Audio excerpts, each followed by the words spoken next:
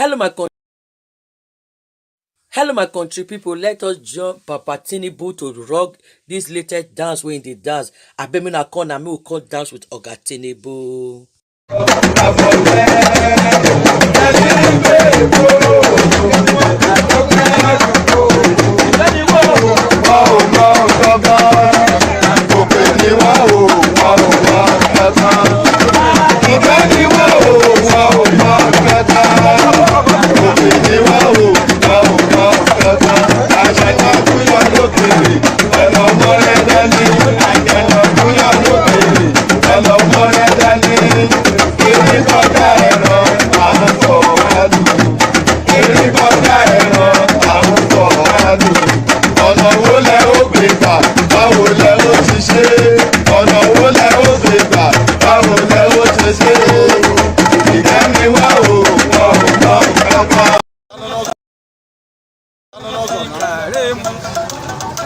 Nigeria sai Peter Obi shi muke son mu Obi a Peter Obi.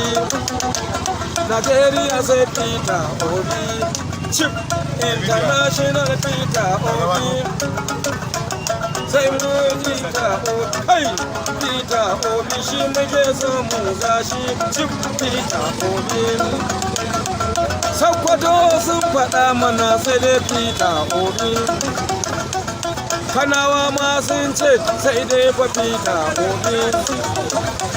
Katsina sun ce mana sai dai fa Peter Obi. Ko muna son Peter, ko muna son Peter. Ba mu yin PDP, ba mu yin APC, ba mu yin mai shara, ba mu yin mai kwando kayan marmari ba masu sai fa Peter Obi. Sai dai fa Peter Obi. Duniya sun sani to sosai, duniya ma Peter Obi. Naija sun faɗa sun ce sai Peter Obi. Bayan nan ma mun tashi Abuja ma kawai sun ce sai dai fa Peter Obi.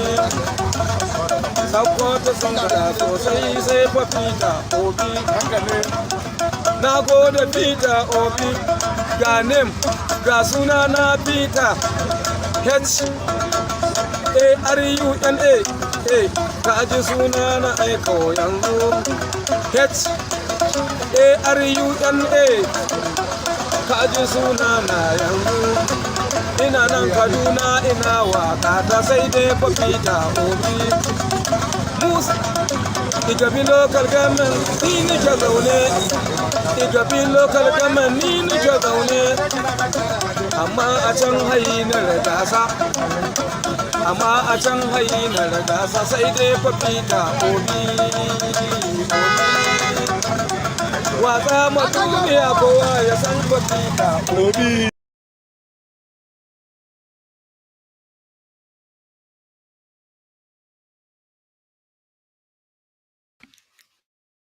I don't know if Peter Obi deserve this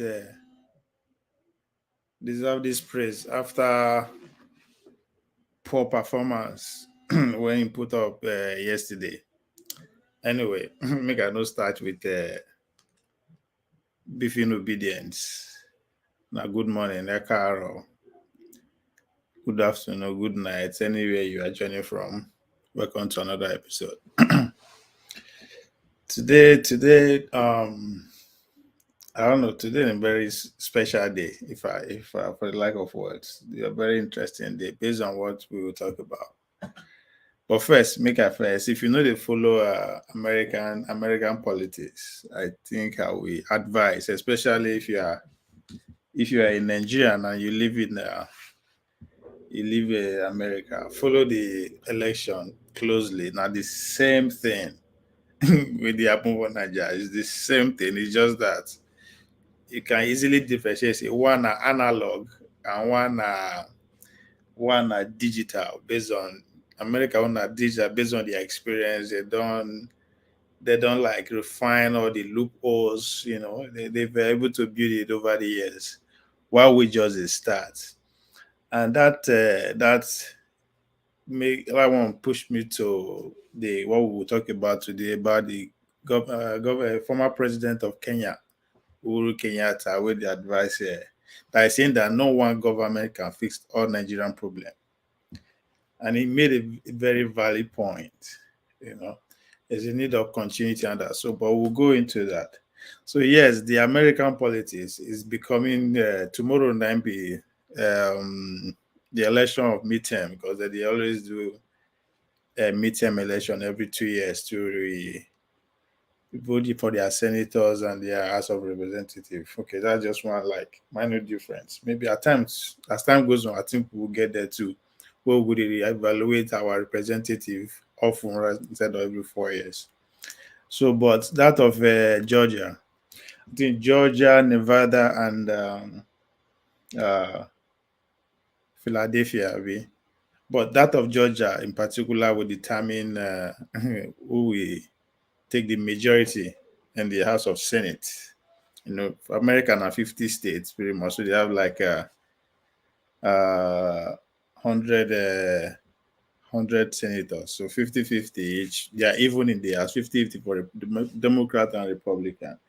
They don't have Senate president as we will take get that. That's a minor difference too. But their vice president perform the function of a Senate president in terms of votes. In terms if they get deadlock 50-50, the Senate president will step in and break the deal. So they are getting to that point. So two for the first time, I think, for a very long time, we have two black men, ex-footballer, college, champions in the 80s, going one incumbent senator was presenting the Democrats, while Herschel Walker is a Republican.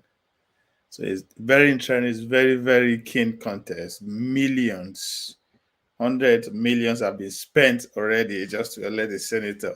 For obvious reason, because that would likely determine who take the majority of the House. I mean, they lost it 2 years ago. That's a Republican lost it 2 years ago because of Trump, because Trump was so angry with the electoral system in the state and tells his followers not to vote. And again, why this Georgia election, they're very, very interesting. It might likely be like we think could turn out for Nigeria too. They may likely have a runoff. Because here to now, like majority carry the votes, but they have a other third party where they come, where they group it in that might deny them that this thing. But if it doesn't, because 2 years ago they had a runoff, and the Republican, the Democrat won because they were able to turn out their voter again against the Republican where Donald Trump tell them say made them no come out because the guys where they contest on that Republicans were not in support of Donald Trump. So you can see how it turned out at the end of the day lose. But fast forward to 2 years now, could be like that. Donald Trump is working as more twice as harder before to make sure their candidate win. And it's been very interesting. At the same time, the governorship election of the state is going to Democrat and women, and the Republican and the incumbent. So it's pay attention if you stay in America, you will know what is going on. Election start tomorrow. That's meeting. Then immediately campaign go don't start for presidency for America. So it's always here. Trump is still very much interested. Governor Florida is there from the Republican side. And the Democrat side, don't be surprised to see Michelle Obama coming out strong. She's one of the favorites. So now the same intrigue. There was fighting and insulting them, just as the same thing like that of Nigeria. The same, the same process. How money is being spent, as I said, one manual, one analog. Yeah, but that takes me to what Kenyatta is trying to say that a continuity will actually build a legacy, not necessarily this for 4 years. Where would they do? How far it go help us that if a new government will come who want to invent the wheel, instead of being that continue from where the previous government stop, regardless of the infrastructure and continue from there, but then won't start. And at the end of the day, they'll not go finish.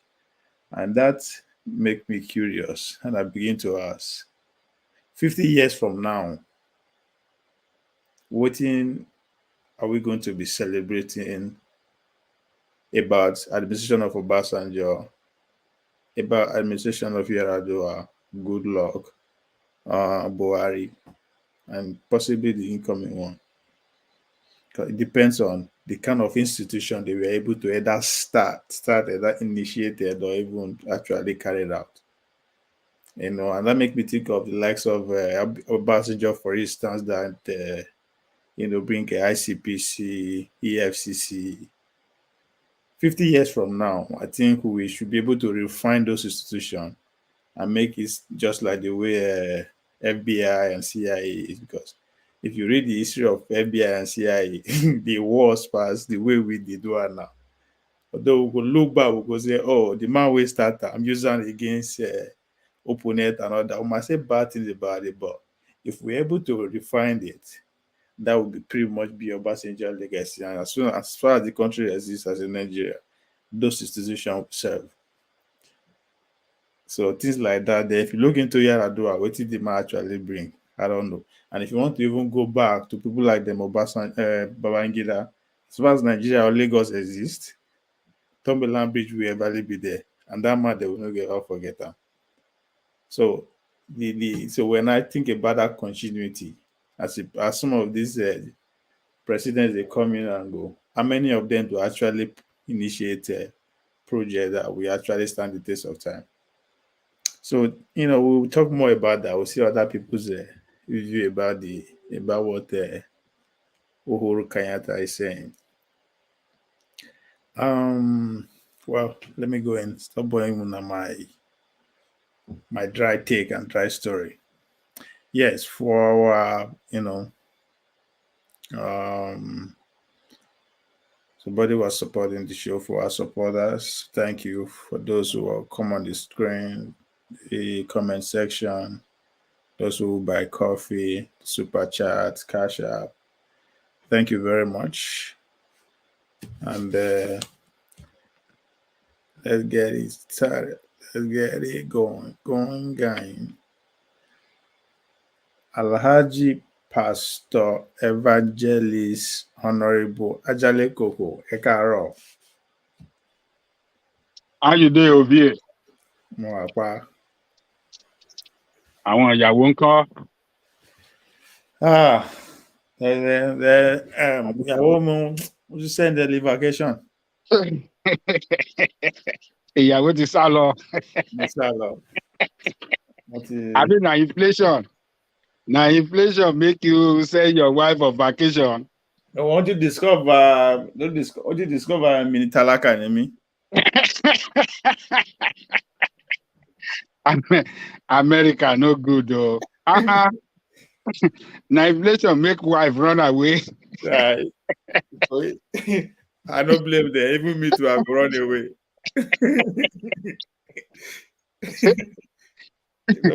Nobody come this life can suffer. na so this life be. I beg. Mr. So, A. Wetin dey happen this morning now? Wetin we want take mouth. Where we want take this mouth waka go.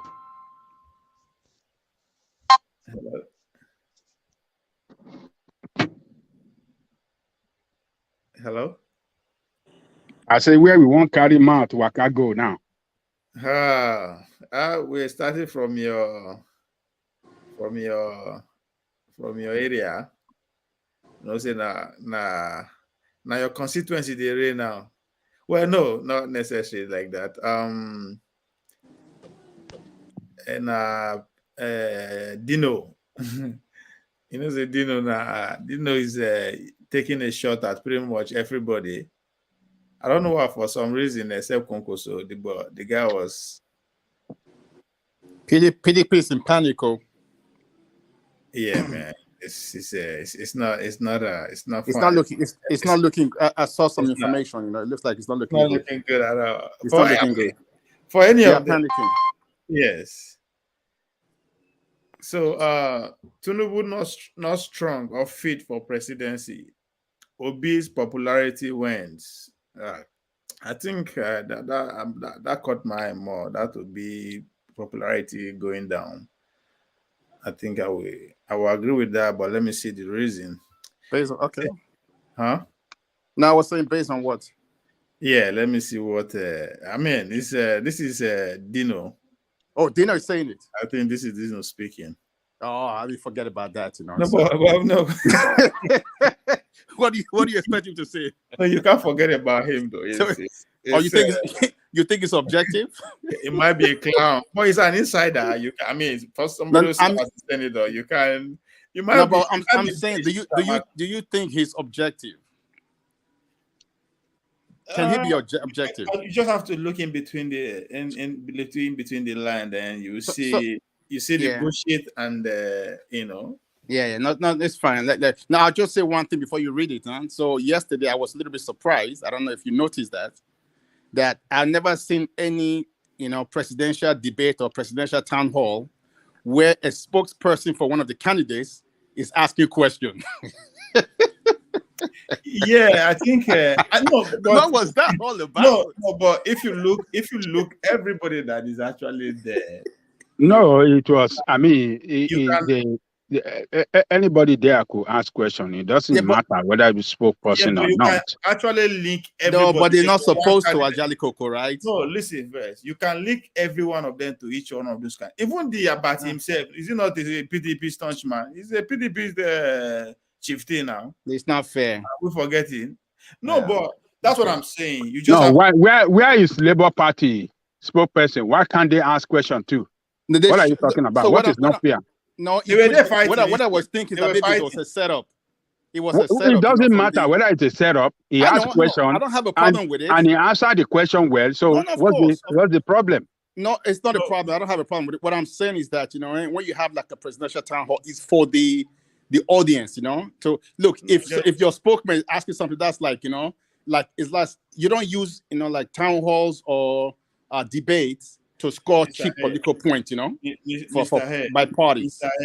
It's just for you to understand and look in between the lines, because there's no debate anywhere in the world that there is no force behind it that has allegiance to either one of the presidential candidate or the other. Even the debate in America, if you look at the history, it all started by the human women rights to vote association or whatever. Those are the people who started it. Then you begin to ask questions: who are among the two parties who is more lenient to that kind of women's rights?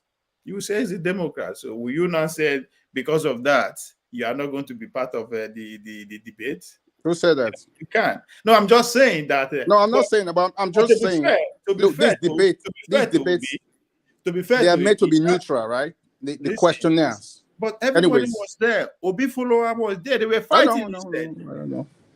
So, and I thought it was a clown show. The reason that you just pointed out is why I believe why Tinubu did not attend, and I don't expect him to attend.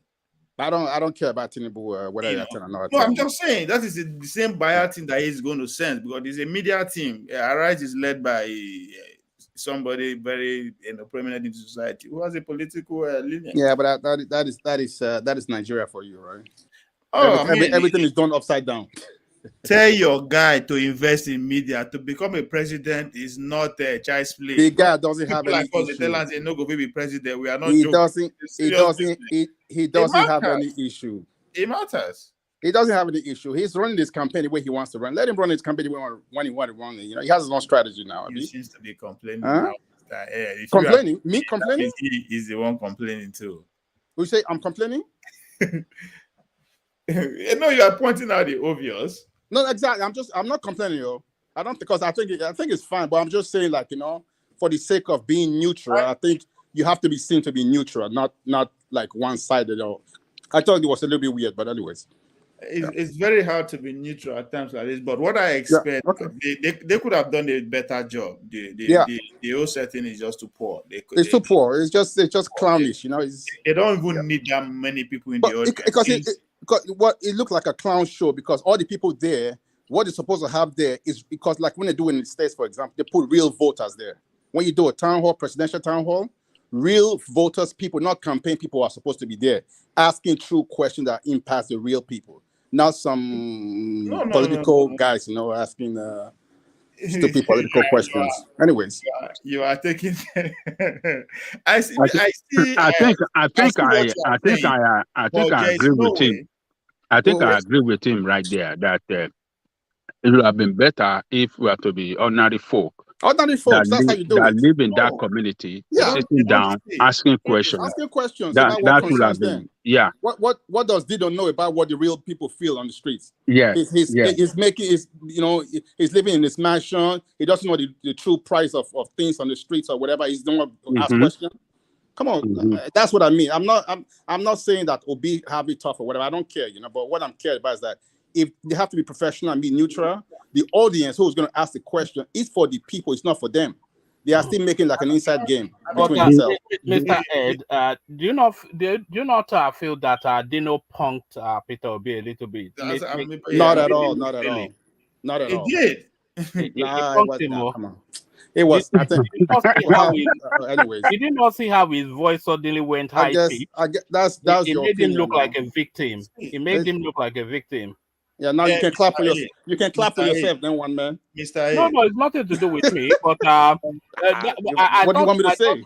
I thought Obi should have dominated him, but rather he was playing the victim No. card, which that's not an alpha look, is it? Yeah, that's good. Did you see how his voice went up and he was just whimpering and playing victim?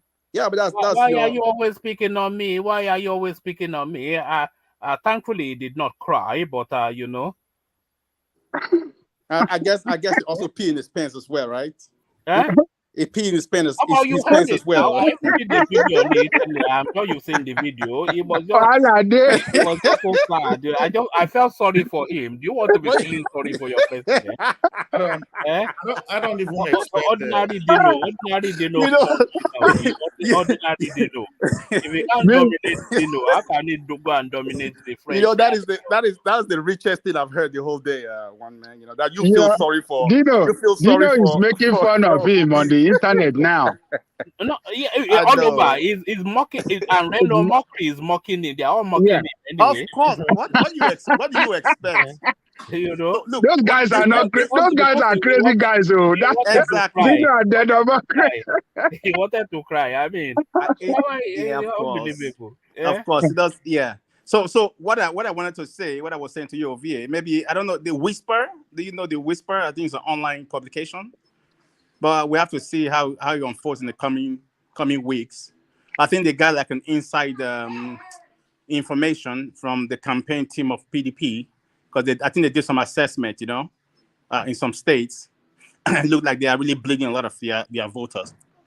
So there's some panic now in the PDP area. So I saw some other evidence as well to back that up. But I think the behavior of Dino shows that they have some desperations now to really like punch Obi because I think it's taking some air off their balloon. So that's all that. That's inside politics, guys. But this is something that we've been saying from as soon as the primary was concluded. Now that it's going to be an interesting race. It's not going to be. I still believe it's going to be a runoff election, but I don't think so. I'm starting to think maybe. Because I think I did hear some analysis, I think a few days ago, because keep in mind, to go to a runoff means that none of them gets up to about 24, let's say 25% in 24 states. So the chances that APC or PDP will get to 24, I think it's likely. So then you just need a majority. Even though it's like 10 million or 5 million or whatever, that it doesn't matter as long as you get to 24 states, with 25%. So I think whoever clears that, then it's just a simple majority that's going to win.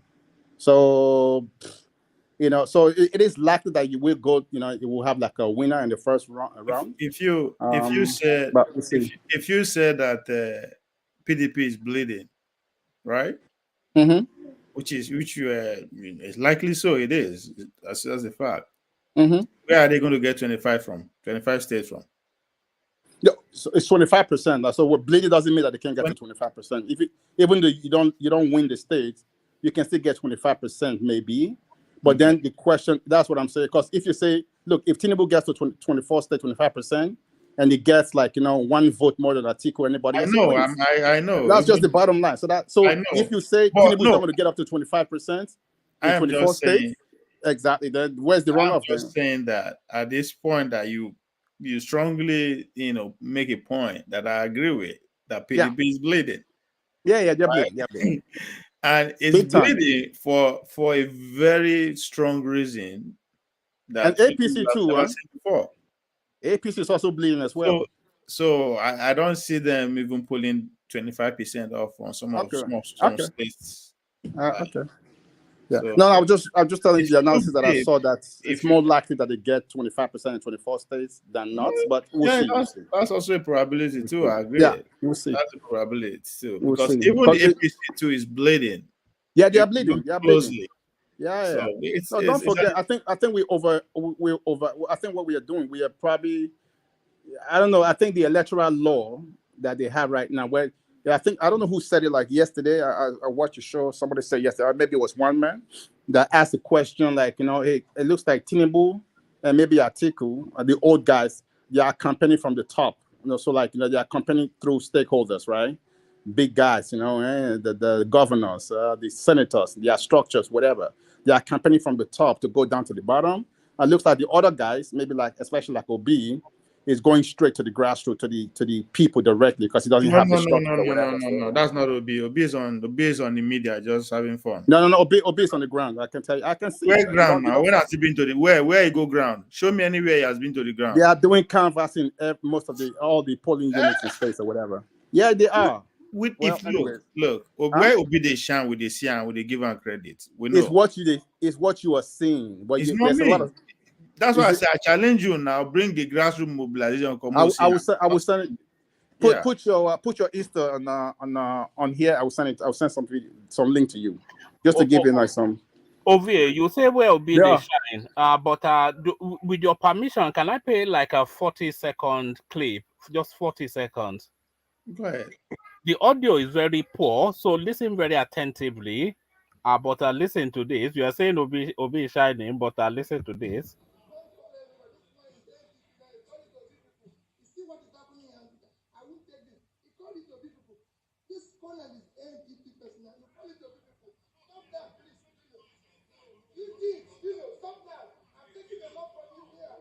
So there's no sound though. But anyways.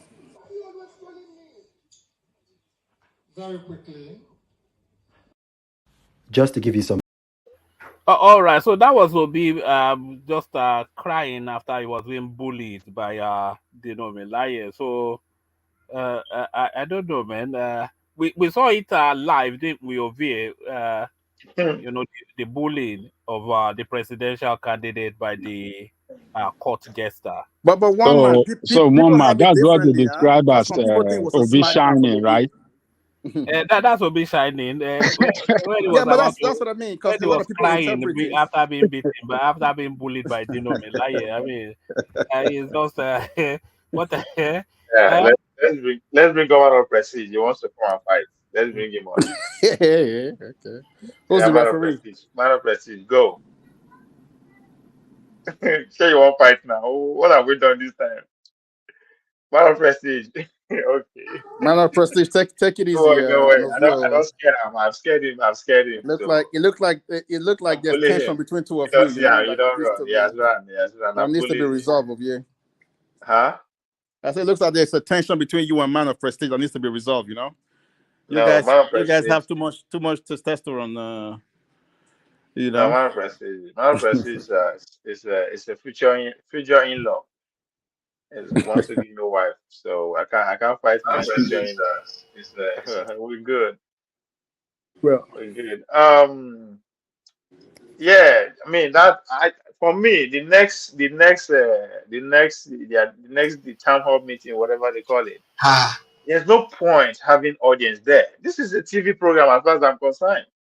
There's no point. If they're not going to engage, kick everybody out. Just bring the people that ask the question, whatever. Then let us enjoy the TV. Because everybody will eventually go back to the TV screen and watch. All right. All this is bringing crowd you cannot control. It's I don't know. It doesn't make sense. It takes shine away from the whole the whole thing. I mean, instead of us to come or go anywhere and discuss the key issue they talk about, but those flash moments of weak and Peter will be responding, the obedient, making fool of themselves, and just some thing that doesn't make it. And again, from there, because we are not serious. But Oga, Yes. how come you guys spend so much time on the optics, not the content of what you were actually saying? Well, welcome So I don't. So you guys have been saying for like months. I've heard you guys say here, oh yeah, they have to talk about your plan. How? Now most of them has come out with their, I don't know, manifesto. You guys reviewed the manifesto one time. You didn't even read it. Somebody read it for you, give your update here. That was it. Nobody. No. Now. Look, okay. Sorry, I object to that. What do you mean we didn't read it? We have an in-house data analyst. Did you read it? No. We have an in-house data analyst that was designated and read the whole 80 pages. When is Peter Obi's manifesto coming out, by the way, Mr. Ed?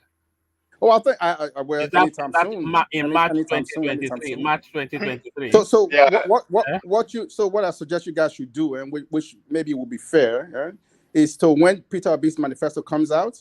When though? Is it in March 2023? No, hopefully still this week or next week, anyways. But it will come out. Peter Obi is to have the conversation. It's coming out this week. Yeah. So if once it comes out, maybe what you guys need to do, then put on each topic that you're addressing, put it like in a side by side what their manifesto says about it, and you can make a comparison. But what the content is. Kwakwan's already warned him not to go and copy his manifesto. Exactly. Yeah, no, but wait, the manifesto will be. Most of them are saying the same thing anyway. So if I ask you now, wait now. Yeah, only just talk. No, go ahead now. The Obi is waiting to get in hands of Tinubu zone, Atiku zone, and Konko zone, and take it to Alaba International, and they'll do the job. That's what we are waiting. Yeah, but if you guys can come on this platform to fight everybody that criticize or even insult Obi, you guys should use that energy to come and present and defend his manifesto when the time comes. No, if you are waiting for me to initiate that, nah lie. Why would I defend your manifesto? I don't. That's what you guys do every day. That is what you guys do every day. Fight for him. Fight everybody. How about your manifesto? I'm not part of that. How about your manifesto? I think he can fight for himself. My manifesto.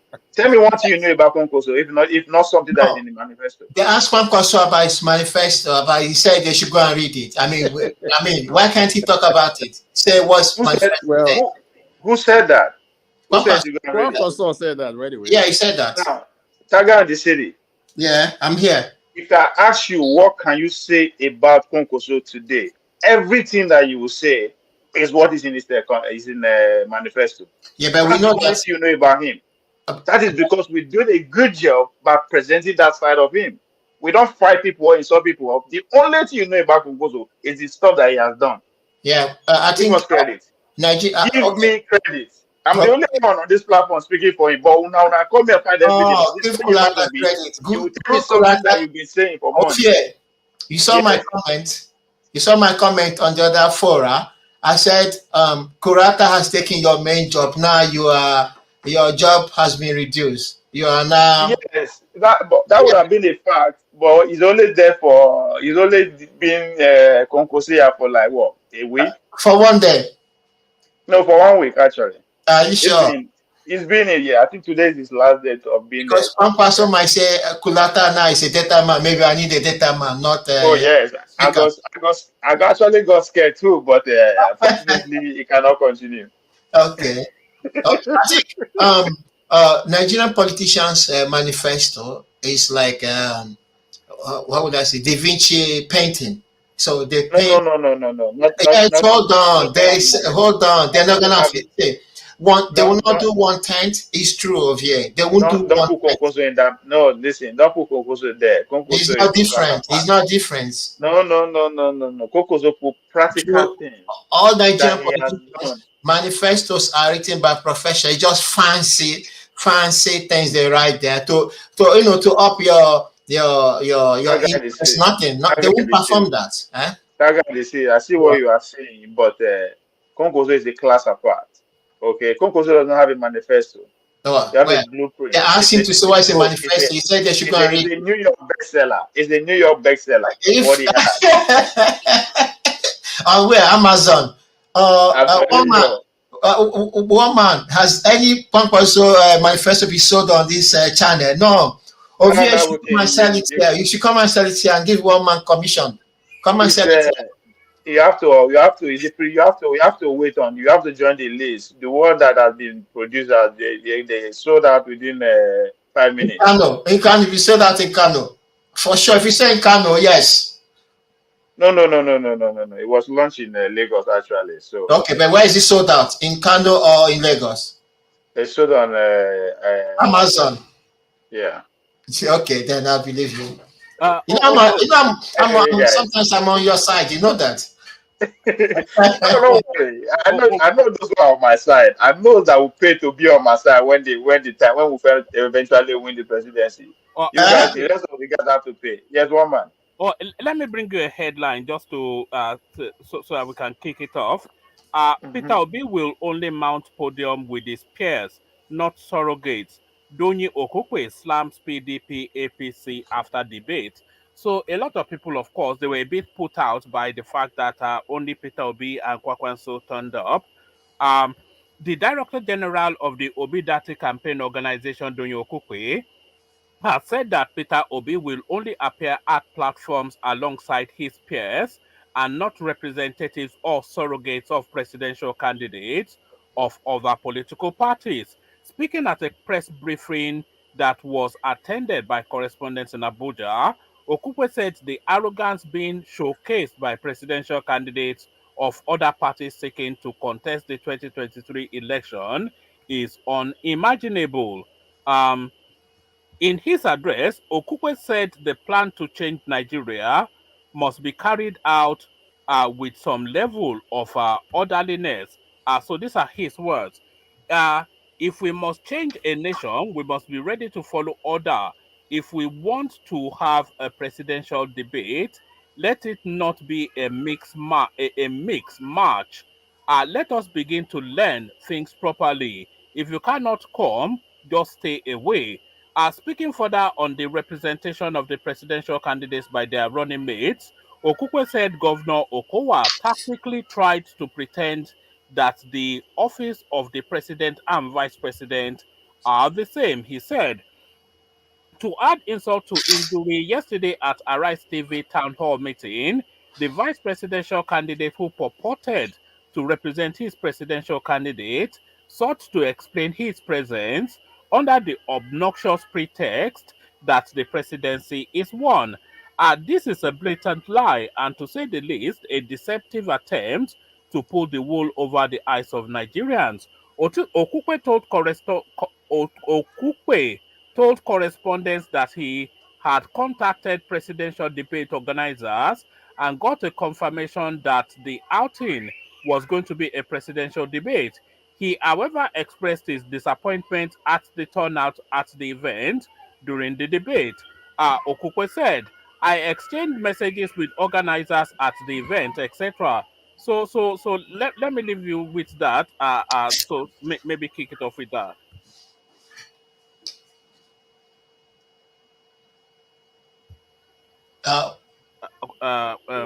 Who want to go first? You go first. I don't think. Okay.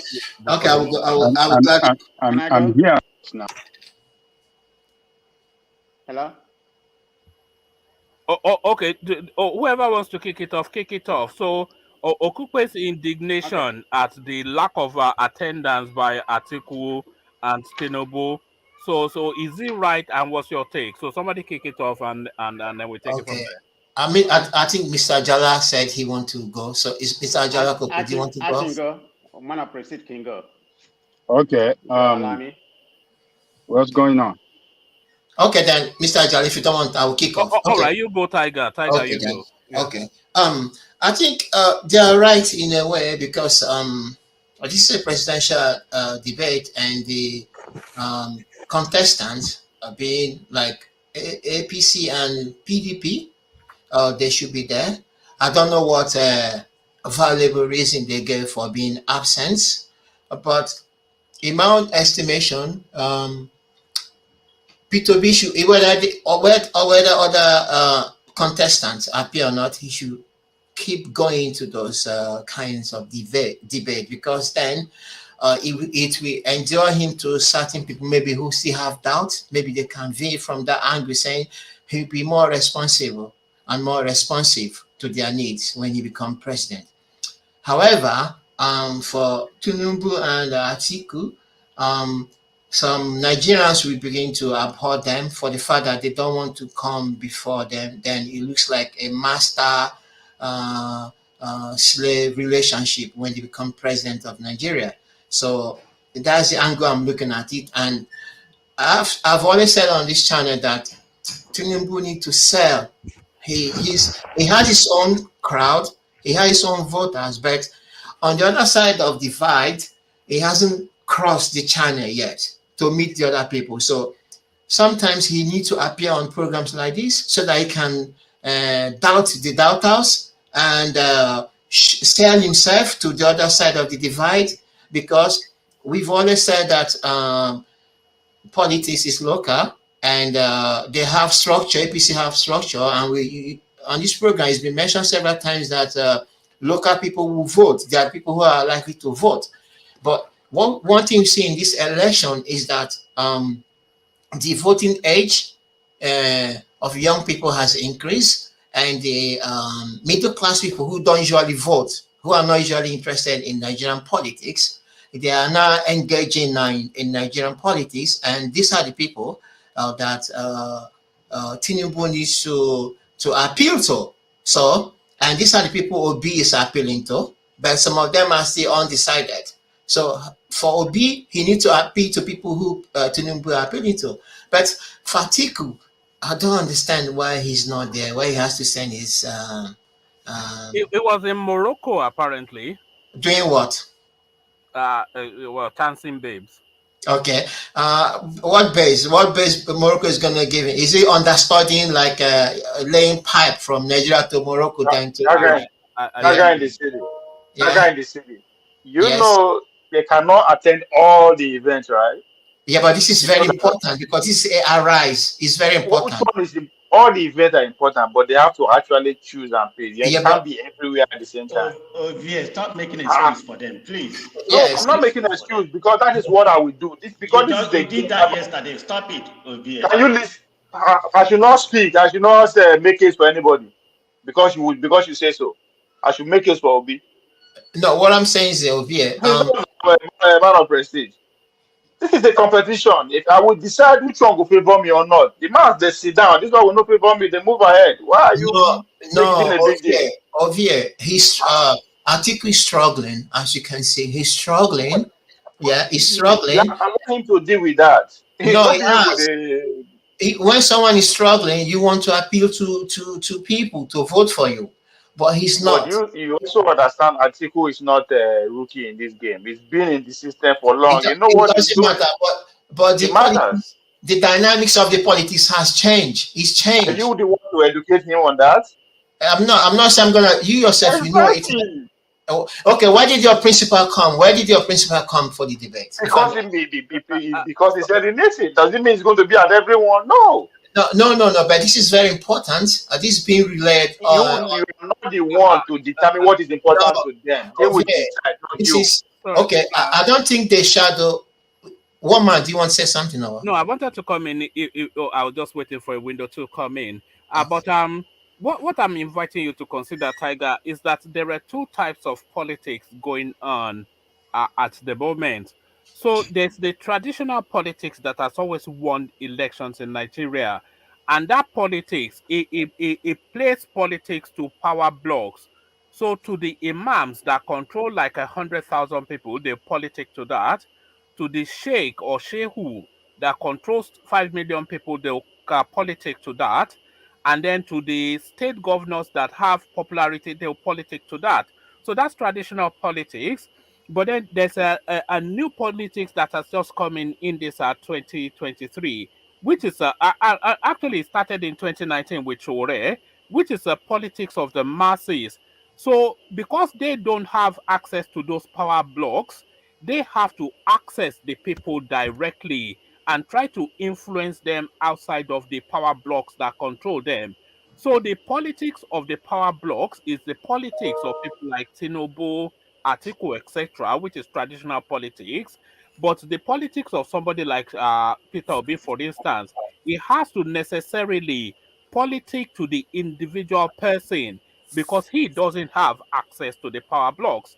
And for him to politic to the individual person, he has to spread himself very widely in the public space, make himself accessible, and continue to speak, hoping to resonate with as many people as he can to get them on board. So that is why Peter Obi necessarily has to come to an event like that, and Kwakwanso as well, because he has to politic to the everyday man.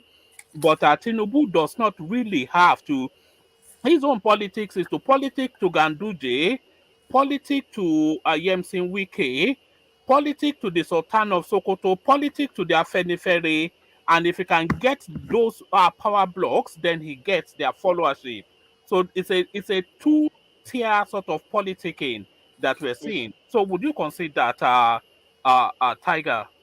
Okay, woman, I agree with you, but maybe Atiku is playing the same game Tinubu is playing, but Yes, Tinubu because he's a case, traditional politician. yeah, traditional. I do understand, but the game that's why I said the dynamics of politics in Nigeria has changed. So they are still they are playing to their old base. But Atiku is struggling where he had stronghold before has faltered, especially in the south of Nigeria. He has faltered, and in the north he has a rival in Kwankwaso. So when he's not coming into a program like this, he's exposing the failure of Atiku. Maybe people, they will have alternative in Kwankwaso. Assuming if I'm a northerner and I want to vote, I want to choose between Kwankwaso and Atiku to reflect my zone, maybe I'll start listening to more to Kwankwaso. I'll pick Kwankwaso because I'm not seeing Atiku. Atiku is not saying much apart from his spokespeople. Then he'll appear here and there, and there's also rumor about his head. He keeps junketing from here to there and there. So if I'm looking at it that way, like I said, the people Atiku is not reaching out to middle class people, and this time around, middle class people have decided that they want to influence the election and that they're going to vote. So if he keep dodging, not appearing, and keep giving an excuse that he's traveling, keep junketing the world, I think Kwankwaso will take the greater share of Northwest from him than Atiku. So, but his politics is not. I don't think he's playing quite well. He also needs to appeal. He also needs to appeal to the Southern people. He's struggling, and most Southerners are watching it by TV and they read newspaper. So in the South, it's not always by one OB or one Oba influencing or one social cultural group influencing. Excuse me, sorry, can I just interject? Yes. I just want you to look at it from this angle that Tinubu.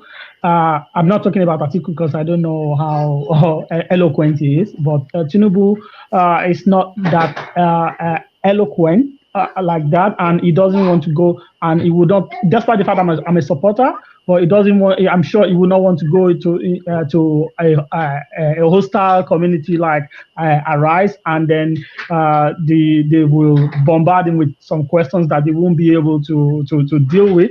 So it's going to make him look bad. Remember, also he has his own media to push his own agenda, and he's also taking the narrative. Taking ownership of the narrative, whereby today he has already met with some farmers in Niger State. So he doesn't care about whether your debates and all that. And they've also put out a statement to say that they can't attend all the debates. So Tinubu has already has his own schedule and is going to play by his own rules and not your rules. Can I ask you a question? Hold on. Let me ask me a question. So He said he can't be attending any debate. Which debate did he ever appear in? No. I said he won't be attending your own debates. You want him to come to Arise, but he has his own. He's taking ownership of the narratives. Like the LTCI, the Lagos State Chamber of Commerce, invited him.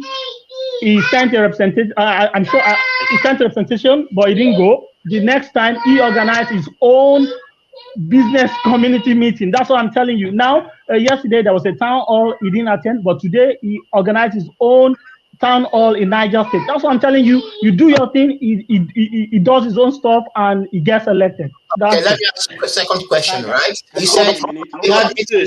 he had Listen, Tiger. Yes. There are many ways to see this thing from. You just believe your way of saying it is the right way. And I'm leaning towards what one man said and what Jimmy Hunter just said. This is a competition. I always said it. It's time for everything.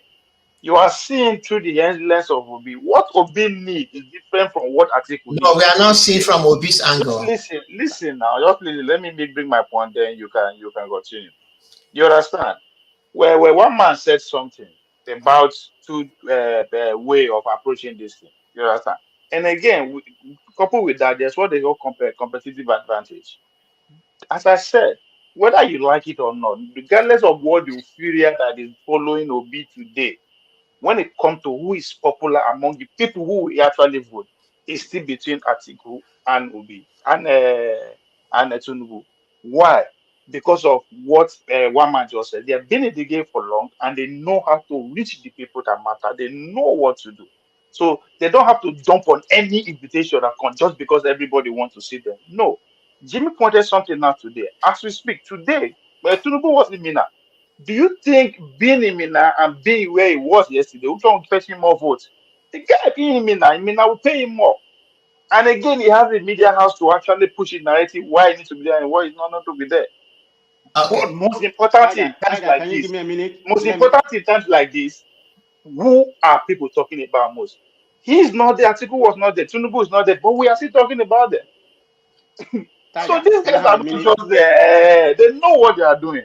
Okay, man of Tiger, give me a minute. Okay, take it up. Take it up. Can you give me a second, please? And again, for that, for Konkoso, let me interject over here.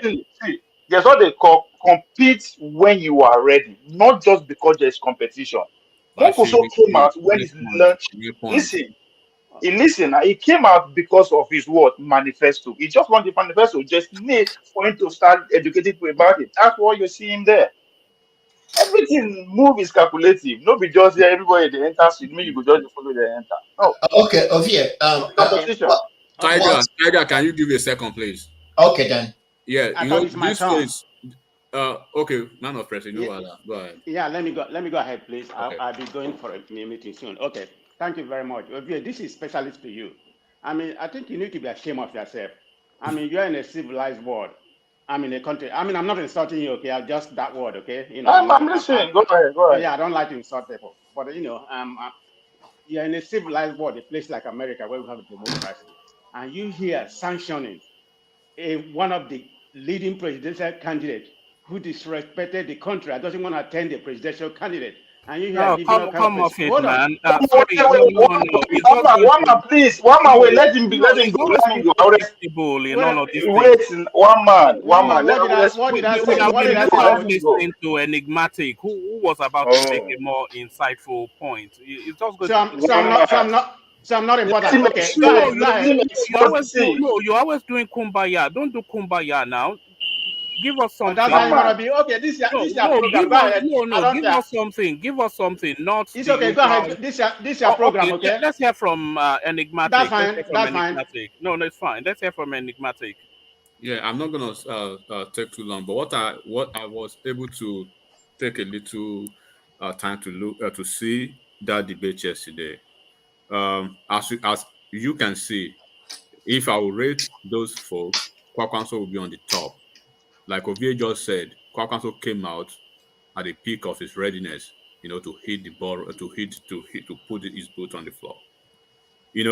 Politics, the level these guys are now is at the point of risk management, assessing the risk of what they are bringing into the political space now.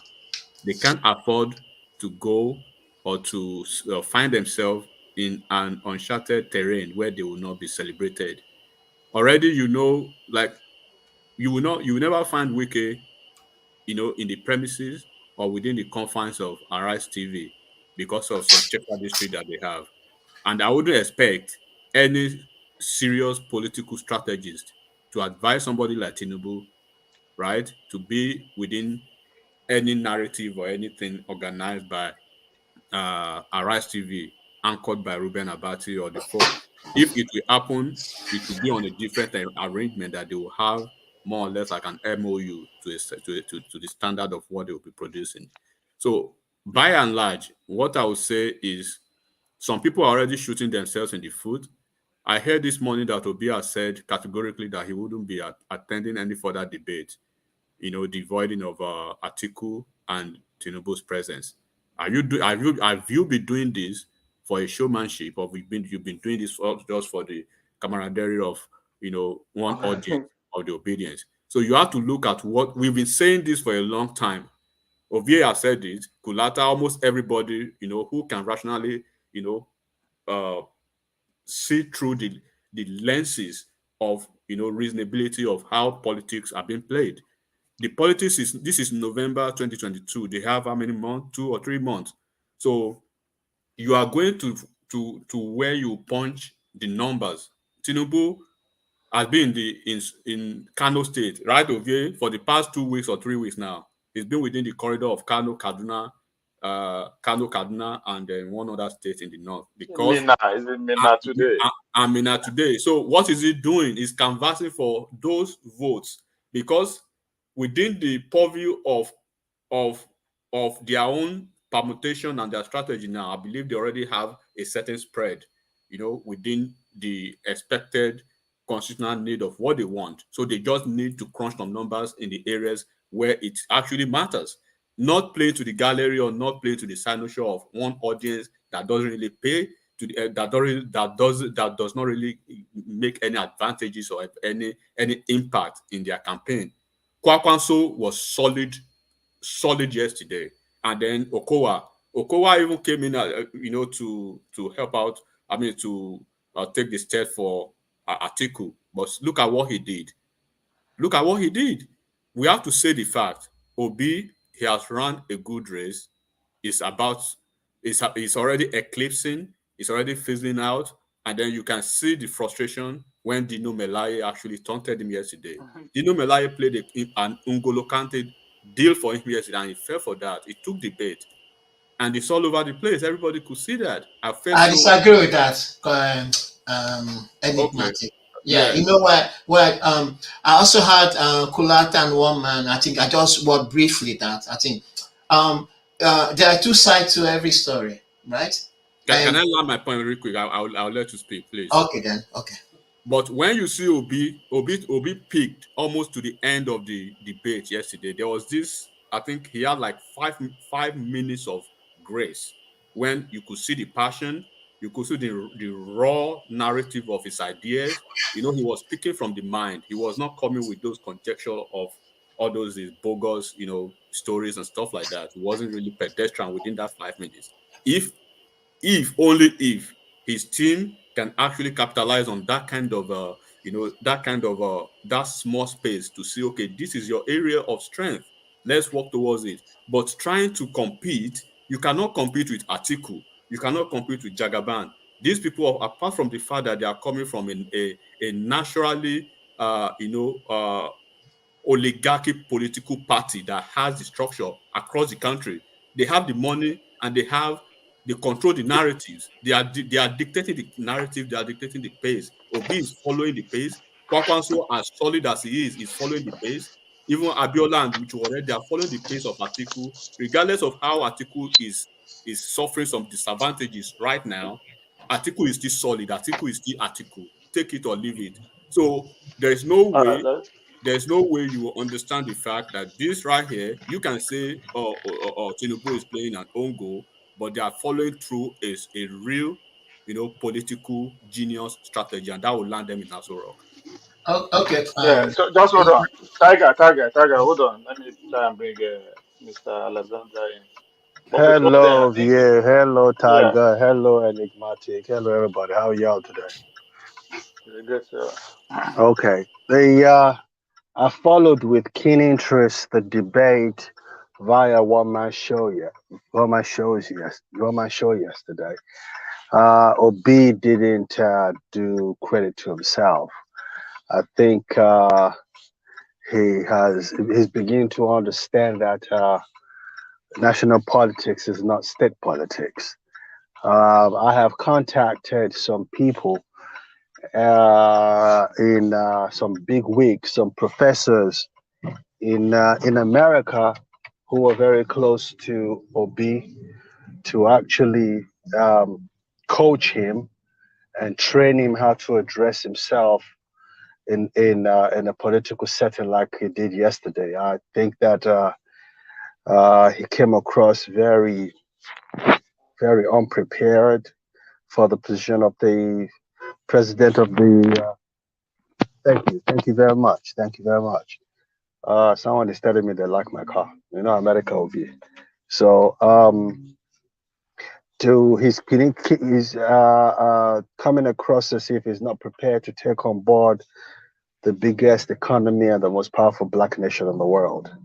I felt bad. I was embarrassed by his performance because he was regurgitating everything he said in the past, according to Ajay Koko gave a master review of what happened and transpired yesterday.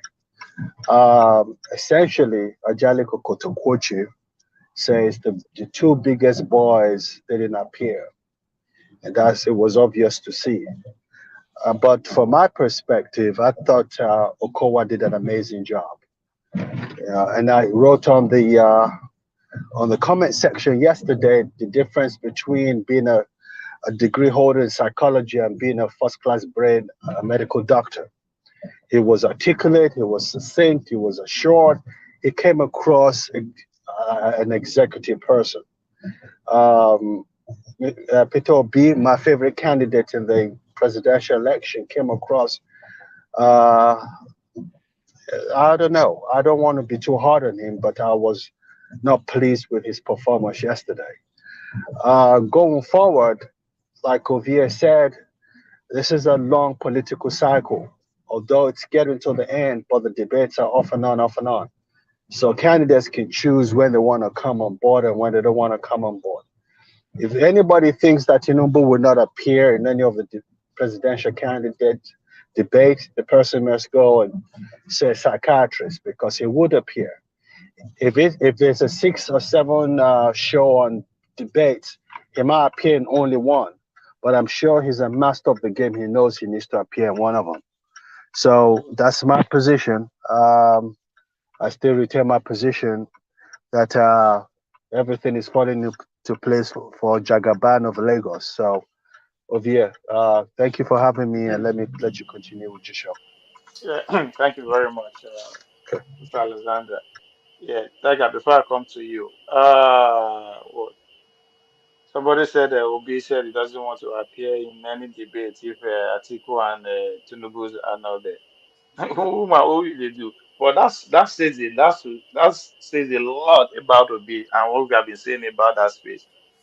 Now you can only fool people who like to complain, because if you are in between Atiku and Obi, what can you do? Not only they point out their errors, what I've done wrong, what I've done wrong. That's the only thing you can be doing, and people could shout. No, if you actually have substance, this is the time to actually convince people how you want to turn $1 to £1, how you want to flip the country from consumption to production. If you actually have substance, and because one thing we take away from that debate yesterday, you can see that some people are there complaining and providing little solution, while some people are telling you the solution and they tell you what they have done, how they have done it.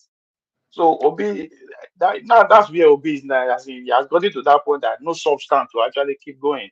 Ovie, let me yes. ask you a question. So let's talk about economy. What was the answer? How did Kwakwaso propose to fix the economy versus what Obi said, how it will fix the economy. What's the difference? To save conversation, it failed when it comes to the economy. Now, what did he say? What? No, I'm talking about your candidates. I said it failed when it comes to economy. I'm being serious right now. I'm not being sarcastic. Okonkoso, you said? Okonkoso, yes. But what did he say that make him fail? What did he say? That's what I'm saying. That's what I say. Like, there's nothing to write about in what he said. Okay. I don't. See, you didn't listen to what they said. That showed me you didn't. No, I listened to what they said. What Obi does as Obi Excellency the debate on what they have been saying? How he has going to turn the country from consumption to production. Tell me what he said different. So what I thought it was different yesterday for me, what I took away from him, which was a little bit insightful for me, was that he said that I think they asked more questions, and the way Okowa answered it was like, we need to diversify the economy. And when Obi, what Obi said was that no, the economy is already diversified. The problem that we have is that the diversification is not productive. We already have agriculture. There's ICT. There's so even the oil that we're talking about that is like mono, it's already diversified. It's just that the other stuff, look what happened to agriculture. They pump billions or trillions in agriculture. But you keep giving me. See, stop telling me the problem. I know what is the solution. But I just told you the problem. But I just told you the solution. How? What is the solution? How are you going to do it? What he said he was going to do was basically take the vast arable land in the north, turn it into huge farms. Mechanized farming. Now listen. Just stop right there. Anybody can say that. Now let's not even be technical now. Let's go to the trivia issue around that land. At a time whereby they stop people from that area not to carry their cow, whether come to your place or to have a ranch there, but you want to use their land for farming because you want to about? Yes, those are the trivia issues. I'm just telling you. Yes. I don't know what stopping cow has to do with like mechanized farming. Exactly. I know it's a question. People will go carry their cow won't feed for your land, for your area, right? When they are raising ruga, we kick against it. Maybe they farm ranches, we say we no get land for them. But you want them to give you your land for you to farm. Because the bigger idea that every conversation here is very like low grade. Listen. That's why I asked you, how is he going to do it? Look, if you have let's take for example, right? Because what happens in Nigeria today is like you have like a whole bunch of small farmers, right? That they are helping out, with all these loans or whatever, you know what I mean? But it's not working because all these small farming, communities or one person farming or whatever cannot really guarantee huge outputs. We think it's only Obi that know that, everybody else don't know that. You see, that's what you will say. But I'm just saying what he's saying. You say he doesn't have a solution. You may not like his solution, but he's proposing. No. I love the solution. You may have heard it before. No. Don't get me wrong. So what do you mean? Listen. Don't quote me wrong. Of course, I want to see Nigeria as a production nation. Why not? I love that idea. My question is that how? Just 4 years. I know enough to tell me if you are fooling me to understand. That's what I'm telling you. Tell me how. Break it down for me. Asking the question about a cow. I mean, the only thing you get there is cow. The only thing you pick there is cow. Now the only thing you picked up. So what is your question then? Like what? You say how is going to turn production? You say how you going to move from consumption? Listen now. You say there's a vast land in the north, right? Mm-hmm. Which is a fact. That's not a lie. It's a fact. Yeah. Good. Does this land belongs to anybody at all? Or group of people? It belongs to the states. The government are in charge of the land use act, right? The government. Good. Right? I like that. So now. Listen now. Hold on, man. No, calm down. Let's take it step by step. Okay. Now, the people will get this land, the government of that region that control this vast of land. Okay. They also have another form of farming, which is rearing cows, cattle, animals. Right? That's the question. Am I right? Your question is what? The government have land that's rearing cow on? those people that live on those land, those people that own those grants of land that want to turn to This production. discussion is. No, it's a So we're talking question. about you. So like a Zambeza forest right now, they are rearing cow and cattle and stuff. I don't know, man. Let's forget That's the about it. problem. When you Doesn't cannot make no give sense. What you details, when you asking cannot doesn't give make it, no sense.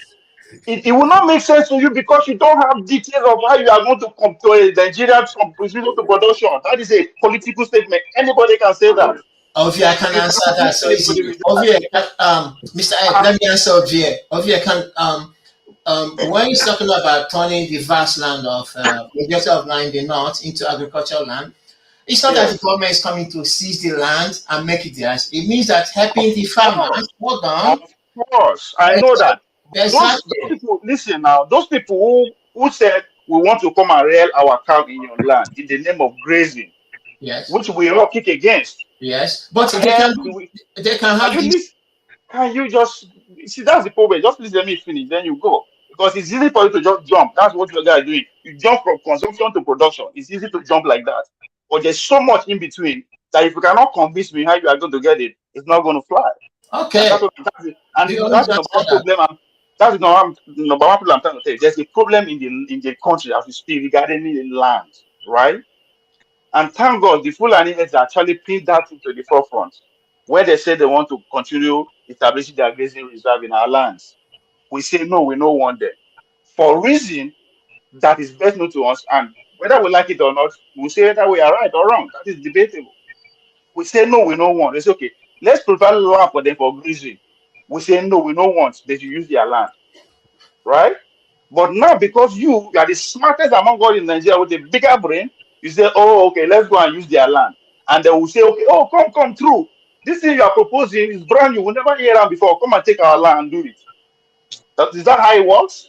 No, Ovia, I think Ovia, you are getting confused. I know you want to score cheap points here. Hold on, Ovia. No. Listen now, listen. We are talking about policy here. It's a very good idea. I want to see Nigeria as a production nation. Okay, this is how it's done. How do you navigate that first? Okay, that's just one of the problems. How do you navigate it? Okay, then can I tell you how it's done? How it's done in civilized world, right? Okay. How it's done is that the government, right? They help farmers, right? By giving them subsidies, by giving them loan, by giving them the education they need in order for their farm to progress, right? By providing. Hold on. Is it not what the herdsmen are asking for? No. Herdsmen, they can also provide ranching for herdsmen. So we say no. Hold on. Ovia. Listen, the government can buy land, right? Arable land for ranching, and make sure the Fulani cattle rearers they stay in that location and do their ranching. You don't see people moving cows all over every place in the whole world. Are you in Nigeria at all? Are you in Nigeria? Sorry, let me just question this. You see, that man is speaking for Obi. Obi is saying that's the.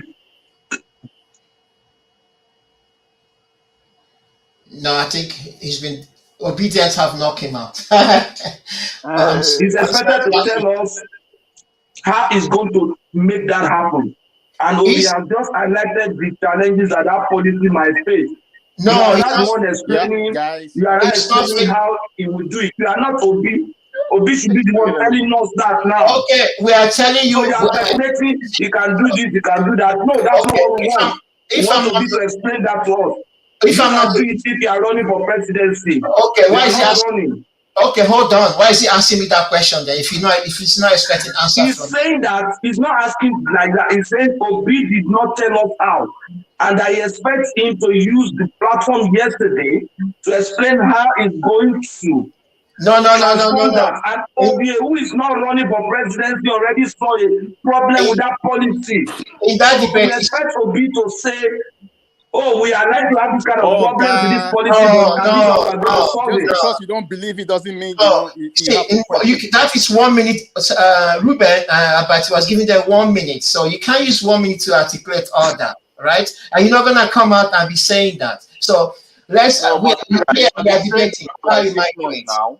I think Obi has a mindset that is problem inclined. He's always see problem. And you can solve it. And That's how it sprinkles particles of solution or things that can just come up to his brain. It's obviously not prepared for this. You know how countries become rich today? It's those people that see problems, that have solutions to problems. They are the rich people. You know, you can see so much problem to the point that you will always see problem in everything, even in the things that you do. No. Please, international people are watching us on this program. Hold on. International people are listening to this program. He asked a question, and I'm here to offer a solution to that question he asked. So you can't say, hold on. Why do you guys act so combative about this? Yes, when enigmatic offered solution about Tinubu, no one said, oh, it's not Tinubu or Atiku. I'm not Atiku or Tinubu's campaign. Wait. Exactly. You said I was just speaking optics of what. Go. Enigmatic, I'm not having a go at you. What I'm saying is that you offer a solution that if you're in Tinubu shoes, this is how it's done. This is what's going on in politics now, right? That's what you're saying. I have no problem with that. And going previously, I agree with what one man did say before, because Tinubu and Atiku, they are appealing to their base. I do agree with that. But my only problem that I find out that they are not appealing to the other side of the base. Okay, I can excuse Tinubu, but Atiku, where his strong base is, let's say was in the south of the country, that's where he should be appealing to get more vote. For his northern-based vote, maybe he's assured of votes, I don't know. But in that aspect, I see vote being divided between him and Kwankwaso, because there are two stronger candidates from the northern part of Nigeria. That's number one. That's that one. Coming to this main issue we are talking about now. Now, if I was Obi, this is why I'm giving you advice. Obi is not saying he's going to seize land from people. Actually, he's going to help them. He's going to boom the economy of the northern space. That's what it's all about. So you help them, you give them the resources they need for their land to grow, for their farm to progress. You give them the subsidies, you give them the financial inputs, you give them advice, and you create a market. You are creating market, and by doing that, you are creating market and job for these people. So ranching, we see that in modern time, to resolve Nigerian farmers and Fulani herders problem, they need ranches. That is the only solution. They need ranches. Either government can, hold on. That's why you need a manifesto. Hold on. Listen, by taking their cow, walking their 1,000 miles. See, when I look at Nigerian cows, I laugh. You know why? Because they are lean. Listen, I'm married to a European woman. I won't deny that here. Listen, I went to a country I'm not going to name here. When I saw the cow, I was afraid. The cow was taller than me. I'm almost 6 foot. And the cow was big. I asked the guy, what is he feeding the cow? He told me only feed the guy, they are feeding the cow household food, like potato peel and all that. If you see the cow, very massive. So what we're saying is only ranching can solve this problem, whereby they can assist the herders, give them loan, give them the education they need for their ranches, for their business to boom. Therefore, they can be selling milk from there as well. Not only meat, they'll be making the cow and distributing it. From there, you got chains of business coming out of that. There you get drivers who will carry the load. You got people who work in the farm. You get vets, doctors, and you also got bank people who are able to give them this loan. You understand? That's what I'm saying. So you don't need to come to that forum and be just talking like that. You will say what you want to say. So that's a brilliant solution. I think the northern people will jump on it with all excitement. That's good. You don't be Nigerian at all. You are not. It's not like in the south where they are making the oil. Okay, go on. Let me quickly interject here. Let me just say one thing. You know? Look, we people from South, and when we talk a lot about devolution of power, we don't understand what it means. We just say devolution of power.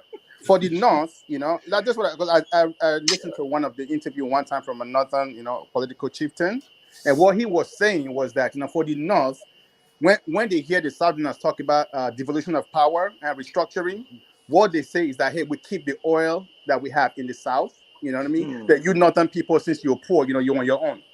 That's what they are thinking. So let me finish. What is in it for them?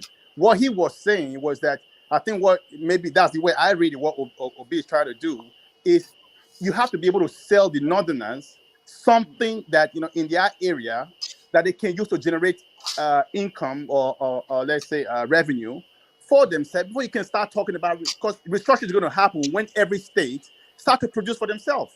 And the North, the advantage that the North have is the land that they have is where they can make the most money from.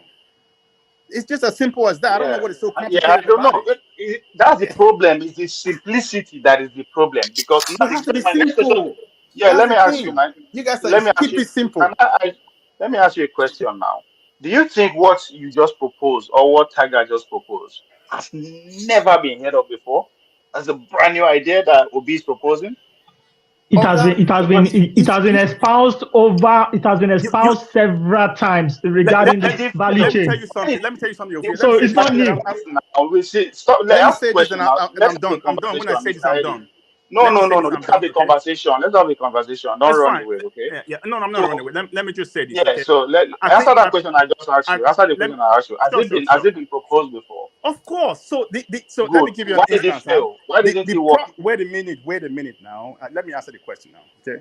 So the problem of Nigeria is not the problem of ideas, of proposals or whatever. The problem is management of it. So all the ideas that you could have, everybody know what the solution is. People know people know what the solution is for everything, but they don't doing it because this corruption is all kinds of stupid things going on. But to propose a new thing because it sounds new, you don't have to reinvent the wheel. What we are saying is that somebody said one time, like CBN, right? They put like trillions into agriculture. What is the output? There's no output because what happened? Wait. You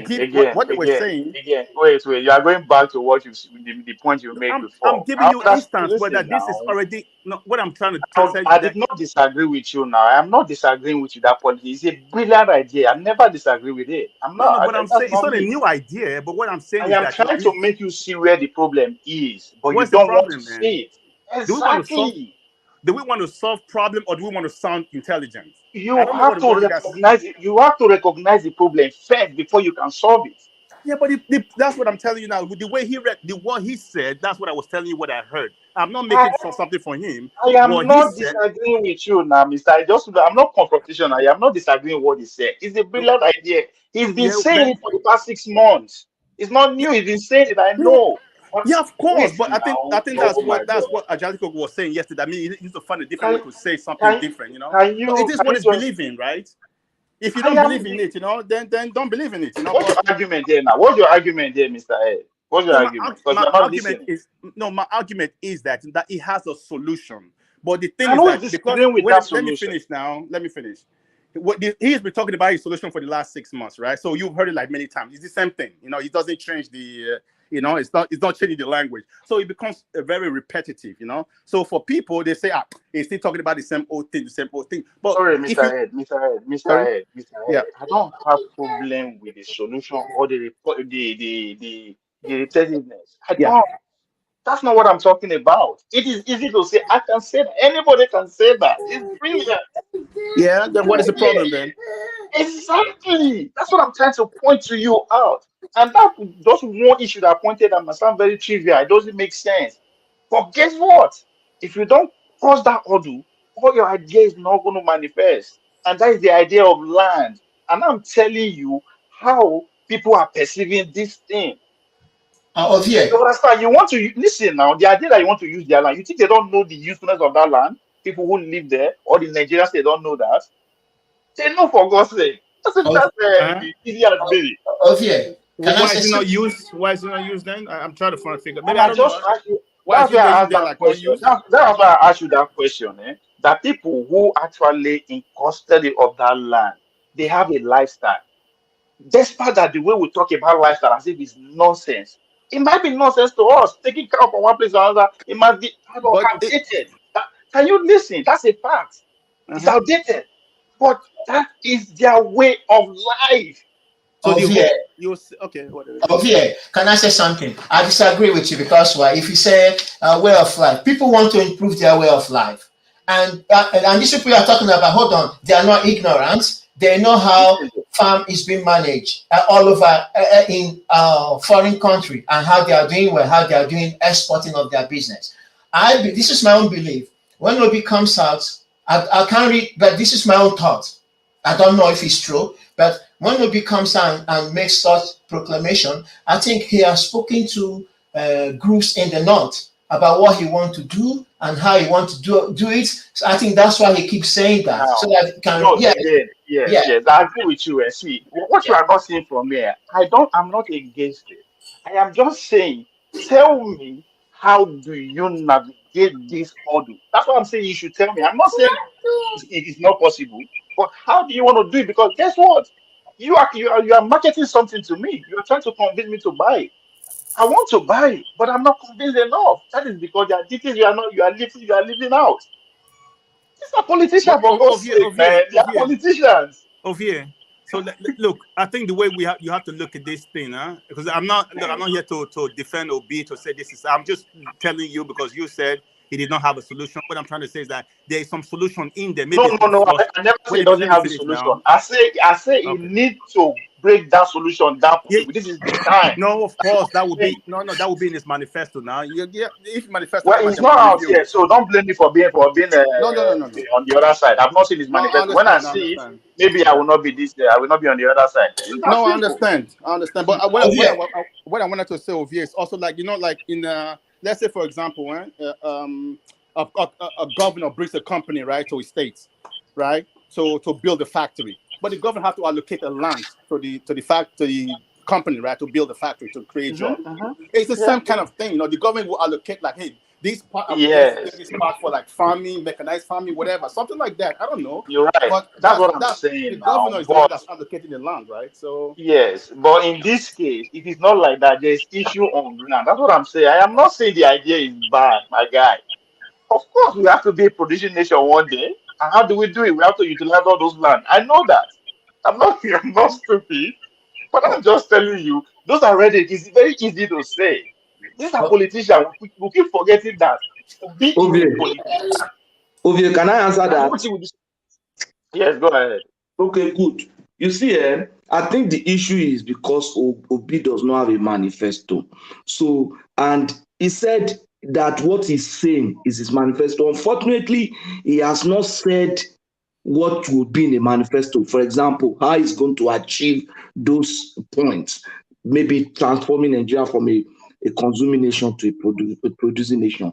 And that's why we say this guy needs a manifesto, and he keep defending that position until recently now say, okay, it's going to come out. You understand? So it's left for him. So it is right if Ovie say he does not have a solution because we don't have a manifesto. And everybody that says, oh, he has, can only be speculating because there are no evidence that we can point to. I can tell you how Tinubu will transform Nigeria into a producing country because he's going to focus on agriculture. He's going to make sure that agri becomes an incentivized trade by creating a commodity board. That commodity board will guarantee prices for farmers. And then farmers know that they can achieve a price, then they will go to farm. Because I know that if I go, I can make this much. Unlike now, where the only people that are going to farm are poor people. If I farm 10 hectares of rice, government is going to guarantee that I get 10 million or 5 million in a year. That's enough to take care of my family. So I want to go. I want to leave my job where I make less than 5 million and go to that kind of production. So that is that. So you could see that in his articulation, he talked about he's going to solve security. He said he's going to set up forest guard, and that forest guard will ensure that the forests are protected, and that 60% will make sure we use 60% of our arable land. So some of these forests where you have security people, where you have bandits, will be cleared and will be made available to farmers. How is he going to do that? He's going to collaborate with state government, because state government are the one controlling. I say he knows that state government are the one controlling the land, and that he's going to collaborate with state government. You agree with me that this Ruga thing is because there is tribal sentiment behind it. And that's why some states kick against it. If there are good cooperation between the state and the federal, it probably wouldn't have made this, there would have been so much noise. Because I know there are some places where you have some personal ruga, Fulani people working with people in a place like Ayetoro to set up a place where they do their cattle ranching, kind of. So this boils down to the fact that Obi needs to come up with a plan. And I don't know why it is this difficult for him. What is so difficult, guy? Why don't you wait for him to come up with manifesto? Wait for it. A manifesto. Wait for it. The election is about 3 months from now. Wait for it now. Okay, Ovia, please, I want to ask Mr. Jimmy one question, then I leave the floor, yeah, so that other people can come in as well, yeah. I'm having headache now, trust me. I don't talk like this. Oh, it's easy to defend the politician. One man, see what you've done to me, one man. It's the rowdiness, isn't it? It's the No. I will step aside if I need to interject, but I want to be fair to people, because don't step aside. You don't have to step aside. Hold on, Tiger. Don't step aside. Make that assertion. Yes. And then I want to bring the other storylines just to vary the conversation. Okay, then fine. If you want me to answer that, I will. Yeah, we seem to be talking. Okay, fine. Okay, I will do that. Do that, then I'll bring it. Then you have the first go on the. Okay. Okay, thank you. I just want to be fair to people. You understand me? I just want to, Mr. Jimmy made a comment that that Bola met Tinubu Asiwaju Jagaban went to Niger State and he met farmers, right? But one thing people don't understand that I know in Nigerians, more people live in more urban area than villages. People don't understand that. 51 or 52% of Nigerians live in urban areas, not villages. So it's a miscalculation by saying, oh, Tinubu went to meet farmers, he has spoken to farmers. If Tinubu meets farmers and he hasn't met people who live in urban areas, then it doesn't balance out for him. If you meet farmers, you also need to meet people who live in urban areas. The reason why I'm bringing this, because each time I've heard people on this forum talk about, oh, local area, that's villages. But according to data, statistics, more Nigerians live, 52% of Nigerians live in more urban areas. And we know, for example, Lagos is a cosmopolitan city. If people look for a job all over Nigeria, they can't find, the first place they go to Lagos, they don't go to Lagos, they go to Abuja. Then depending upon the zone where they come from, they go to Enugu if they are from the east, or from Anambra, they go to Anambra, or River State, or Edo, or Ibadan, or Ogun State, being an industrial hub now in Nigeria. So, okay. Can I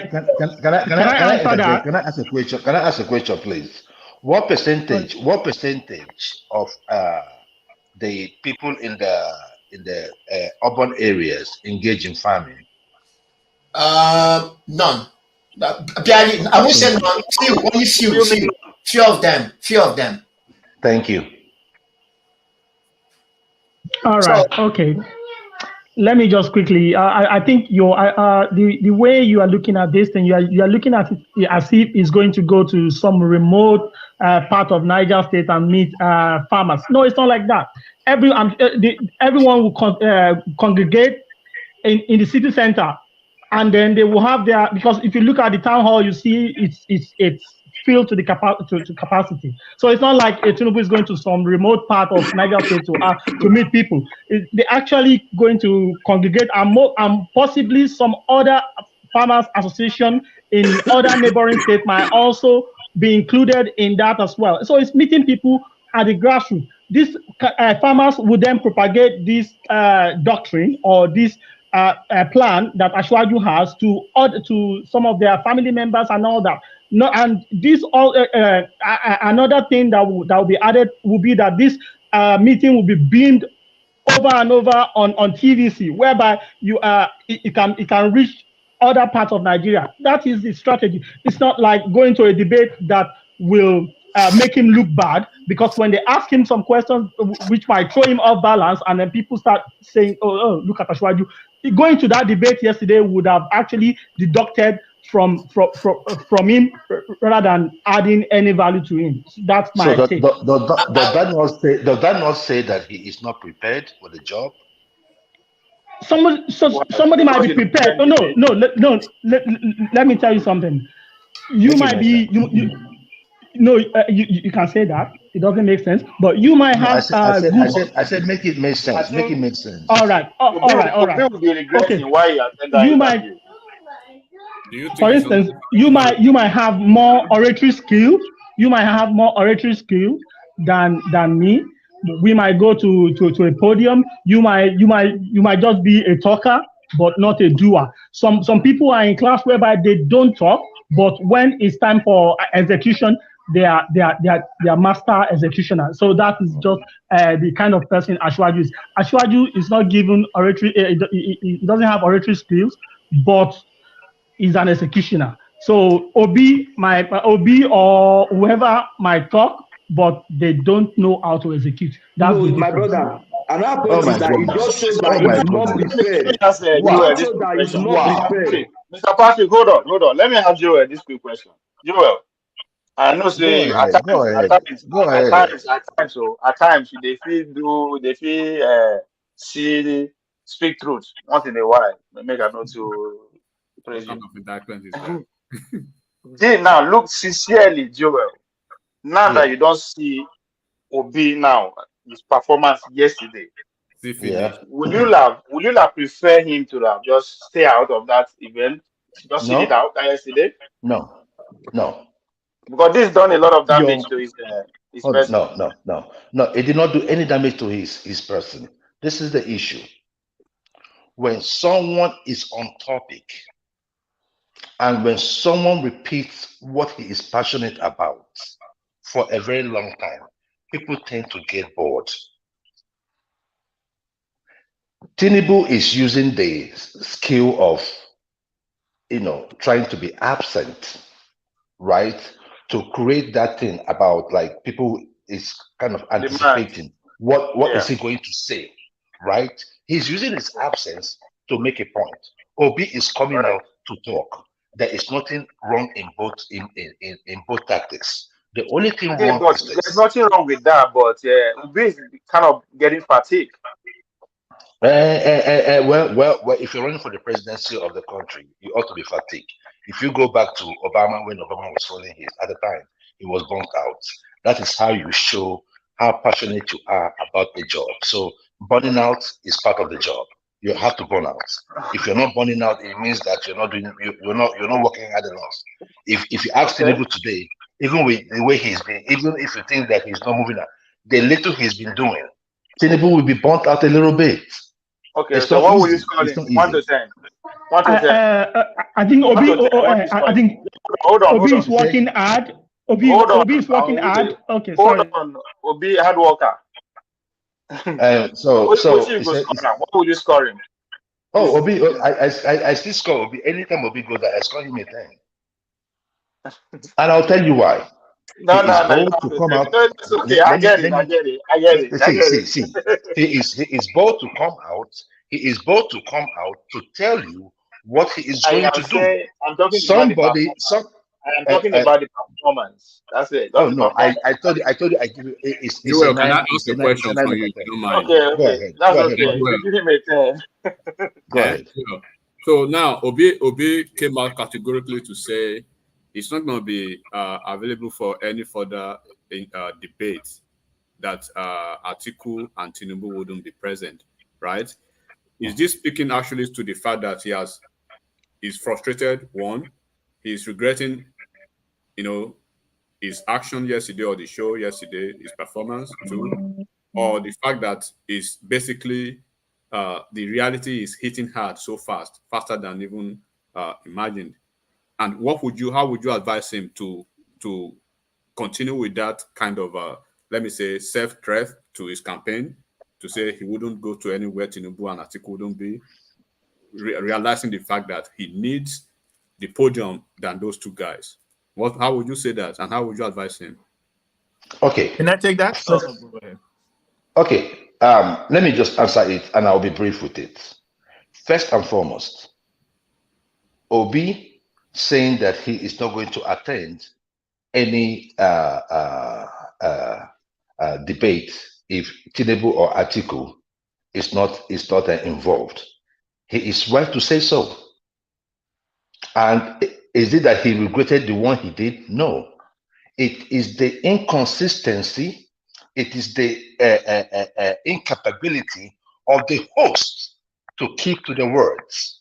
That is, if Atiku is not there, there is no reason why an Okowa should be there. You stick to your words. If Atiku is not there, there's no problem. He's not there. We should stop, trying to bend these rules, because when we try to do things like this, that is the character and attitude they take into power. They believe that they can do anything. They don't owe you anything. So how do we punish them? How do we punish them, Joel? How do we punish them? Because now that that has been done, what do we do? The way you punish them, because it's just like here, you say you did not attend a debate. The voters will punish you, because at the end of the day, you disrespected the voters. But the problem is this: do Nigerians know that they were disrespected? Now that's a good question. Hold on, Joel. That's a good question. I expect you, as an obedient, to now go and meet those Nigerians and make them understand exactly what you are saying. Nobody is going to do that. I will not do that because it's benefiting my candidate. If it's not benefiting my candidate, I will do that. So instead of complaining, get to work. Because you see how Can I interject, Ovie? Let me interject here. Yeah. So look, I think what I read about the Obi statement, maybe go back and read it again. They said he's not going to participate if they have a mixed presidential debate or whatever. So what he means by that is that, look, I'm not going to stay on the stage where we have a presidential debate, but I have like the vice presidential candidates representing president.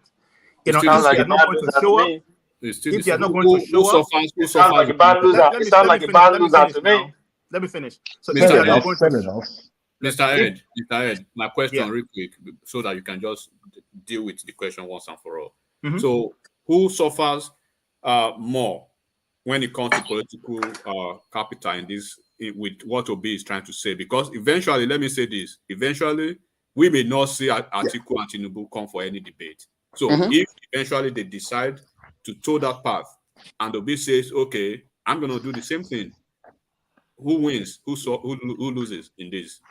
So I would say this: there's not a question of lose or win, because I think what Obi said, what I would advise anyway to Obi to do is, look, if they're going to have a debate, right, a presidential debate, the organizer should insist that the presidential candidate should be there. If the presidential candidate cannot come, if it's only Obi that will show up, right, and then share his plan, he should do that. He stand up alone on the stage or with two other people on the stage, but on the same level, but not to have So it's not, because this is the impunity that's going on in Nigeria. You have a rule, but other people would then bypass and do something else. If we allow that, that's what's killing the country. Exactly. If you cannot come, then don't come at all. Don't send your representative. What would be your suggestion to those debate organizations? Because I have one suggestion. Let me say it real quick. Yeah, sure. My suggestion is they need to find a disruptive mechanism now, right? Bring Chiwore and SDP guy, put them on that podium in that debate. Because eventually, Atiku and Tinubu, if they decide eventually that they are not going to show up, then these two guys will still drive the momentum, and then they will fire the Nigerians' enthusiasm to see. Actually, but let's ask another question again, another very critical question, which is this interview now, this debate they did yesterday, right?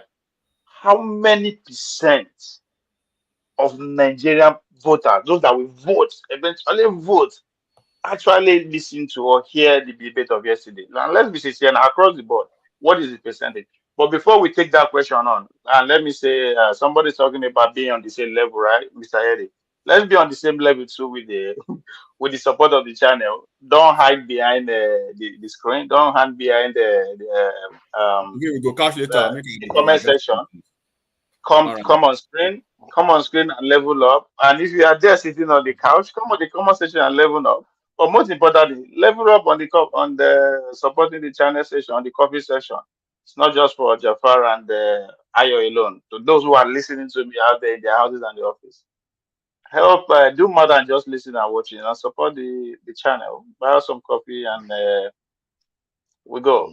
Yes, on that note, so because it's very easy to see many people come and talk to the electorate.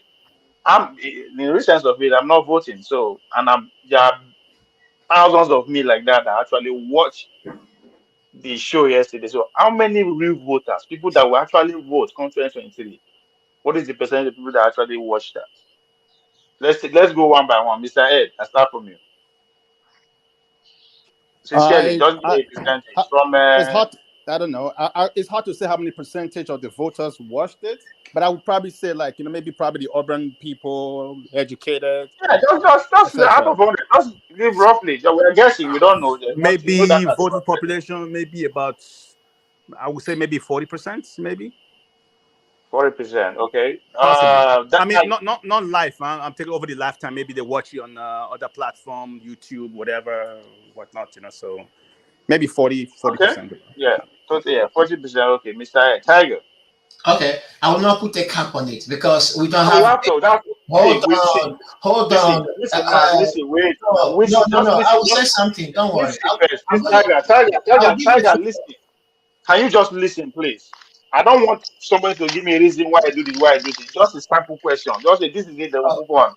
There's no need to. If you know one man's channel and your channel, which is part of your channel, I know you're going to partnership now. It's international people are watching it, so we lay foundation, then we come to main point. Don't worry, I'm going there. We don't have the luxury of time. You are talking, but they are saying, listen, give me 1 minute. No. Give me 1 minute. Jimmy, how many percentage? I'll go with 15%. 15, okay. And who's next? Joel, you want to take a guess? 20%. Yeah. And Ajale Koko is not there. Tiger in the city, you see one go back and forth, or you want to say something? Waiting in the top. Among the people that watch the debate yesterday, I'll get to watch the debate nationwide. What is the percentage of the actual voters that watched that event yesterday? Just guess. 10, 20, 30, 40%. Just what do you think is the percentage? People that will actually vote that get access to it.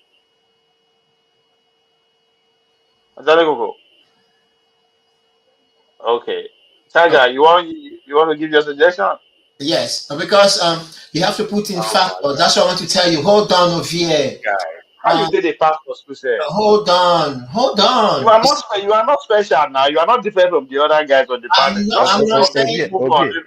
I just allow him 1 minute. Let him just flesh it out. Okay. For the fact that most people that watch it, they be more from urban area, which I've mentioned that 42% of Nigerian people live in urban area, and it was done in Lagos. And the fact that there might not be NEPA, may not be working, there may not be electricity, in most nationwide at the time this program is going on.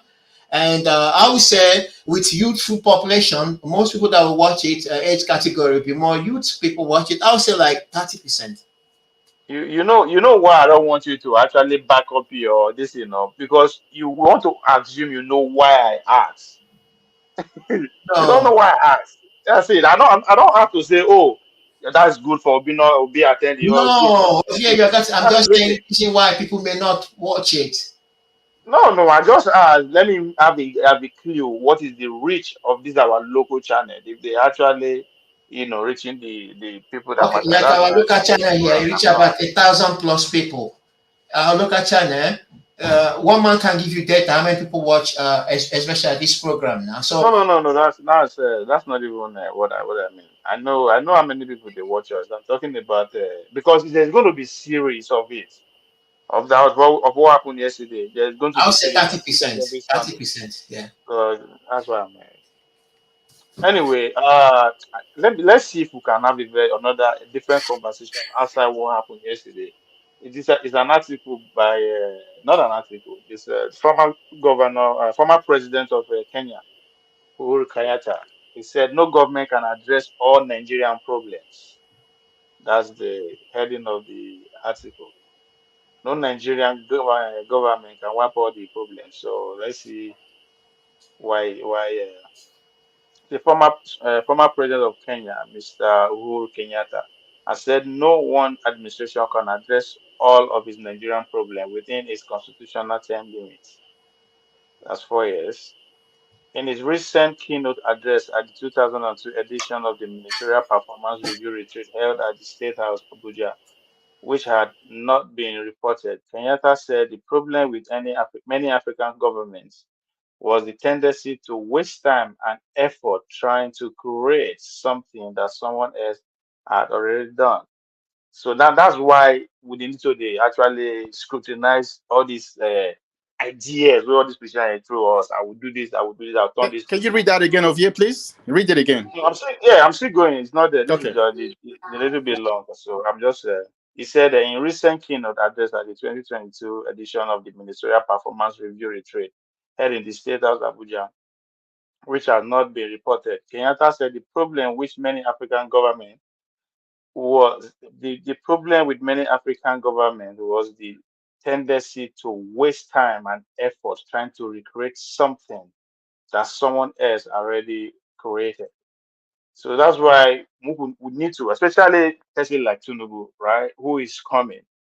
What you said you are going to do, how is it complement what your current administration is doing? Not even because it's your what is it doing?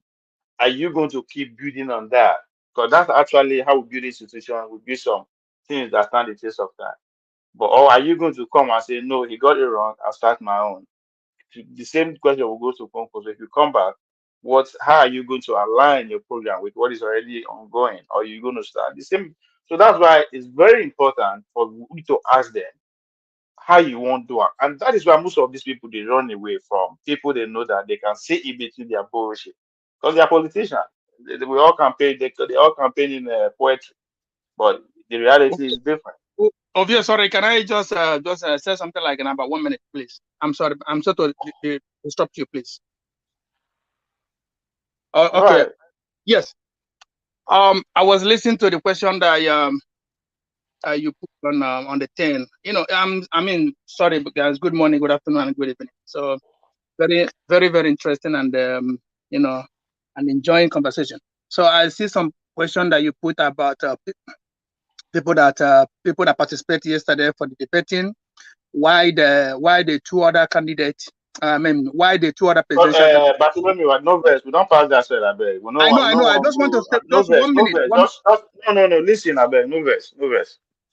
Can I just say something 1 minute? Then I follow up. I say I'm sorry first. I say I'm sorry. It's not by being sorry now. That will not save us the time. It's not by being sorry. Just get to the point. You know, I'm not too much. I'm not too much wasting time. I just come and I put one thing there and I step at the side and listen, please.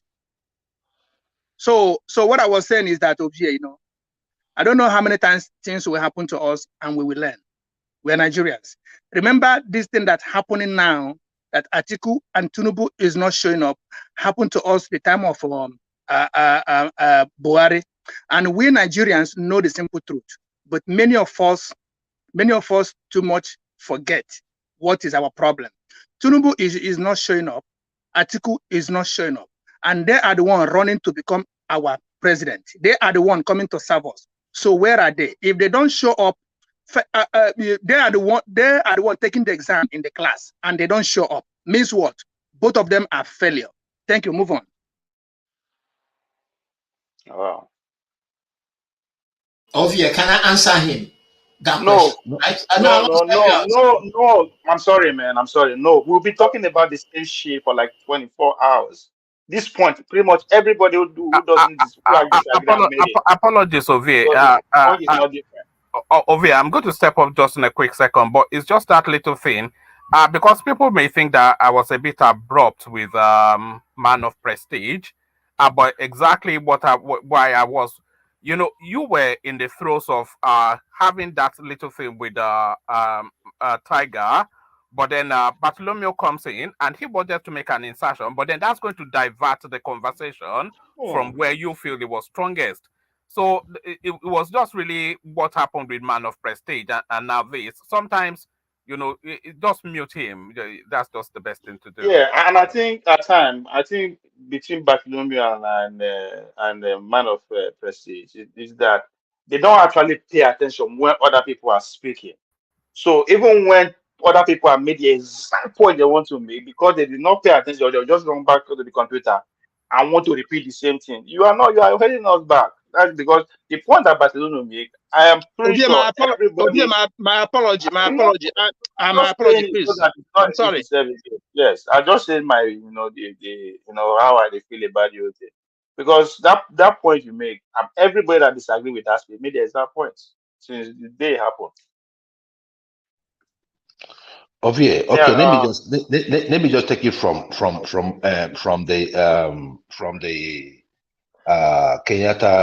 Kenyatta space. I never finished. There's more. It's very Okay. detailed. This thing. There's more on that. Issue.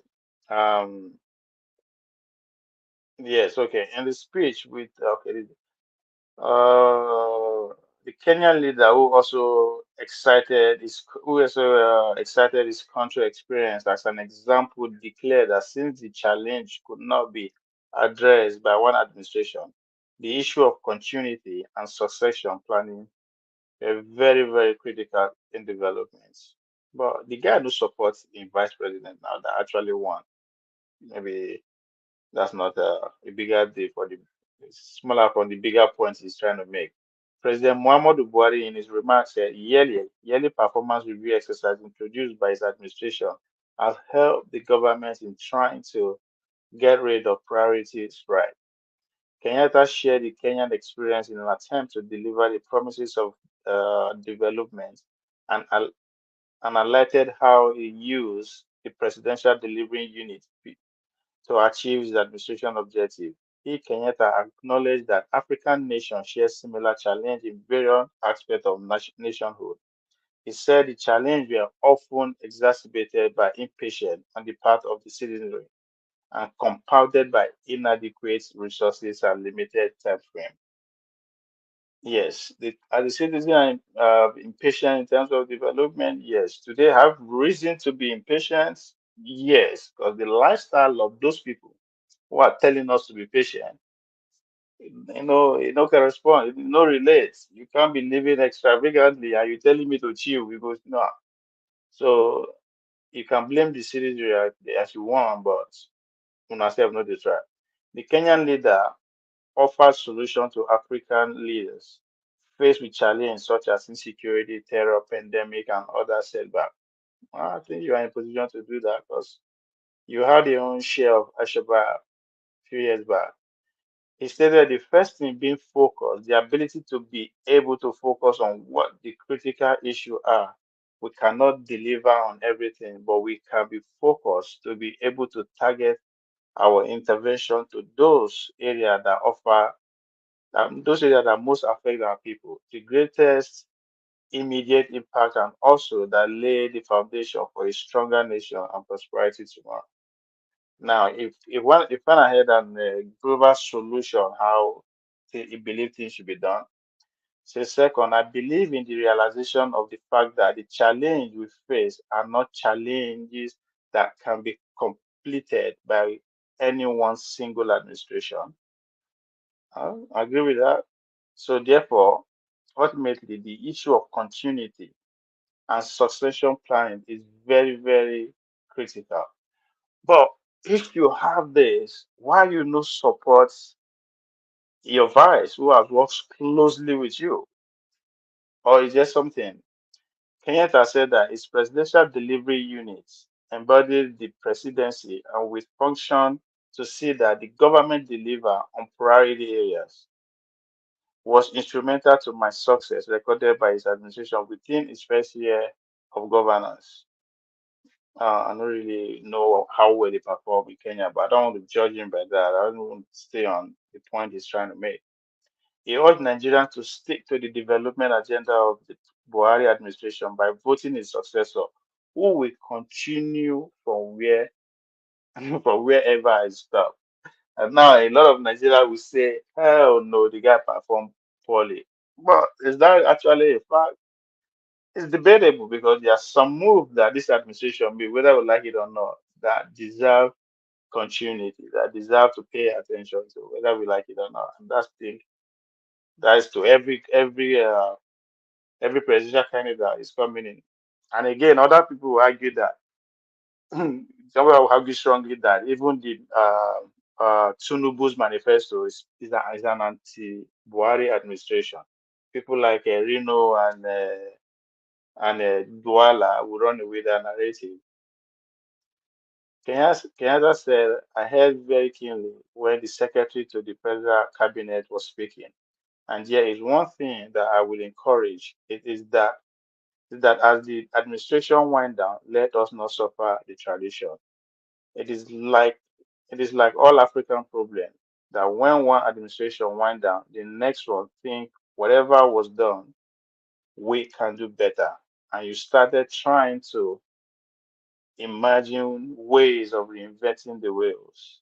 The wheel can only be invented once. We need to begin to institutionalize this practice if we ever hope to deliver on our promises.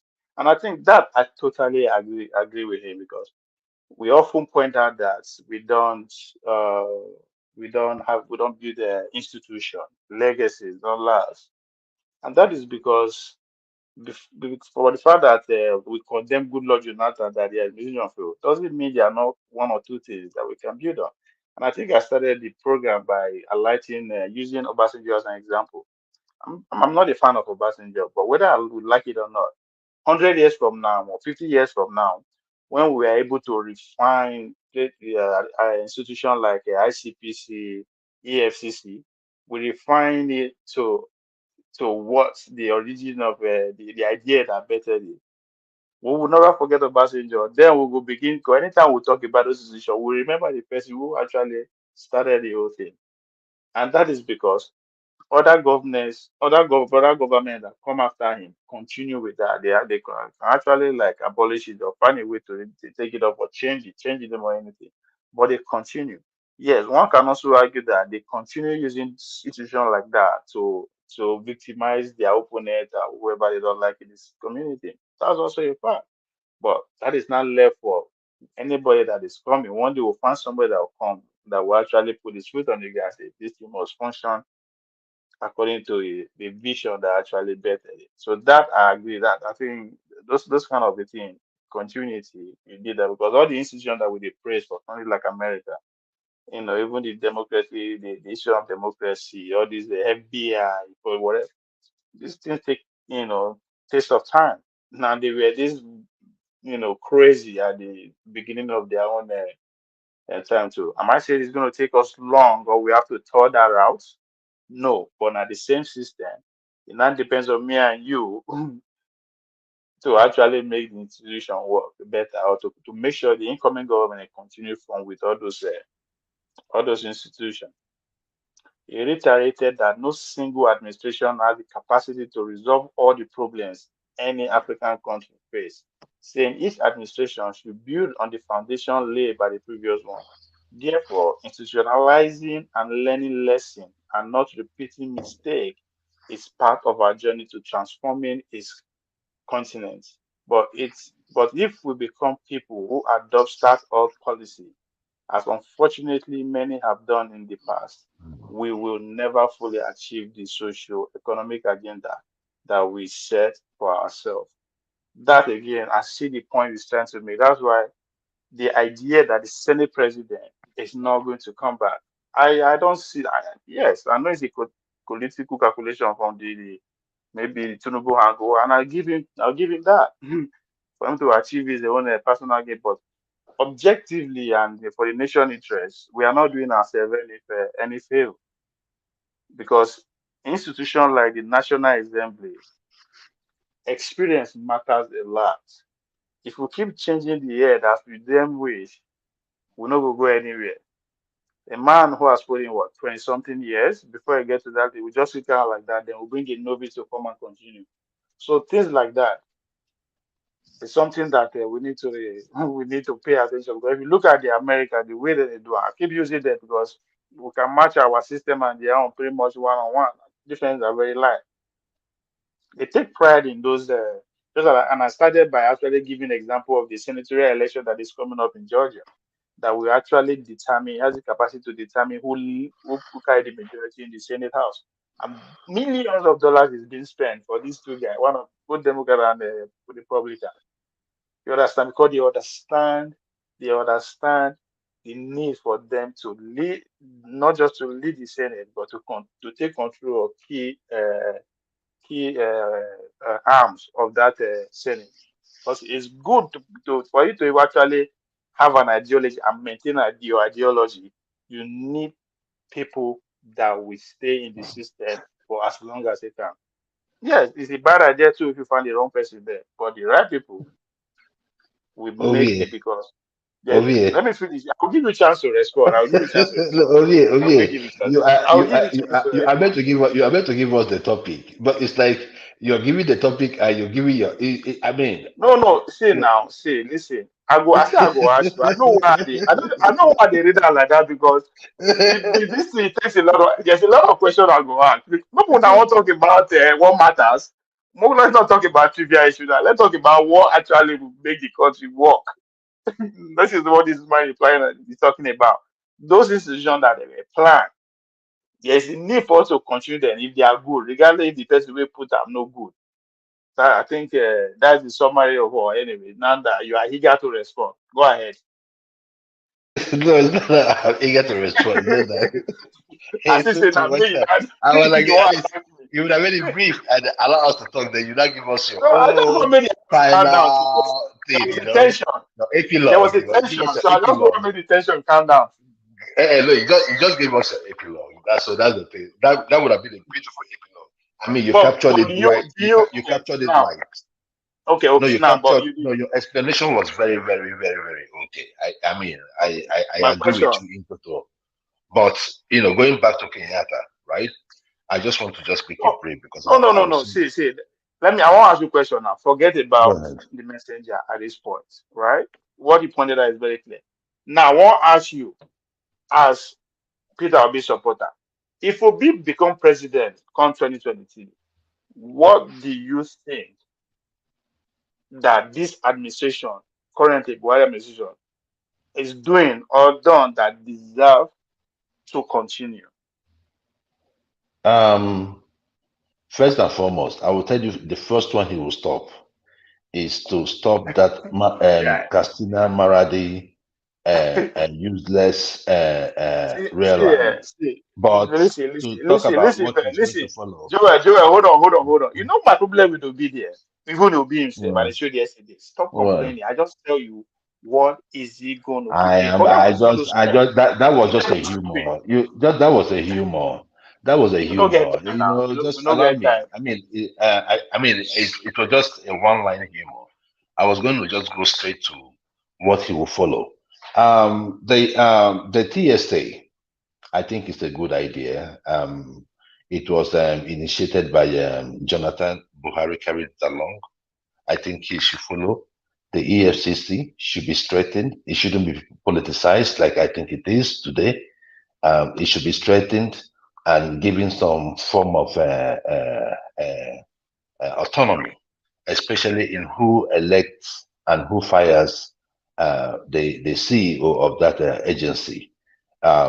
Then certain like strengthen the rail system, at least the one that is within, amplify it so that it will get to Okay,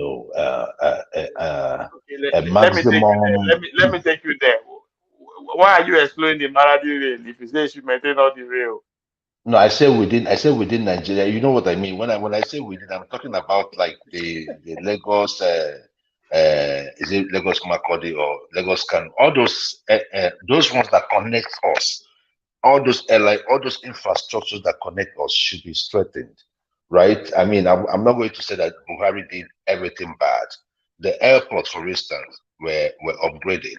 I think it should. I mean, I don't know how it is right now because sometimes when they talk about upgrading in Nigeria, I come in, I look at our airport, I'll be like, but I mean, if it's going to look neat, and look a little bit beautiful, we can still take it.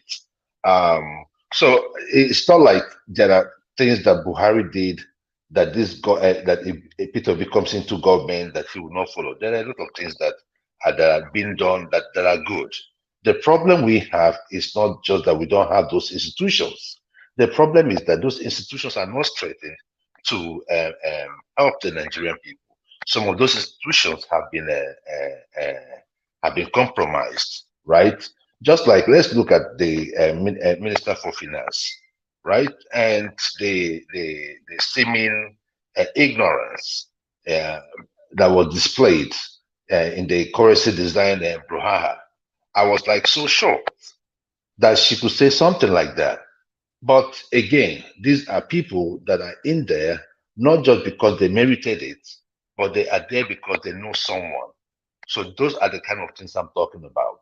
So most is not about what is being carried out, but it's about who is heading those agencies. So what Kenyatta is saying, I really get it, but sometimes he did not talk about the personnel. The personnel is the problem with the African community. Who is the person leading us at every strata at every strata of our lives? Who are those that are there for us? Who are those in the position of power? If you say you want to continue what? What is the continuation? Where are you headed to? So I think what we are lacking is a plan. And that is what Peter Obi has been saying. He is saying that I am not going to solve all the problems, but we are going to have a plan, a roadmap, so that when we follow this roadmap, even if any other person comes in and follow that same roadmap, we'll be able to say in 10, 20 years from now that we have achieved a lot. That is the key. So what Kenyatta said is true. It's the right thing to do. But the problem is that we have had so many of those. We've had the Millennium Development Goals. We've had this one that was initiated by Abacha. We've had all these things. Vision 2010, Vision 2020. Was it followed? We've had all these things in the past. It was not followed. So the continuity in governance, who succeeds you, is important. But the thing there is that for someone like Buhari, who shouldn't have been in power in the first place, if he is going to hand over, he's going to hand over to something close to him or something a little bit better than him. He is not thinking. He is not thinking. No matter how the recession, I know we have experienced 2 recessions within his administration. But even at that, you can clearly see that the economy was clearly mismanaged under him. What we are facing is a mismanagement crisis, not a funding crisis. So that is where I'm going to leave it at. Kenyatta was right, but whoever that is driving, who is in the driver's seat, really matters, and that is why Peter Obi is there for us. Thank you. All right, let's push it around. Mr. Patrick. Yeah, I will want I want to get back. I'm here. Yeah, I know. Say Tinubu, which is the man you are supporting anyway. I know. Say he has. He's on the same party with the current ruling current government. But a lot of people have seen some loopholes in his manifesto that kind of anti what Buhari is doing. And if we want to go by what Kenyatta is, advising us to do, that there's every need for us to, to continue from some of the institutions that, we think can stand the test of time and build on them, instead of somebody coming and saying, nah, this one is not good, let me start afresh. And at the end of the day, before you know, you don't spend 2 years, before you know, we don't prepare for another election, and, we just keep going cycle. So what are those projects that you think deserve to be built on if Tinubu comes in? Okay, I will take a very unpopular position, because I think in Nigeria we only have the mindset that Obi has currently. That's the mindset of seeing only problems. We are not where we are supposed to be. But Nigeria, I will not use very strong language like Nigeria is a failed state. The president is not thinking. I'm sure some of us that are saying President Buhari is not thinking, if you are in that position, you might not even do up to 5% of what we are done now. If they tell our employers to bring our performance appraiser and we'll discuss it on this platform, we will not have this same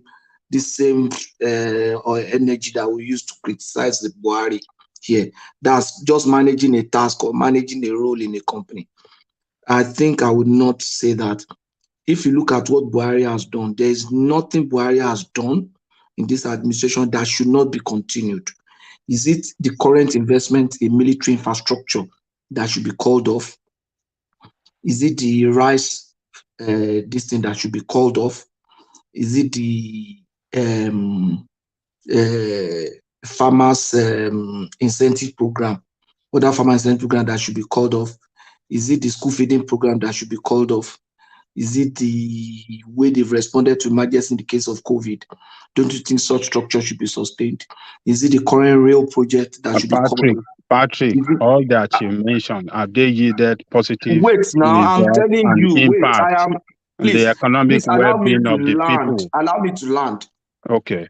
Don't truncate my thoughts and don't block the flow of intake from the listener, because we have sold all these terrible narratives and people, nobody is even questioning. Nobody's questioning. And that's the truth. We are not where we are supposed to be. But currently, I'm questioning you now. You don't want me nobody to is question questioning you. those narratives that the president in Nigeria is a failed state, is rubbish. Nobody is questioning that. And I'm beginning to raise that now. So let me continue that flow of thought. We have poisoned the minds of Nigeria with so much hatred and negativity towards their country that we are not even collectively thinking of how we can move that country forward. And that's the problem that we have. I'm sure I have not heard, I can't count many times I've heard people call Nigeria a failed state.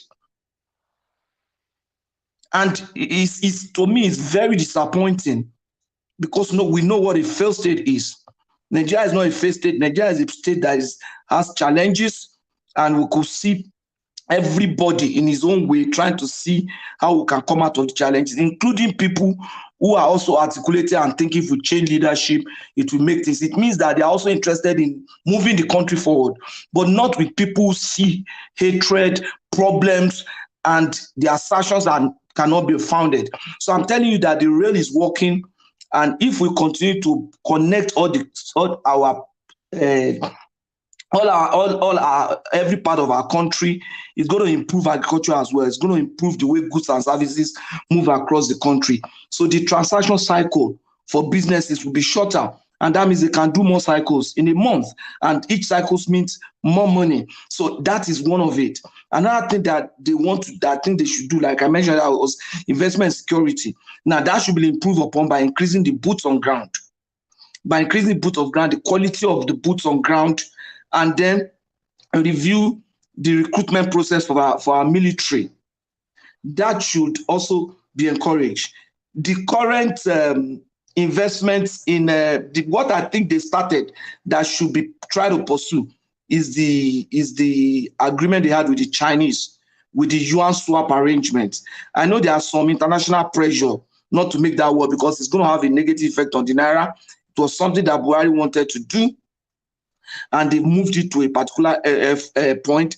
I don't know how we can play the politics around that and ensure that we make that work. If we're able to make that yuan swap arrangement work effectively, I bet you it's going to reduce our dollar demand by almost 30% of, if not 40%, because I believe 40 to 30% of our imports in that country comes from China.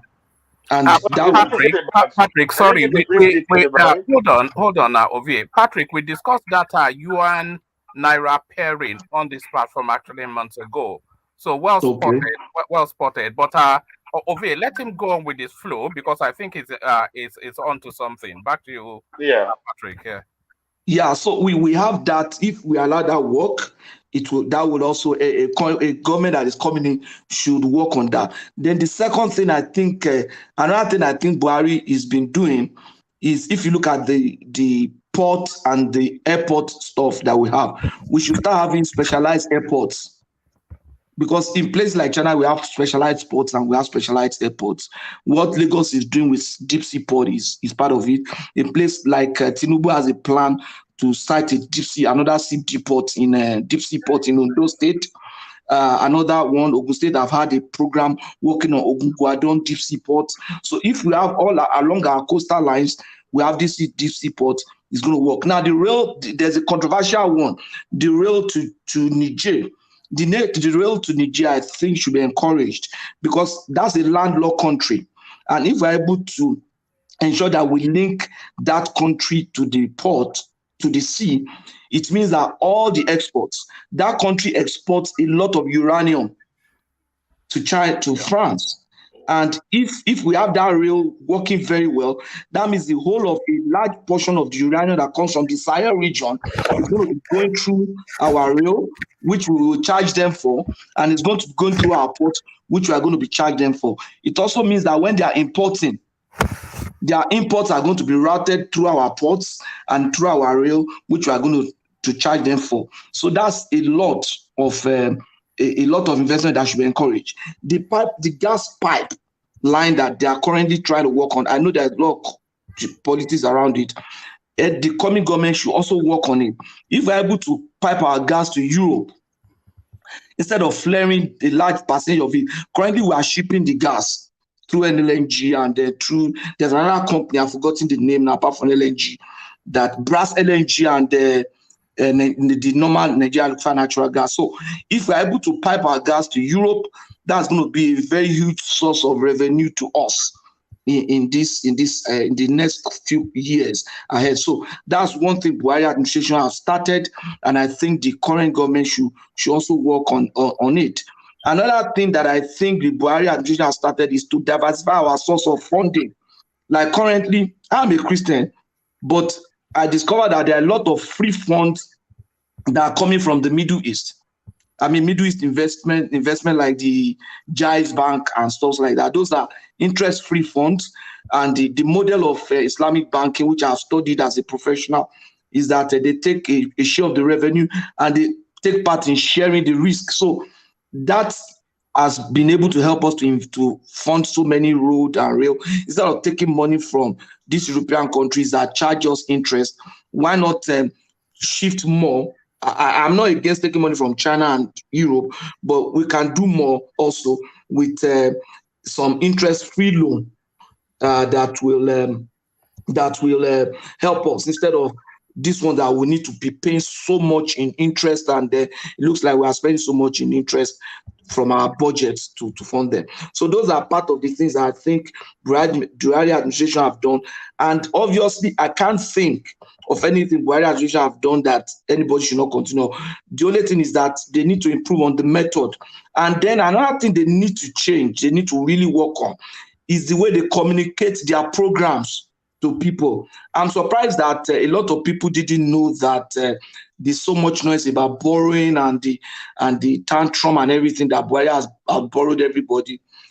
I'm surprised that a lot of people didn't know, because when they want to, the debt are dollar denominated, but when they want to report it, they report it in naira. They report that in 2015 it was this much, and they will convert it at the exchange at 2015, and then this one they will convert. So eventually you now discover that even PDP had borrowed more than APC, and APC had delivered more in infrastructure. So I'm surprised I put in no, but because Buhari administration has failed in the area of communicating with Nigerians, and that's why they look like they are far from Nigeria. The next government should learn to communicate its policy more clearly to Nigerians. And to me, that will promote the collaboration that is obviously lacking now, because there's so much distrust and we have very low trust culture among ourselves.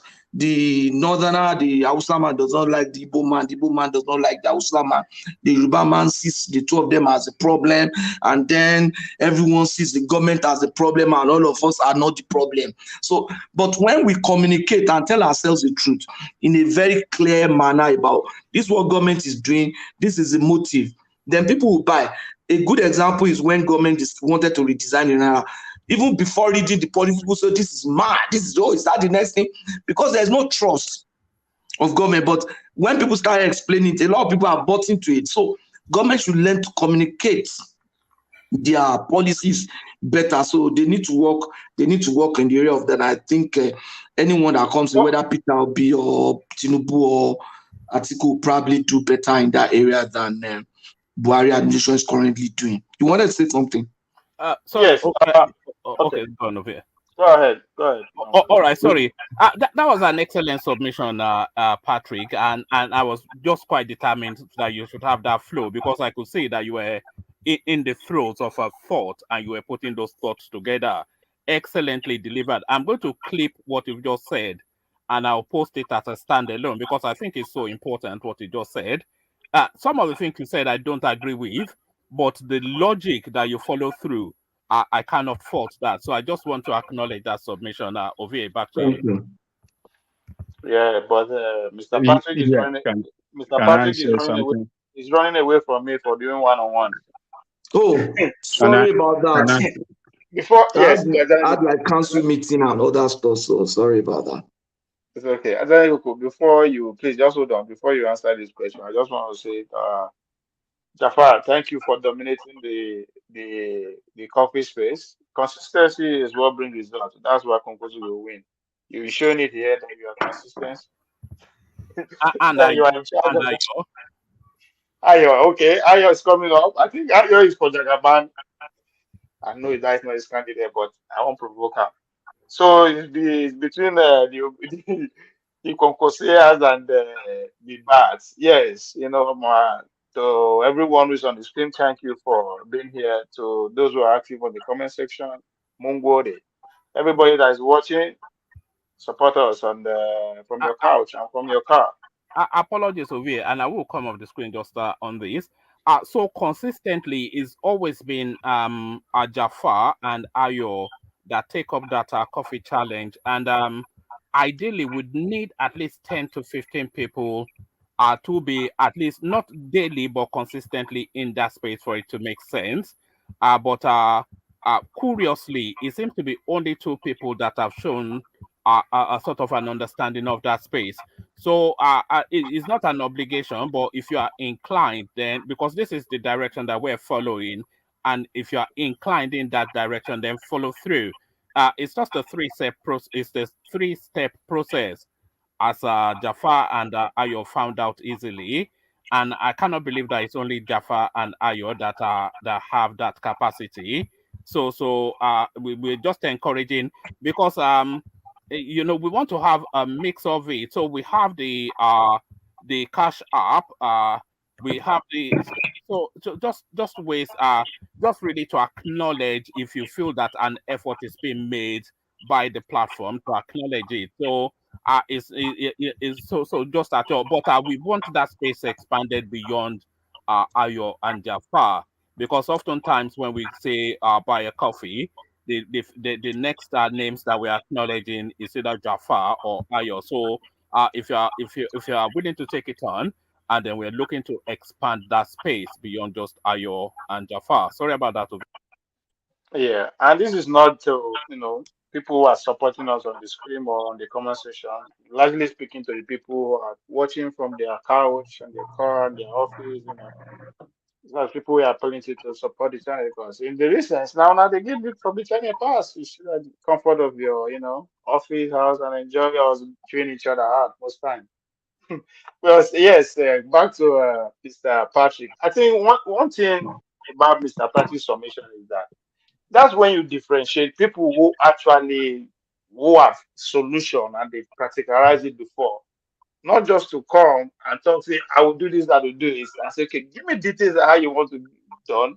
It becomes a different case entirely. And I think that's what, I was I trying actually to know. Go interject to be. ahead, Okay, sorry. Yeah, go ahead. sorry. Before you interject, I didn't even mention what he did in the area of power. The Siemens deal is there. You understand? And then the special green intervention. Now, the promotion of digital economy, you will discover that in his time, we now start having all these POS and all those stuff. Those are things we're trying to do. I particularly will mention that because I was part of the process. I was part of the team that launched the first card payments in Nigerian banking industry. It was a non-digital card payment because then we didn't have mobile phones and everything. But we're just trying to see how we could sell this card solution. It was a check guaranteeing card that we launched in UBA then. It was called Easy Card. I remember how difficult it was, but to see that we are no longer just using cards now, we are using POSs, to me, it's a very great achievement for me. Agriculture is one of those things that he has really done well, even though we are not there yet. And what he did I've mentioned the cement stuff. I've also mentioned that he did some work in housing. Whoever is coming is expected to work more on that. He has had some special interventions with manufacturers, and I think a lot of people don't know that. I will mention that because it's not just going to be to promote Buhari, but it's going to be to our benefits. I used to work in the bank in Nigeria. If Ola is on the platform, you will know we used to work in the same bank. I was not a topmost person, but I was a fairly senior person. So I was involved in a lot of deals.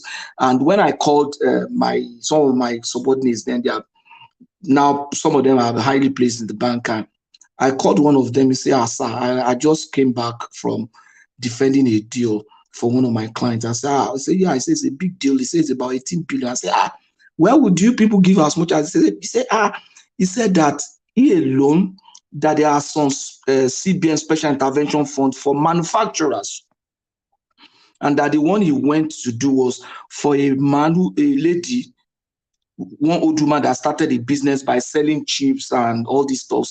Now is so big. If I mention the estate, you would know. So I don't want to. That she's so big now, and that the son is the one man. It's become a big family business, and that. That they wanted to buy some equipment from China to produce, because they produce a lot, that everything's going to cost close to 18 billion. He's got the approval. Now he's trying to get the Forex to do that. I said, so how is that? He said a loan she has given out close to, I think alone she has given out over 100 billion. I said, really? He said, yeah. He said her own is even small, that she has colleagues in other banks that have given out much more than that. So when she said that, and I started calling some of my boys in other places, say, that my boy said, sir, he said that one she mentioned was for big people who have grown their business to a particular scale. But that for people who have medium scale, that's what he does. They have a firm that help people get funds from back of industry, and that he had given that they alone, they had given close to $30 billion in naira in funding for rice farmer, people who farm rice and do some agricultural investments across. That's that firm alone. And I said, there was one he mentioned to me. I said there was on an interview panel, one of the farm, and that farmer was going to hire a marketing manager. And at the point where they started negotiating salary, the marketing manager said I wanted 700,000, and he was going to get a car, get everything. He said when he saw that, he was looking at the guy and said, "Would you pay that?" The guy said, "Yeah, that was within his budget." At the point that my boy said he felt like, why didn't I apply for this role? That he was not even any up to that. What I'm saying is that I said, so why are we not seeing the impact? He said, because the problem on ground is so much. You won't be able to see, but that he can tell me categorically. He even mentioned some of my clients there in Ilorin. He said, "Oh God, do you know this person? Oh God, do you know this?" Oh God, they say, "Yeah."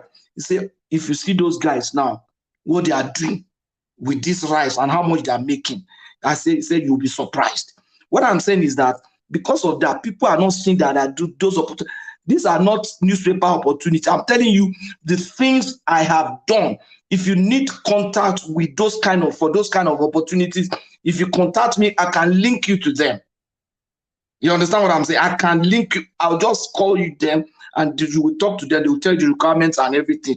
And then you can move on. So because we have these things, we are not even seeing the opportunities that this administration is offering. The only thing we get, one big boy, he has a 100-acre farm in Nasarawa. There are so many. And I told him, there was one that one of my friends said he did for a rod iron company. And I said, "Yeah, really?" He said, "Yeah." And that rod iron company is not even in our state. I said, "Yeah." He said, "But oh God, they employ close to 3,000 people.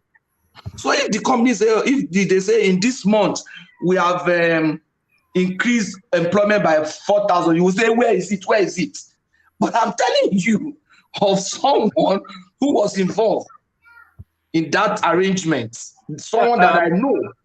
Patrick, you see why I was keen to hear you flesh out that space, and what you have just told us now, they're not something anecdotal or something you read in a newspaper or you heard on television. These are virtually direct experiences that you're narrating. Yes, and I can help other people with it. If you have a company that has that can take those opportunities, you can chat Ovie. Ovie has my contact or one man. I can link you with those guys. I mean, in North America, I'm not with them now, but I can link you and then you can talk. Yes, well, so yeah, drop your number again in the private chat, so I can have it as well. I'll get it off of Ovie if you're okay for me to do that. Get it from Ovie.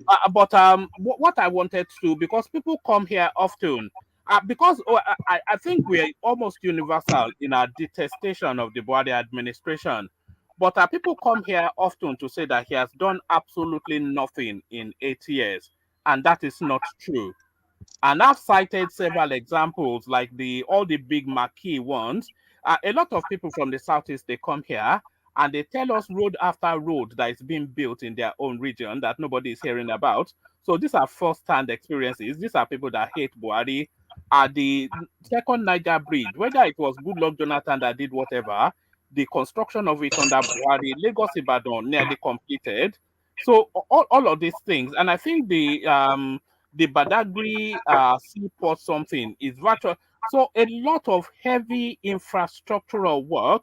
Sorry, one man. Let me even mention another thing that can help our people, because when we come here, we should also be able to leverage on what we have. The Badagry thing you mentioned now, my brother, my own immediate elder brother, is a CDA chairman along that place. He had been telling me, "Oh, this Badagry port is coming up and there are opportunities." So they started buying land there. He said, "Come and buy land here. There's a lot of land here." He was in the military. So he said, "I will help you get the land," because he's a chairman and he was in the military, and the arrangement, his land is secured. Say, "Come and buy land." I am putting some money to buy land. The land is cheap now. He said, "Look, some Igbo guys have brains." Say they bought some, buy 7 acre, 10 acre. They are just buying. That's very close to this Apostolic Faith University. That Agbara Igbesa, all those area. He said, "Look," and he has connection with the people that owns the land there. And I think the land system within Lagos and Abeokuta is more refined now. So these are things, opportunities that we can take instead of being blinded with hatred. And these are opportunities that we are trying to open our eyes to now. You can buy a plot of land, buy 1 acre for like 2.5 million and just fence it. By the time now, people now know that Badagry Port can actually be a reality, since they now seen that Lekki Seaport has become a reality. So now everybody see that. And I didn't even mention Lekki Seaport because Bari was also instrumental to that too. So I mean, all right. Patrick, take I think I think Ajanle Koko One man, can I interject, please? Yeah, and I think Ajanle Koko was waiting to interject as well. So Yes, I'm not let quite me sure. take this question. Yeah, Ajanle Koko. Yes. Yeah, it is good. Very good that Patrick said a lot of good things about Buhari. There's no government that doesn't have a good side of it and bad side of it. But when you have a bad side that overweighs the good side, then you want to say that government have not gone do, not done good enough. So we have Buhari administration with all they have done that you are mentioning as very, very, very good here and there, that have not make a positive impact in the economic well-being of Nigerian people. How do you want to describe everything that he has done? Okay. You want me to respond to that? No, I'm still talking. Okay. The taking of loan is not transparent. Nigeria doesn't know how they took the loan, the process taken after getting the loan, the execution of the program, how many jobs does it create for Nigerians, how many economic opportunity does it create for Nigerian people. We didn't see it. We showed a video here when Amishi on how he borrowed loan and what they used the loan for was interrogated by the House committee of House of Representatives. During that interrogation or during that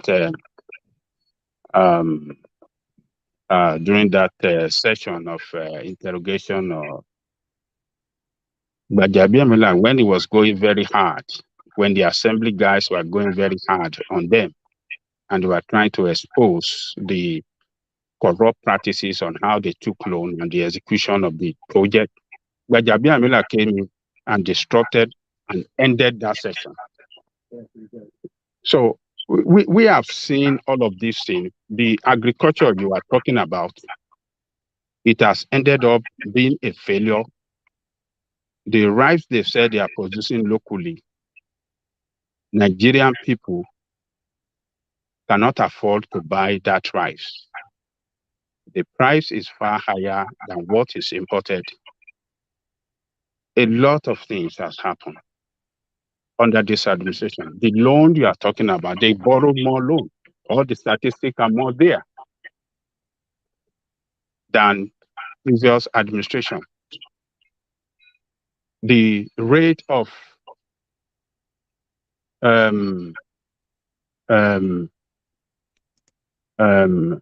unemployment rate have risen under this administration from maybe below 10% to 33%. Under this administration, we have seen that the debt servicing have risen very high due to a lot of loan that they took. Now we have to pay more. We are paying more. We are servicing the debt more. What we pay is more than what revenue we make. So all these things that you have mentioned, that they have done good on this, they have done good of that, and we don't feel the impact. And you still want to say they have done so much good. I mean, we should just, say it what it is. This administration, yes, they could achieve some successes, but in entirety, I mean, if you want to grade them,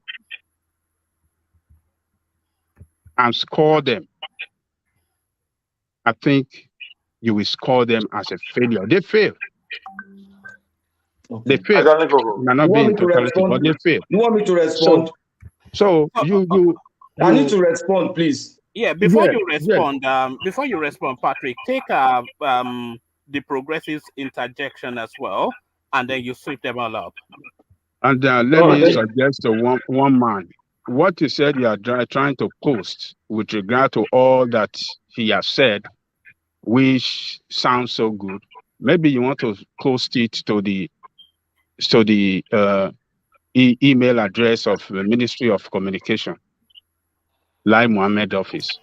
So here they have somebody that can promote them very well. Patrick is another. But what they have said, though, they are factual things, and they are things that are that will move the country forward positively. We all hate Buhari. We all hate him. And all of those loans that you are talking about, I think they are already somewhat, but if not, at least a percentage of them is accounted for in all of these long lists that Patrick just gave us. Because I don't think these things were done with.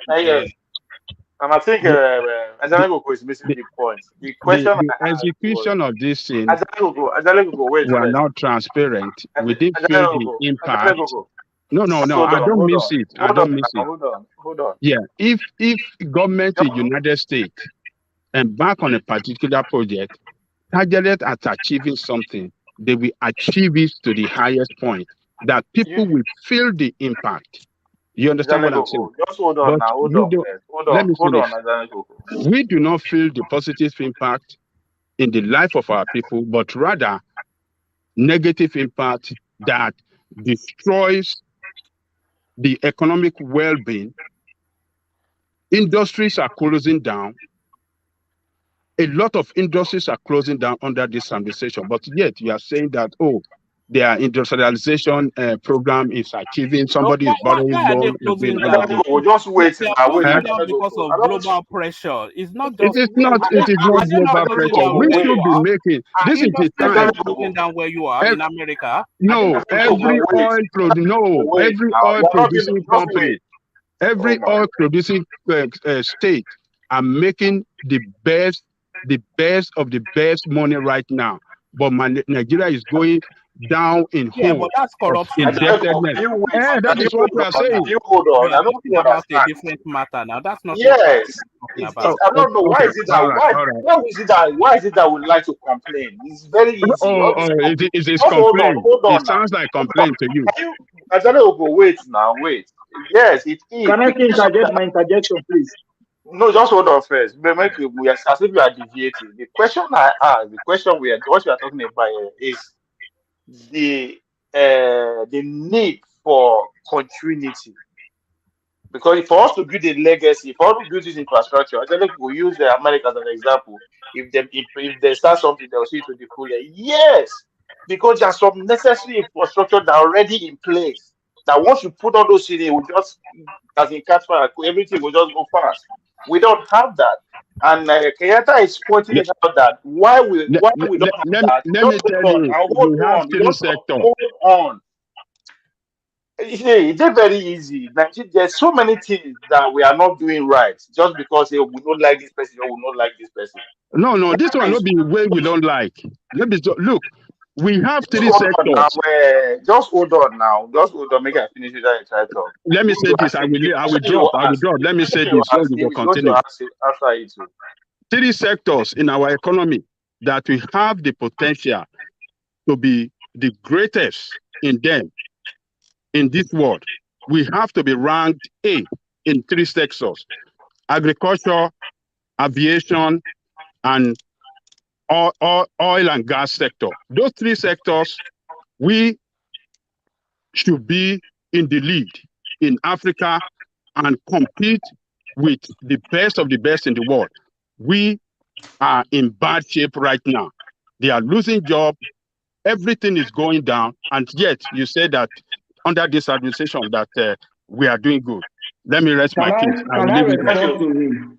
Can I No, respond to you? yeah, you're going to respond. Let me just put it. As I said, Okay. I repeat it again. It is very easy to complain and it is very easy to point in doing. All these problems we know, everybody knows them. But it's that time we start focus on what are the little things that we are getting right so we can build on it. Because all these things are institution, everything takes time. And that's what Kenyatta is pointing out, that most African countries are getting wrong. There's a need for continuity. You don't have to say APC have to continue. That's why they ask I ask Jewel, waiting will be good do different. APC have to continue, but there are some things that this administration don't do, or the previous one, that deserve to be continued. If you don't control and want start again, they know you're no good. We are just going around and around. And that's what I asked Mr. Patrick. What does he think that this administration has done that deserves to continue?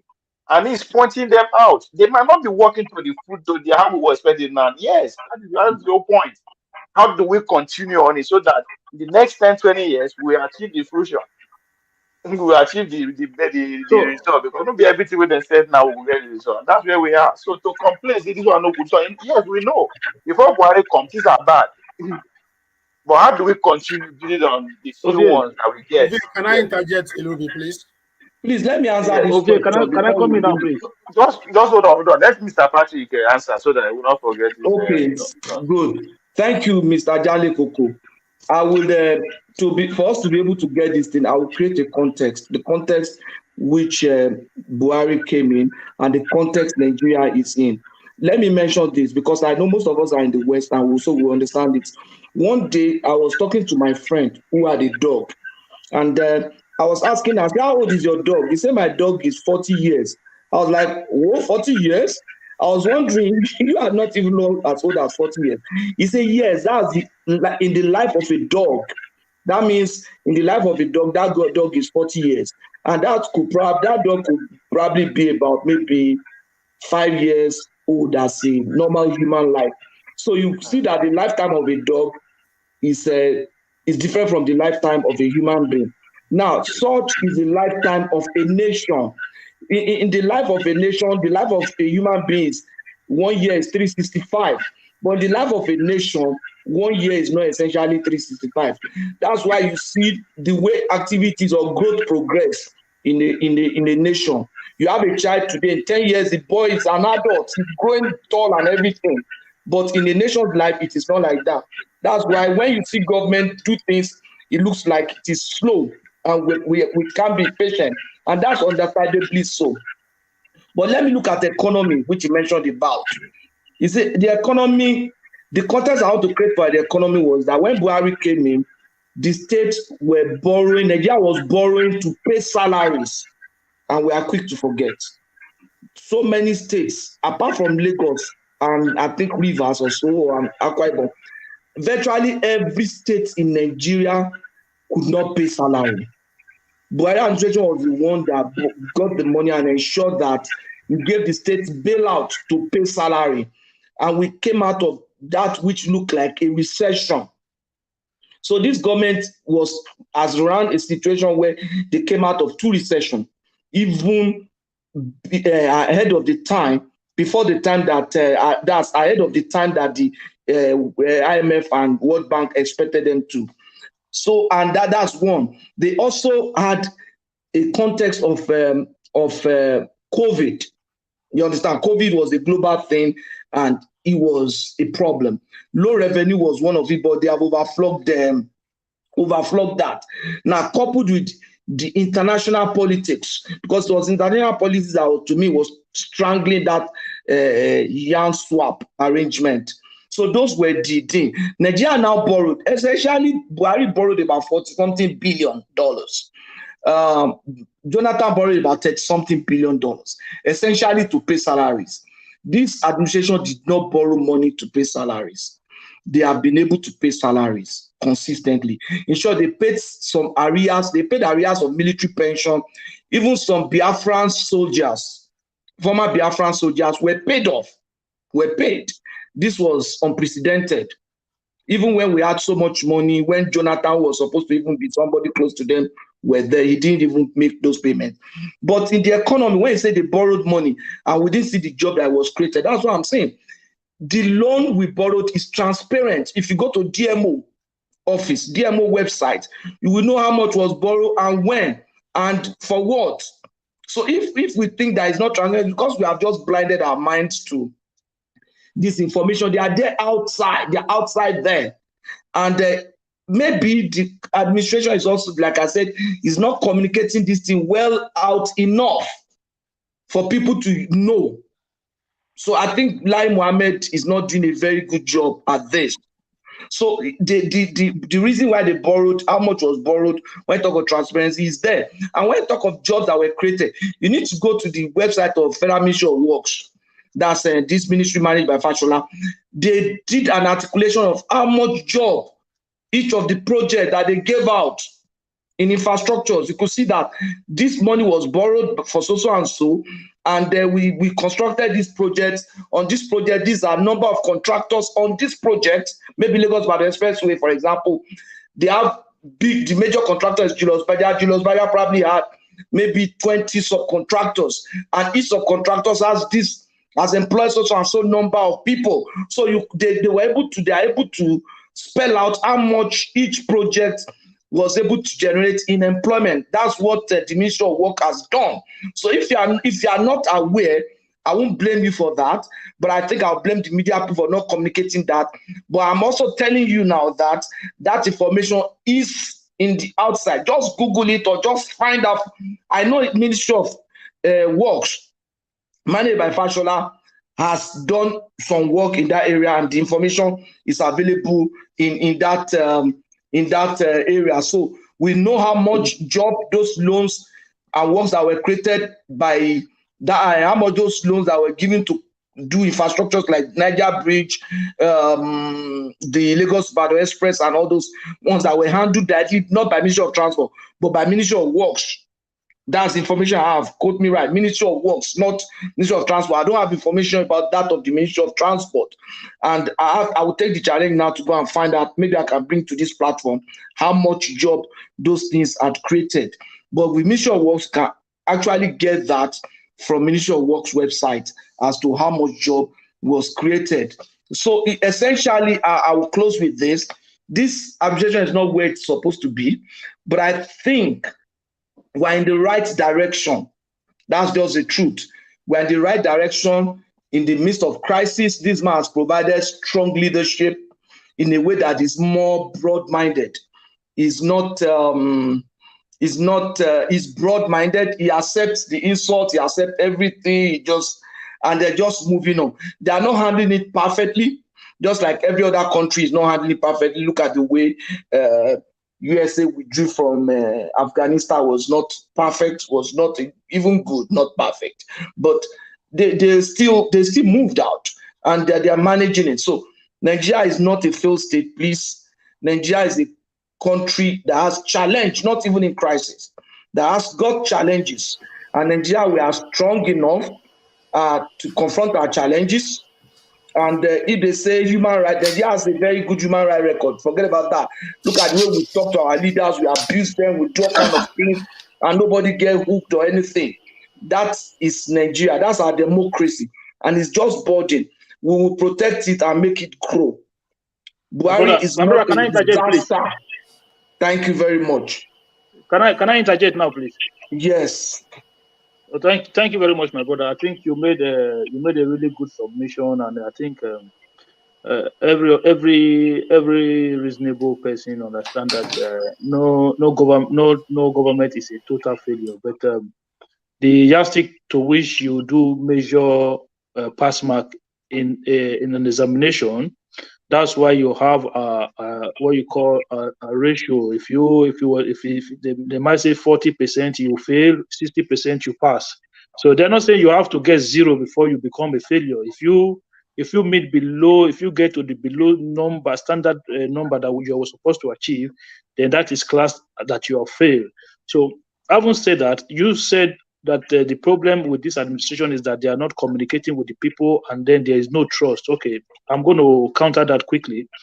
How do the people trust a government that pardoned 2 governors that were prosecuted and successfully jailed by the EFCC for corruption? And jailed by the same government. jailed by the same government, and then the same government then pardon these two corrupt governors. How does that government then go to the people? How does that government go to the people and explain to them to earn their trust when that government behave in such manner? When you have a country whereby you want everybody to key in, everybody must be treated equally. The same government have detained people like Nnamdi Kanu for how long now? And even with court judgment, the same government have been doing everything possible not to release Nnamdi Kanu. Everybody must be treated equally. And if you look at what happened to people like Sunday Igboho as well, so you cannot say Nigeria, in terms of a human right, that Nigerian is doing very well. No, if you look at what this government did to Ezazaki and his wife, the man was held up for no reason for years in their custodies. So all of this does not bode well when you talk about human rights. And then when you look on the side of insecurity, I understand that there were a lot of insecurity issues before this government came in. Okay, but there were new challenges that came up. There were states in Nigeria that never had IDP camps before Buhari came into power, that today they are now littered with IDP camps across the states. So there were areas of, in terms of kidnapping, it was not as rampant as it is today in Nigeria before the government came into power. So for you to build a country or grow a country, first of all, you must have a base which is secure the people and their property, which is the first thing you have to do as a government. So if you want to grade Nigeria or rate the Buhari government in terms of security, my brother, there's no way you're going to give them a pass mark. Nobody would do that. And then if you look at a lot of the monetary policies, for me, a lot of the things that you said here, I agree with you. I'm not going to deny that. In certain areas, the government did what they had to do because of the challenges they were facing. I understand that during the Jonathan government, Nigeria had a lot of resources at the time, and then we still borrowed a lot of money, which we shouldn't have done at the time. And compared to this government, nothing to show for them. Nothing to show just for hold on. And then you can see that with this government have got less resources than what Jonathan got, and then they did more on infrastructure. I'll give them that. But if you want to score the government in general overall, my brother, you have to say, I'm not saying Nigeria is a failed state. I'm not among the people who call Nigeria a failed state. I'm just saying the government, scoring the government in power today, you have to say by all biometrics, today Nigerians are worse off as a people. As a people, they are worse off today before Buhari came than they were before Buhari came into power. Let me give you another statistic. Before the Buhari government came into power, what was the minimum wage at the time? The minimum wage was 18,000 naira. And with that 18,000 naira, you could have bought 2 bags of rice. Today, the minimum wage is 30,000, and that 30,000 cannot buy you 1 bag of rice. So you have to take all of these things into consideration. And when you are scoring the government, all the things that you said now, they are very good, but you have to score them overall, and overall, you say the Buhari government have failed.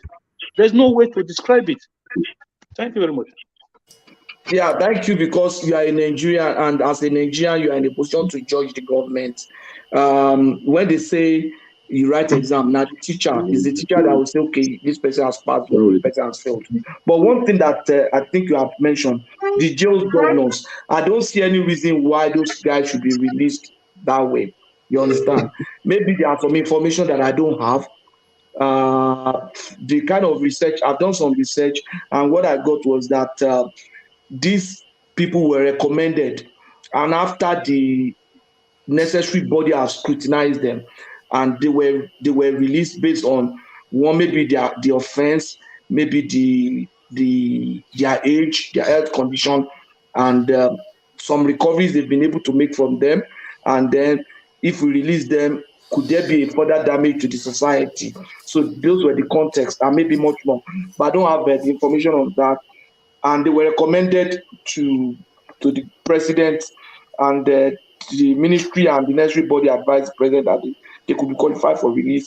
So they were pardoned along with some other people. They were pardoned along with some other people. That area is not very clear to me. But with Kanu, yes, I've spoken on this platform that maybe Kanu should be held. But if government is going to hold Kanu, they should approach it through the procedures of the court. They should use the court, not just arbitrarily hold him. And I think they are currently doing that. If they succeed, good. If not, they have to let him go. You understand? So to me, it won't be wise to continue to hold him if the court says no. But if they have a reason to hold him, they could approach the court and tender their reason and communicate their reasons to Nigerians that this is why we are holding him and this is the court position. We have been able to get a judgment from the court that say we could hold him, just like the appeal court is saying no way they should overturn the previous judgment and hold Nnamdi Kanu. With Isaac Izaki, it's a very sensitive issue. It's also a religious issue as well. I think they have a court judgment to hold him, and they've held him. He was given, the court said they should grant him medical leave. They granted him medical leave. He was trying to escape, and they held him back. You will discover that since they've returned him from India, after he attempted to escape, he's not even raising any point, the issue that he wants to go again, because he has shown that he wanted to escape and they were not going to allow him. So eventually, I think people should keep approaching the court. I don't think, with the case of Isaac Zaki, I think it's not being held illegally now. I don't have so much information about that now, but if he has a case, he should approach the court. How did he try to escape? He was trying to get a passport to go to Iran. It was the Indian government that said, no way, you came in for medical treatment, you are returning you back to Nigeria. He didn't know that he had a camera in it. Are you listening to the lie of that government? The man under their custody was trying to India. I don't have any reason to doubt the Indians about it. They don't have any political interest. Maybe they do, that I don't know. But that is that. Then talking about new insecurity, mentioned, I'm just trying to touch everything that he has mentioned. He talked about insecurity. Yeah, you will discover that to an extent, kudos to our security personnel. They have made some level of progress in the Northeast. Bros, I am not, let me finish. Please, sorry. I am a civilian.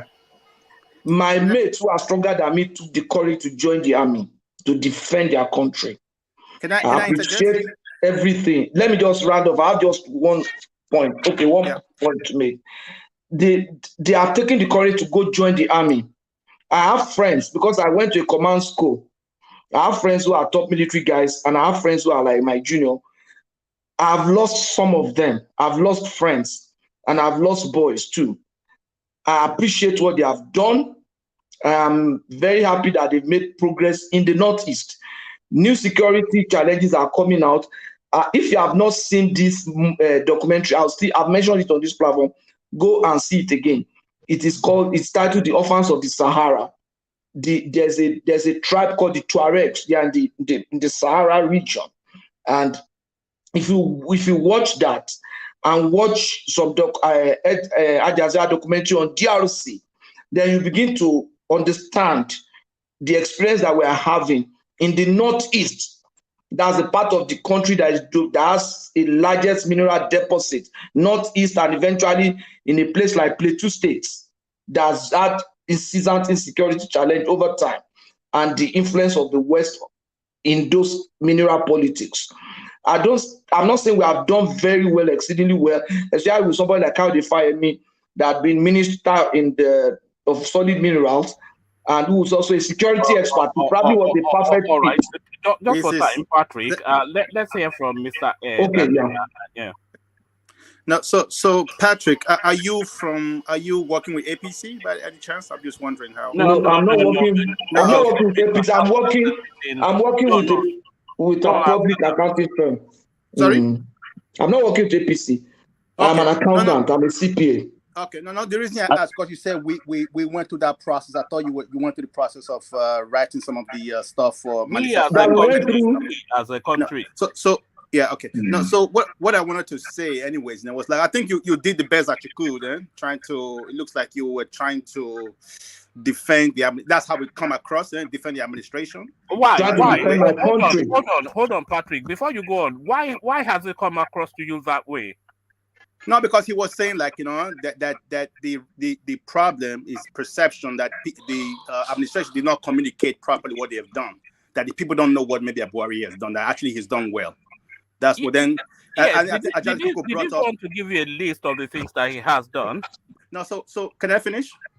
No, because you are saying that it's coming across as though he's defending and that is what we usually do, isn't it? Because it doesn't rhyme with how we want the narrative to go. No, but what Patrick has actually presented to you is a fact-based submission, detached of emotion, and he probably doesn't like Buhari. He may well do, but there's no equivocation. You can challenge what he has said that that's not true, but you can't.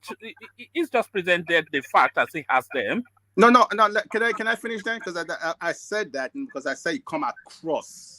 Listen to what I say. I say come across as a defense. To you. To me, of course. Yeah, that's my own perception. Come across your already preconception. One man, let me finish, please. Yeah. Can I speak, please? Yeah, carry on, but just hold on and don't interject. So what I was going to say is basically that what you said right now, I think you're probably right. I think the way to judge, so that's the way at least I would judge, any administration or whatever, is based on results. Because it looks like you can put a lot of effort into something, but at the end of the day, what is the result that you're getting out of it? That I think, you know what I mean. So for people, I think when we say communication, like maybe he didn't communicate well, I think they put the eating is in they put this in the eating, right? So basically, the people who are living in Nigeria who feel like their life is not it's gotten worse since 2015.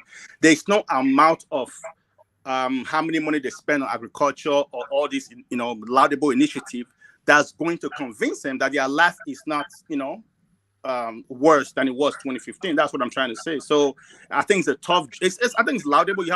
People have to. I think they have to try to defend themselves. Of course, not necessarily you, but I think Buhari would say he did excellent job. But the people on the street, if they don't feel it in their daily life, because the basic thing is like if I was buying rice, like 10,000, right, 4 years ago, and I'm buying like 30,000, there's no amount of, hey, we made like a rice pyramid or did this, now we are net exporter, that's going to change that. For a common man on the street, they see, here's my purchasing power, it's not going down. All right, so that's how they would judge it. All right, let me hold you to that spot, Mr. Ed. What is going to change? What is going to reduce the price of rice? Mr. What Ed. is going to... For me? Yes. What is going to? Yeah. I think there's a number of things. There's a combination of things that's going to reduce the price of rice. So, one of them is, we have to, farm more, get more farm producers. Yes. Right. Certainly, security is affecting, the prices. Also, they have to get that right and make sure people go back to the farm. But also, they have to also make sure that there's more producers. I'll give you an example. Maybe I told you also that I saw interview like a couple of days ago. Maybe I'll send that to you, which is very instructive. It's actually very funny. What they've done, and the guy was explaining how they do it. The government officials, so the CBN has spent a lot of billions and trillions supporting these farmers. Right. So what do? They buy like some of these tractors, and some of these like treated seeds, right? Then as they subsidize it, right? They give it to like a farmer with some equipment. So what end up doing? So the government official themselves, right? They will give to farmer A. They will have that farmer A. Okay. They will sell it. Let me land. No. I think we know where you are going. So just hold on right there. But what you are talking about is corruption. But exactly, that's what's killing everything. Yeah. Hold on. But what Patrick was telling us, which you maybe unwittingly have also concurred with now, are initiatives. So you've just now told us that the government has pumped trillions subsidized seedlings and fertilizer, provided tractors, So are those not positive? Those are positive. But then at the final end of it, corruption intercedes.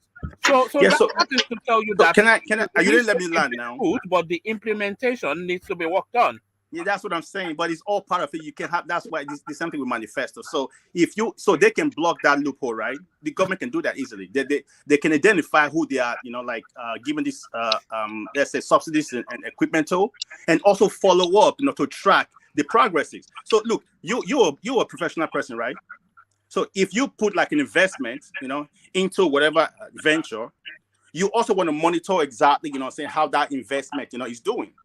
And that's what the government, that's where the trust factor comes in. You heard about like, the oil theft, so a Yes. ship come into the Yeah, territory. but where Patrick started off was that he said that because it was this narrative about the APC saying they are going to continue with the legacy of Buhari, and what you have just described by yourself, maybe unwittingly, Mr. Ed, is that Buhari's policies should be followed, but then it should be perfected at the delivery end.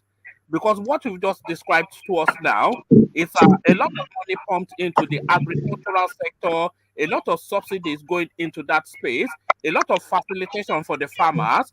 But then when it needs to get to where it actually translates to reaching the people, corruption intercedes. So that is where the next piece of work is. So that's where the next piece of work is. No, so that's what I'm saying. I think some of these things are designed intentionally, to have like those loopholes of corruption, to keep it. That's the whole point. That's your subjective view. No, but but that's how would you explain? Look, let me give you this. How would you explain like you? I think somebody said it here, right? So when Jonathan was leaving, right, he had like this consolidated account, to make sure to reduce like into like all the government revenues go to one account or whatever, right?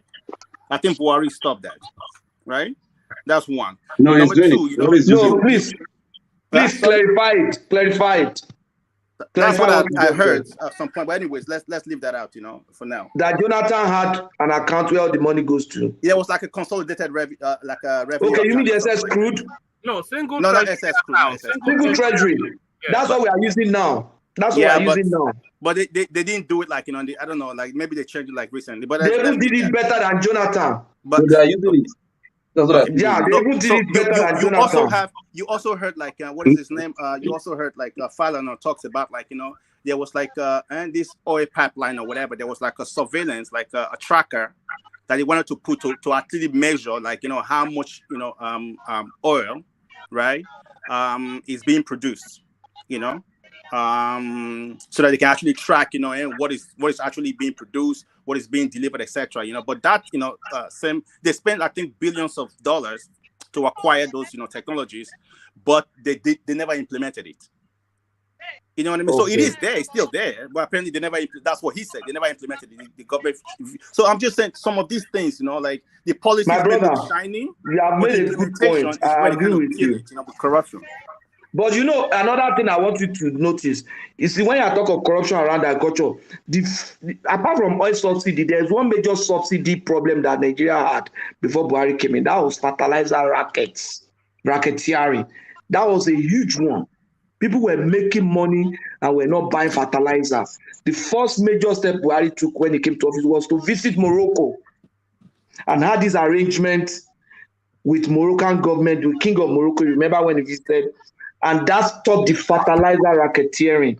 The problem we have with rice now, from the information I've gathered, is that when government fund these rice farmers enjoy subsidy. They produce the rice.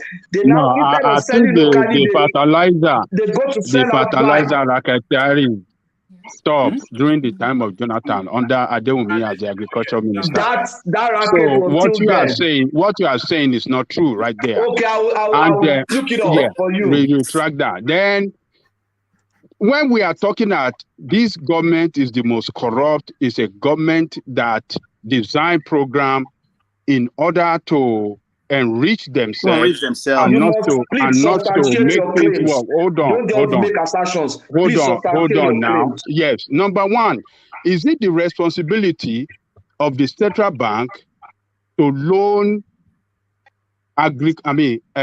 farmers Is it part of the function of the central bank to give direct loan to farmers? Answer that question. Answer that question. To give direct loan, yes. Yes. Central bank, my brother. Central banks have department for specific government intervention funding. That money is usually disbursed through the commercial banks, which they have done now with the real sector intervention, with the farm intervention. Those farmers that you see that take money, they didn't go to central banks, open loan account. They opened through their commercial banks. Oh, okay. Hold on. That is the government corruption right there. Why do we have Federal Agricultural Bank? What is the job of Federal Agricultural Bank? Why can't they? Hold on. Well, the federal bank doesn't have the expertise. They don't have the know-how. They don't have any people with the skill to monitor and conduct, that a strong supervision on agricultural whatsoever. The agri bank. Hold on, man. Hold on. Because hold on. Because everything you have been saying from the beginning to the end, since the beginning, it's like you are supporting everything that this government have done, whether wrong or good. Everything you want to portray it, they have done good, they have done good. I've just told you what they've done in terms of Greek bank is specifically is a federal bank too. It's a federal bank, but where is the money coming from? Who is the custodian of government money? Agri banks should have been in the best position, and they have the know-how to do it better than central bank. But central bank is doing it, and we cannot. They just look. One man, if you can remember, one man. Let me remind. The wrong premise. That's what I want you to know. Hold on. One man is here. One man. Hold on. One man is here. We have treated it on this channel when it was reported that 75% of those giving the loans could not pay back. They couldn't pay back. So you're telling me they seized all their rice. All those garden grains are those ones that they display in Abuja as pyramid, rice pyramid. It is a complete failure program. What are you talking about? But you want to project Buhari as a man that has done good for that country. He has not done any good. Let me correct one thing. You can see anything. Hold on, Patrick. You said was it a bad initiative? So let's start from the initiative, not the implementation. But was it a bad initiative? An initiative that is not done right is a bad initiative. You're talking about the implementation. The idea, was it a bad idea? The idea is good. The idea is good. There you are. But what? No. You are wrong. You are wrong on that premise. One man. What is the purpose of having an idea that it cannot be well executed? You put your execution, your monitoring. Why can't it be well executed? What is the purpose of idea? I think this argument will not be necessary. Let me mention this. I'm reading from the website of the Central Bank of Nigeria. It says it's an agricultural credit support scheme. It is between Central Bank, Ministry of Agri, and the farmers' individual banks. You understand? You are as a farmer. It's a part of developmental role. The Central Bank of Nigeria, in collaboration with the Federal Ministry of Agriculture, Water Resources, established a commercial agricultural credit scheme to provide finance to the country agricultural supply chain. This is done through the commercial banks of the respective farmers. Patrick, you know what I think? And the bank, the Agri Bank. So it is what the federal government is doing. Let me tell you what the government is doing. Oh my God. And it's what they've done in the past. They have a credit guarantee scheme. They are guaranteeing and say, okay, lend to these farmers. We will guarantee their repayments. You understand? And they set aside 50 billion for that. So the bankers are the ones who know these farmers. As a banker, a credit person in the bank, you complete a know your customers form, and then you do we all call credit analysis memorandum to look at the feasibility, appraise the credit, look at his capacity to repay, his character, his then you do a cash flow projection. Why? So why Why 75% of the 75% why cannot pay 75 back? You know, couldn't if they pay? show that. Why? What happened? How come Why? 75% could not pay back their loan if they did? Yeah, let me tell you the issue. Oh, now Okay, defense. I You won't want to defend, but let defense me tell corrupt you from my practices. experience. Let me tell you from my experience as a lender, two things. There's corruption on the part of the banks too. Because a good example of that is when we have this, I don't know if you're aware of this SMIE scheme, lending to small and medium scale. Federal government says set aside 20% of your profit for set aside 20% of your profit for small and medium scale enterprise, and we'll give you tax credit. Obasanjo just started that. But do you know what these banks were doing? They started setting up companies.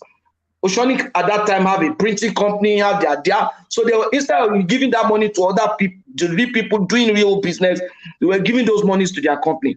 So it's possible that the banks would rather use farmers that are not essentially farmers and take that money Otherwise, it's behind the door. Risk things. So that's the behind the door with the farmers. Then two, another problem is that there are challenges for us. I'll give you an example. If someone had borrowed money to farm in this flood time, look at what flood has done to farms in our system. And I'm not sure they have an insurance. They are not using National Agricultural Insurance Company to insure those farms.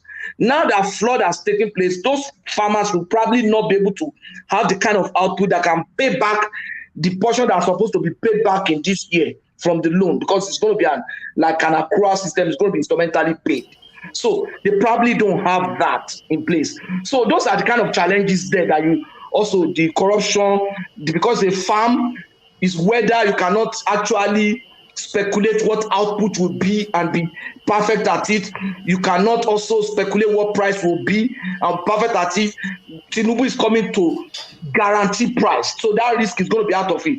Then another challenge that these farmers have created is that when they farm those things, they now take it outside to sell. You have enjoyed government subsidy, you have enjoyed government loan. Instead of selling the rice in our market, you take it outside to sell because you think you are going to get more money selling outside.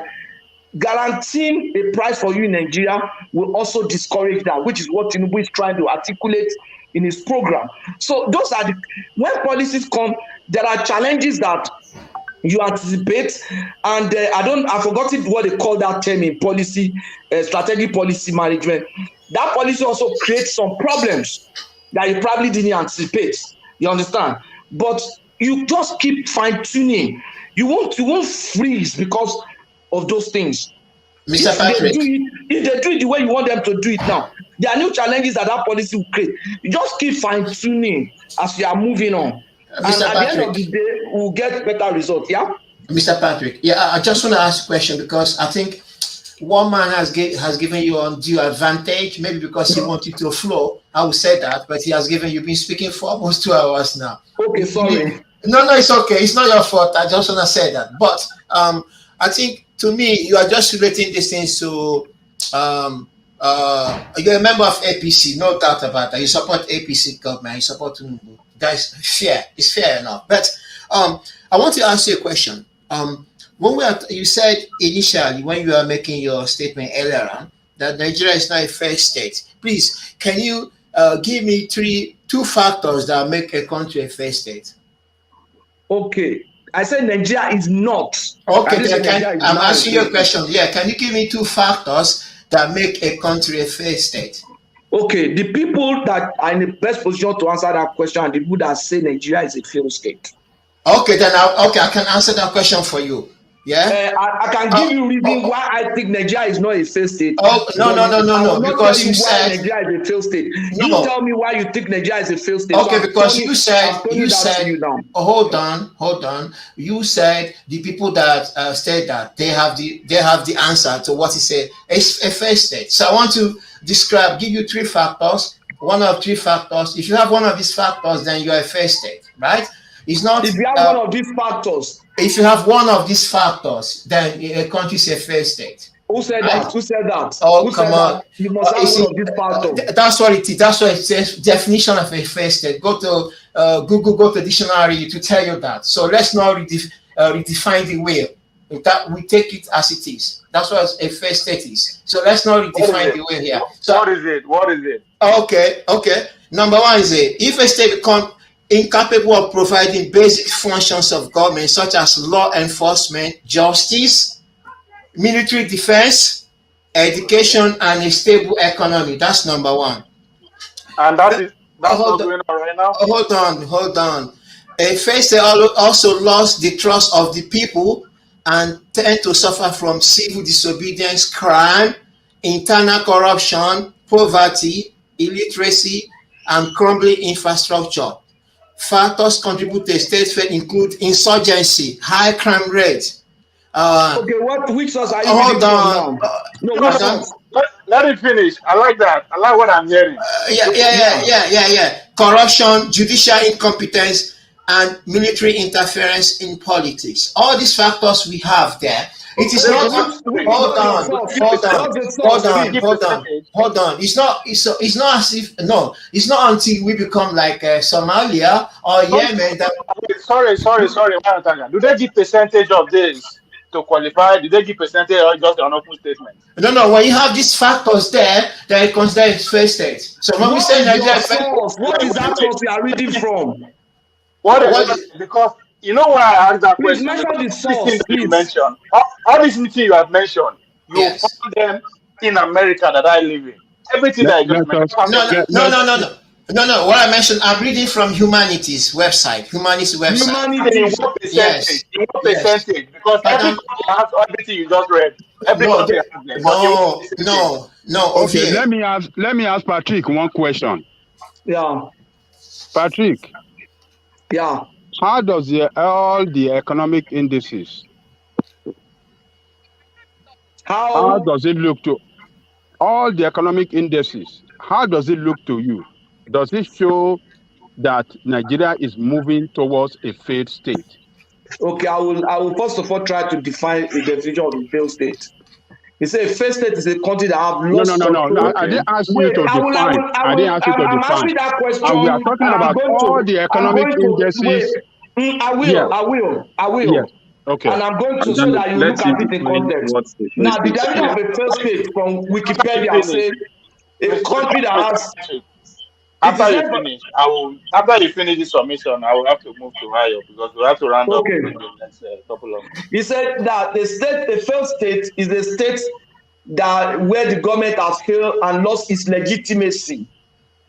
These are the following. The government know that it has failed and it has lost its legitimacy. Loss of control of its territory. Okay, number one. That's one of them. Lost control of its territory. Which we already lost. The monopoly of the legitimate of the use of physical force. Now, the government does not have the capacity to use physical or military force. Erosion of legitimate authority to make decision. The government can no longer make decision. Inability to provide public services and inability to interact with inability of that country to interact with other members of international community like United Nations World Health Organization. That's the definition of a failed state. In other words, you are not just a failed state. Every other nation must recognize you as such by cutting you off and not interacting with you. That's when you are a failed state. Okay. Thank you, Mr. Patrick. Case closed. I think that's a very reasonable decision, and I don't think we made that criteria. Anyway, let's go on to Ayo. He didn't answer my question, no. Example of a failed state is Somalia, Afghanistan, Liberia, Sudan. No. You didn't answer my question, Patrick. That what are the indices? By all the economic indices. Yes. Does it show that Nigeria is moving towards a failed state? Give me the indices that you want me to look at. Yes. So sorry. Nigeria to be in that position. I beg. Let's move on. Because time is Unless you know no more will make Ayo or Amfoli speak. These people have not even interjected at all. So please let's move on to Ayo. Foley is in Nigeria, so let's start with Foley. Oga Foley. AAC. Unmute yourself. You don't okay, you're muted. Abi don't hang. It be No, like say it's not. Oh, you don't hang. it's frozen. Nah, Showori network is there. Showori network is very poor.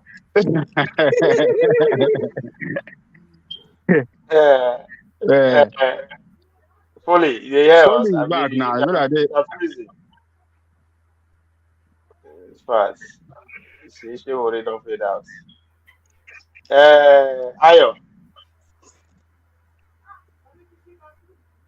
Ayo is living in the failed states, so that's why. Foley, maybe you want to drop out and come back in. Yeah, thank you, okay. I can hear you. Who they hear me? Ayo, they talk. Ayo, you live in a failed state country, that's why. Hey, I don't feel loud. Okay, I hear you.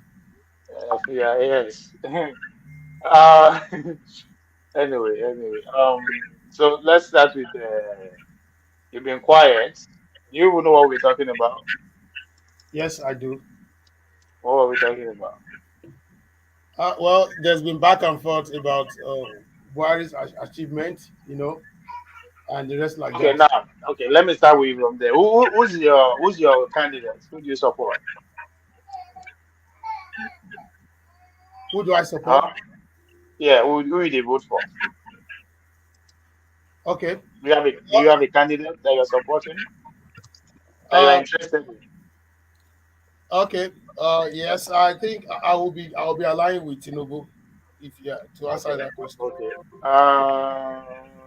Okay. Not just aligning. He's a Tinubu supporter. Just be courageous. Say I'm a Tinubu supporter, not aligning. You are not aligning. You are a supporter of Tinubu to the core. It's a question. You see, if you are saying yours, that you've only said you are for Showore, and nobody has anything against that. You can be for anybody. Same goes with Thomas and same goes with Ovie for Rabbi Konkoso. So, okay. So if you don't want me to use that line, okay, I'm for Tinubu. Tí ọba nǹkan tí ọba ń ṣe Olúwa sọ pé òun ṣe ò lí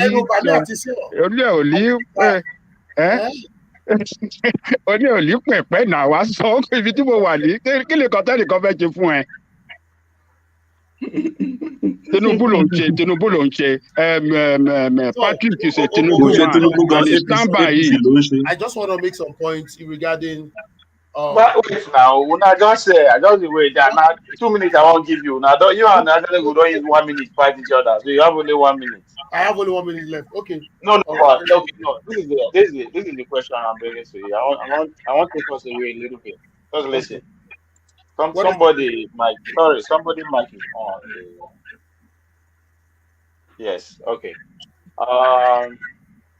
Foley, just mute yourself. See the. Yeah. The Ayo. Yes, please. Oh my God. Foley, just somebody's mic is on. Who's that? I think it's one man. I'll kick you out. This is your question, Ovie. Ovie, that they do Oga. You can kick Oga Patapata out. Now you be vice president. We go serve president. You will be vice president. Now you won't sack your president. Mama, don't do it. It's your man. Say my God, sweet oh. I'll check you out more. One man, be careful. You don't get Atiku. Obasanjo, Atiku won't talk Obasanjo. Oh my God. Yeah, Ayo. Make I keep them small.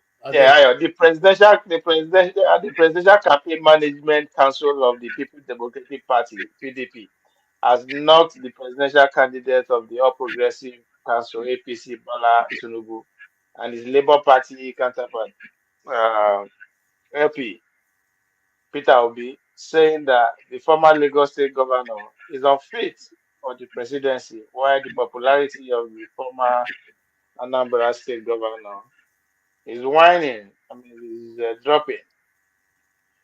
So with it, that basically, I mean, if I go on and go on, You don't basically need what to they are make I saying is answer that, that thing quickly.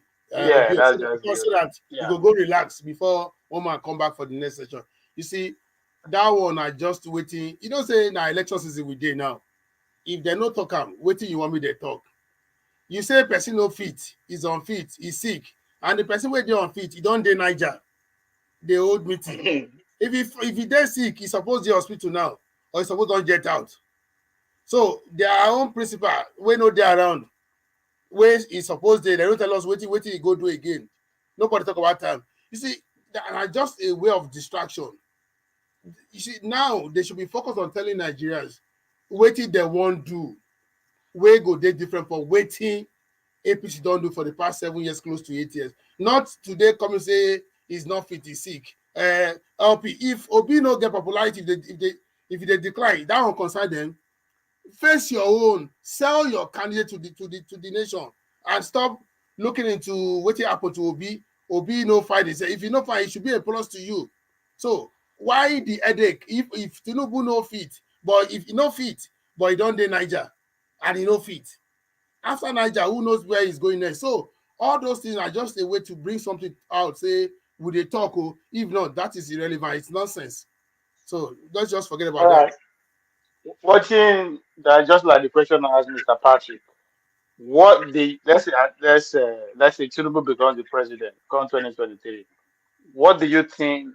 What do you see that Buhari administration is doing right now that deserve to be built on, that deserve to continue by the next by Tinubu administration if he eventually Okay, wins the presidency?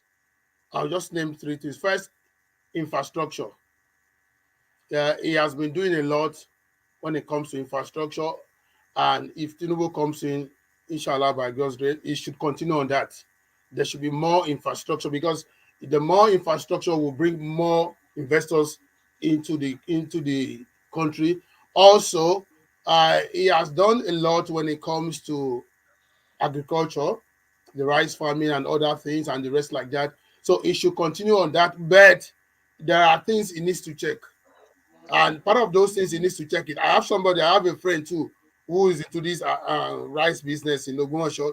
And the fact is that the truth is when they get all these things, just that is why there's scarcity and the rice is still expensive now, and people still prefer to buy the imported rice that they smuggle into Idroko and the rest. Because when they make all this, these people they prefer to sell them, go outside to where than make them sell in. They know how to do so. There has to be check and balances to counter that thing. But he has done well. And anybody who don't follow, I don't watch him several times. All this BON, Bank of Industry and the rest, you go see so many people, entrepreneur, we don't talk about, loan, they don't give them. I know if they mention them, those who don't do that. So they need to focus on these too, to give more funds so that people go there, go and apply. You don't need to know anybody. And those I've witnessed, I don't watch. Nobody talks, I do this. They went there. They did it. Even this guy too got one. I think this company in Ogun State now, I think it will be the largest one doing cables, underline cable, fiber cable. The last company where they open, no woman. Now through BI, they get it. BI was even there that day. So it's there for anybody. It's not to anybody in a party line that you must be in APC or just go there, tender your requirement. If you meet it, they will give you. That is there. And the another area where I think as you asked, it should work on during this where it should continue from Buhari should be I've mentioned on infrastructure, mentioned this. What else again? There are more of them. I'm sorry, but I can't speak. But there are areas it needs to check as soon as possible that need more workloads when it comes to security.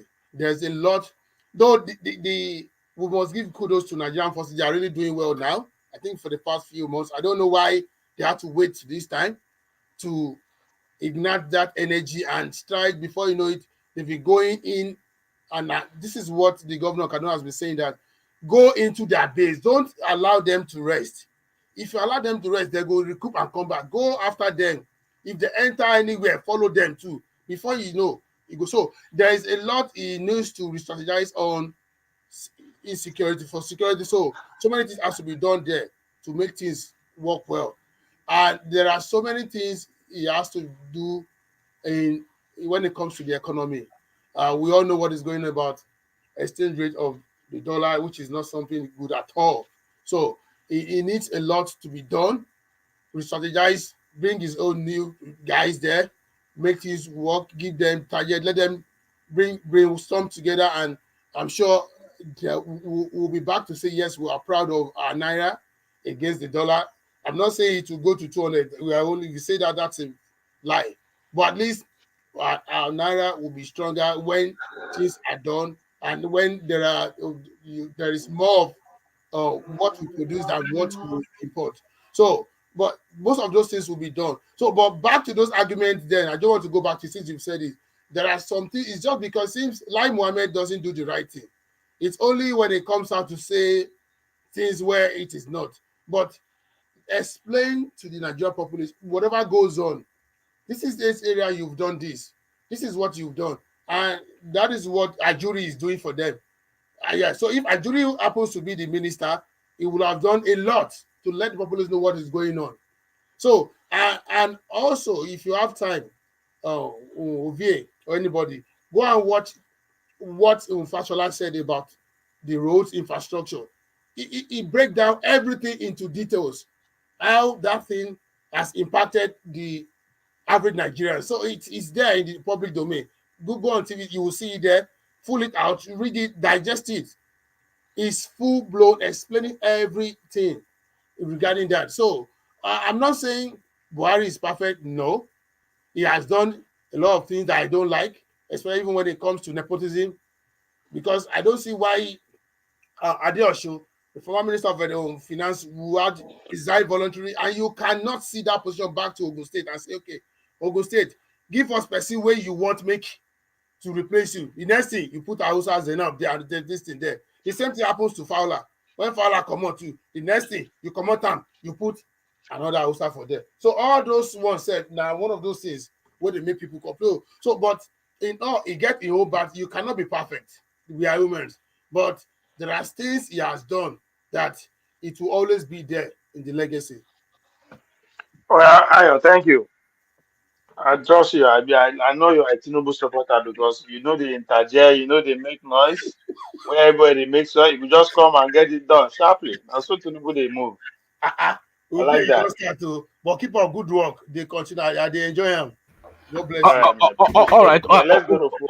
Over just to make a quick announcement before you carry on, just to mark some dates on everybody's calendar.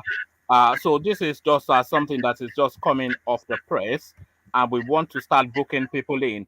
So mark down the 17th of November, which is 10 days from now. It's a series called The Candidates. I think it's similar to what that Hausa woman Zainab Ahmed did with last year. So it's kicking off with Prince Adewale and his running mate on the 17th. So we will try and live stream that as we have done just yesterday. And then to follow on Omoyele Sowore on the 18th. So from the 18th of from the 17th of November, which is 10 days from now, up until the 23rd of November, which will land on Tinubu and Shetima. So every single day, make sure you are dialed onto this platform and gather a crowd around you so that we are going to, because I thought what we did yesterday was fairly successful, and that's about the second, third time. So we're going to be live streaming the interactions with these people. Is going to be similar to those sit down interviews that Zainab Ahmed had.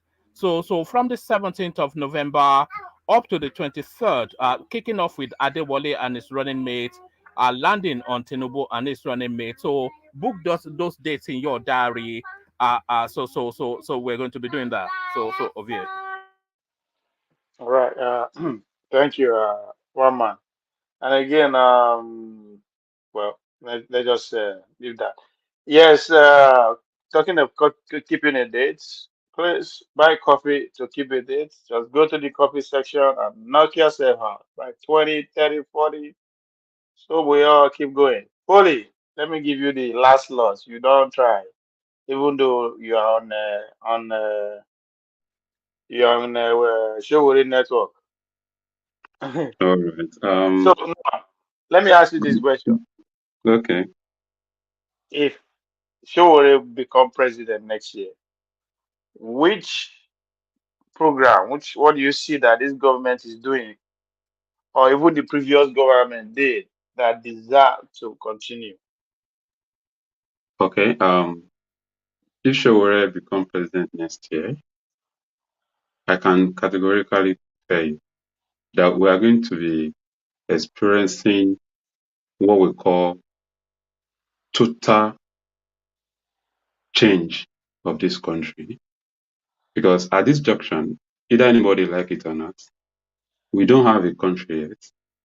Kudos to that my brother was trying to defend the failed system that APC brought to Nigeria. Had it been APC perform well, people like him would have. By now they'll be shine, they'll be making proud, they'll be proud of themselves. But today they are trying to defend the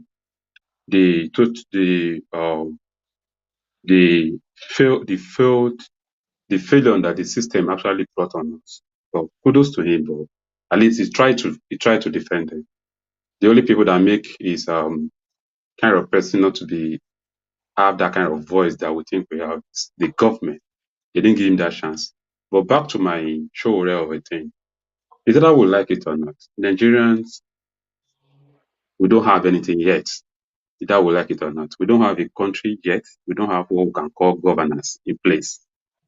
Any government that failed to meet up with its basic social amenities for its citizens is a failed government. I mean, in terms of electricity, security, feeding your people, make people feel like they are actually alive. Once you fail those things, you are not a government. If you like, go and build whatever you think you can build. It's just like when you want to build a house and you don't lay your foundation very well, and you are trying to do the roofing. The house will collapse on you. That's exactly what is happening. Whatever APC think they are doing, or any government think you are doing in Nigeria, the foundation is faulty. Except we go back to that foundation and check what are the reasons why we are failed. The gap between the citizen and the government is too wide. It's too wide. Except we have a government that can bring government back to people. That will make So people realize that how sure they want to do it? Since it's everything already is so even without everything is being bad. without being in government, what Showore is doing No, is as the president, give me blueprints. What's been? I mean, he has a and manifesto, right? So what is the we plan have to a change manifesto everything? which we call Spicer Hits. I think Showore was on Channel TV yesterday trying to talk about his manifesto, and nobody has ever compete with idea. Nobody, even I've never seen any candidate of this present candidate that is running for the 2023 presidential election that actually fought Showore idea. You go on make me None go of them. listen to that interview now. I avoid that Yes, purposely, but you go on make me go listen yes. to that now. Go and listen to it. You will know that when people, someone that wrote his manifesto by himself is talking, you will know. Than somebody that But the people actually wrote isn't that their a problem? manifesto for them. Isn't you don't see Hmm? any problem with that? I don't see any problem in that because it will make you to know what you have as manifestos. It's not like Like anybody will just as bring a big as copy this to you. country is, you just sit down and write the solution by yourself, and you think that's okay. No. What people don't understand is this. Showore movement is not just starting today. Showore manifesto actually drafts Sorry, with Folly. this. Can I ask you a question? Okay. Is Showore a medical expert? No. Is he an IT expert? No. No, Is he he's a an IT farmer? expert. He's also an IT expert. Yes. Is he a farmer? No. So how is he able to write a manifesto by himself? Okay, let me tell you what happened. 2017, there is this movement called Take It Back movement. They actually start from outside the country. These people have been fighting to see Nigerian working, but it's come to a stage they notice that these people we are fighting, we are no more getting it right any longer. No, you are taking us So on a journey now. We're towards the yes, end of yes, the session. yes. I want to tell How is you he where the able to? manifesto actually came from. Where the No, you said he wrote the manifesto actually came manifesto by himself. How was from. he No, no, able no. to do I that? want to tell you where the manifesto came from. These people start together with Mike Fabiyi and the rest. They came together to draft Nigerian problem out, and now the problem can be solved. And Showore is part of the people that make the manifestos. So when they came in to sell out their manifestos in 2019, unfortunately for us, Nigeria don't grab it. But today, go and No, check you are Showore making a manifesto. political speech now. You are not addressing the question. You said Showore wrote his manifesto by himself, and I'm asking, What I mean is, hold on. How is he able to have the expertise in all of the areas that what I mean is involving in his manifestos. Not yeah, but like everybody is people. now. Who is not involved in their No, manifesto? no, many of them today, if you ask them what their manifesto look like, many of them don't even know what is inside yet. Of course they do. They are going around studios, television studios, defending the manifesto. So why is Obi not bringing his manifesto yet? Yeah, because Why is it Obi is doing why now? Yeah? Obi, forget Obi now. We are talking about real people. No. Oh, okay, all of them. Why is he not bringing out? Is Tinubu not defending his manifesto all over the place? Atiku can defend his manifesto in his sleep. So was defending it. it's just Atiku more was to correct defending it. that. Come again. Showore did not write his manifesto by himself because he doesn't have the expertise to But cover where the but he has manifesto needs to cover. no. You And know what? There is a difference nobody between wrote it by themselves. But the manifesto was written in the spirit of their ideological thrust by experts in the field. And he's involved in it when they were writing it. He knows what they want to remove. All of them were involved. What are you talking about? You know what? I think all of them will be coming out to come and be defending their manifestos. They already are. It's Tinubu not all over the place. It was in Kaduna Business Forum defending it. Amongst the Lagos elite financiers defending it. Amongst the he's defending his manifesto all over the place. One man. And Atiku is doing the same thing. One man. I believe you call any people on Showore space today. Most of them they will actually know what their manifesto look like. They can talk about their manifestos wherever you call them. That's what I want you to know. That means most of them actually know what the manifesto is, and they were ready to key in with that manifesto to achieve whatever they want to achieve. Let me tell you, in my state, there was a particular guy that was actually defending Tinubu's manifesto on channels just 2 days ago. Oshiomhole. Okay. He was defending it in details, taking hard questions. So forget all of that space now. Everybody know, they all know their manifesto. So leave all of that. And Showore did not write his man. He probably doesn't even understand how the wordings on the. He's a journalist now. He's not a farmer. He's not a doctor. One man. I will not take that from you, because each time we are talking about Showore, you always try to talk down on that guy, and you yourself know. Okay, you yourself know. Yeah, he's a journalist. Yes, and is there any crime in that? You said that as though I criticized him. It's not a criticism. Is there any crime in being a journalist? Is there any crime in that? Being a journalist? No, you're the one making it a crime. I said he's a journalist, so he won't have the expertise in where they. And you are saying I criticize. It's not a criticism. You know what? There is nothing that Nigerians want to have that even me, anybody can just come out and talk about Nigeria and how to make Nigeria better. But the problem we have is the goodwill. Who are the people who are ready to even do what they are saying? Are you just saying it because you know this is a problem? You know that when you say to people will buy it, or you really want to come in and change the narrative? That's where the work is. Anybody can copy anybody's manifesto as well. Like when Obi was coming up, Obi starts with cannot continue like this. We have to take our country back. These are the slogan of Showore in 2019. But they started using it. But the question is, after writing your manifestos, do you have the intention of making sure that what you wrote actually come to reality, become a reality to people? Are you ready to drive whatever that will take you to get it right, to make sure that Nigerians actually escape from what they are passing through now? The goodwill, the intention has to be present. Do you really plan? Do you really have the plan to make it happen? You know, there's another that someone used to say. Yeah, he said, if you want to save a slave, you don't ask their slave masters that you want to come and slave them. They want to come and save their slave. They will never allow you. You have to go and ask the slave if the slave are actually ready to be saved.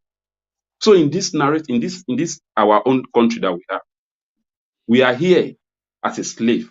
So because some people have already enslaved us, either we like it or not. So we have to ask ourselves if we're actually ready to be saved. If we are ready, we'll definitely give ourselves that freedom that we all want. But it looks like we are not ready. We are still using nepotism, ethnicity, religion to divide ourselves more. And we are suffering. The more we are doing this thing, the more we postpone our freedom. This guy has came out, he has already come out, show us the way, how we are going to get this country from all these people. And yet, none of us is even ready to follow the trend. We are still trying to use it's my people, it's my religion people, no, we don't need that. We need somebody who is ready to face the real reality. Go and one man, go and listen to that debate of what's it called? Shewan Kimbaloye yesterday with Chowore, when he was talking about he's coming to Nigeria, he's not coming to come and do abracadabra with Nigerians. He's coming to come and change Nigeria for good. Change Nigeria. It's easy for him. Let him come here where we can pepper him. If he doesn't come to play, he doesn't have to come to one man, but places like this where we can wire him hard. Hey, one man, I can bet with you. There is no way you will call Showore on your page. You yourself will not fall in love with this guy after speaking with you. He knows this guy knows what he's saying. He's not just saying it because he wants to say it for you to love him. This guy has a solution, and he has the goodwill. So let's forget about we can arrange bringing Showore to this page, but none of you, after listening to Showore, that you will not be convinced about your candidate. Let's. I want to be convinced. I want to vote for him. I want to be, campaign for him. But he should come and convince me. Let's do it. Let's make it happen. We have a plan for that. We can talk. So I will talk. I will tell you what we need to do to make that happen. Okay. Yeah. All right. We don't try today. We have done like 4 hours. So let me take plus the usual rituals. 2 minutes to market your candidates, and we call it a day for this session, and get ready for the next session. Do the next 2 hours. If we are agreed, let's start with Tiger in the city. Okay, thank you, and thank you, one man, for making me stay this long. I wanted to do a runner, but it's okay. I think Mr. Patrick. We don't chase people away. I know Mr. Patrick has his day today. Every dog has their own day. So today's Mr. Patrick. They supported by one man. I think one man is partial today. Okay, that's joke. One man, you're not partial. I like that. Given the propensity of what is going on in Nigeria, the circumstances and the situation, I think if Nigerians want to vote, they should vote for people who will be accountable to them and who will be accessible to them. Atiku and Tinubu have shown that Nigerians are not really that important. Some Nigerians are not important. And I think every Nigerian should be important to every presidential aspirant, no matter the party affiliation. But this is not the first time, this is not the second time they are putting the rug under Nigerians. So I think moving forward, And also, Showore guy, I don't know why Showore was invited to that program as well. Because if I think Kola Abiola was there, his party was there, I think Showore's party should be there as well. That's my own thinking. They can't stand this Moving idea. forward, we want to change Nigeria. And if we want to access power, if any of us want to contest even a one man tomorrow without wrestling power from the vehemence, which are APC and PDP, I don't think we can get that power. And now is the time to start doing that. So this election will show with Peter Obi, if people can, even though if Peter Obi doesn't win, it's a step forward for other candidates or people who have genuine concern for their country and who have good projects for Nigeria. So that's the reason why I'm supporting Obi, because it'd be easy to wrestle power in future from the vehemence. So Obi is a candidate. Thank you. Thank you, sir. Tiger in the city. I hope to see you later at the other show. And let's go to who's here on the screen? Who's here on the screen? Foley. I think I saved your data small. Foley. Foley, you are muted. You are muted. Like what my brother said, Yeah. that he was saying something about Obi wresting the power from these people. Fine, it's a good thing actually. Why even me? I actually pray that with because I believe the Obi people are just waking up to see what we need to be doing when it comes to election in Nigeria. So I give them that kudos. For me, I will always go for the best instead of me go for the best among the criminals. I always go for the best that I know that will give me that best that I want. Thank you. Thank you, Foley. If you don't mind, drop your number for the private chat again. I think I got the wrong one because I did try All call right. you. It's not connecting. Yeah. Appreciate it. Mr. E.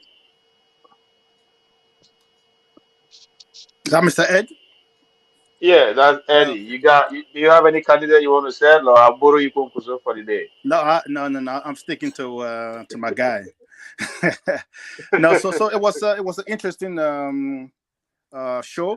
Was open. I think it was a lot of the guy Patrick. I think I have to give him, I have to commend him for at least putting up, some argument, for the administration. I think it did the best that it could. The circumstances, it's not easy, a lot of fire coming at you. But having said that, I would say for the people supporting Obi and also people who are just watching the landscape, and that I think there are, I think we can only permutate, based on the historical antecedents, and things that have happened in the past, and also what we can see playing out, and maybe on TV or from information on newspapers. But I can assure you that there are a lot of strategic moves going on with the different parties on how they are going to get their numbers. So I think we have to pay attention to the different moves that they are making in the coming weeks and months that will tell us exactly what's actually going on, in that space. So it's not everything that we think is happening. Maybe it's actually really happening. So there are some secrets, based on, of course, they don't want to release their strategy because others will know what their strategy is, to get their numbers. So I would say everybody be patient, support your candidate, with your conviction, and then get your PVC and vote for your candidates. Thank you, everyone. Thank you, sir. Thank you, Mr. Ed. See you later.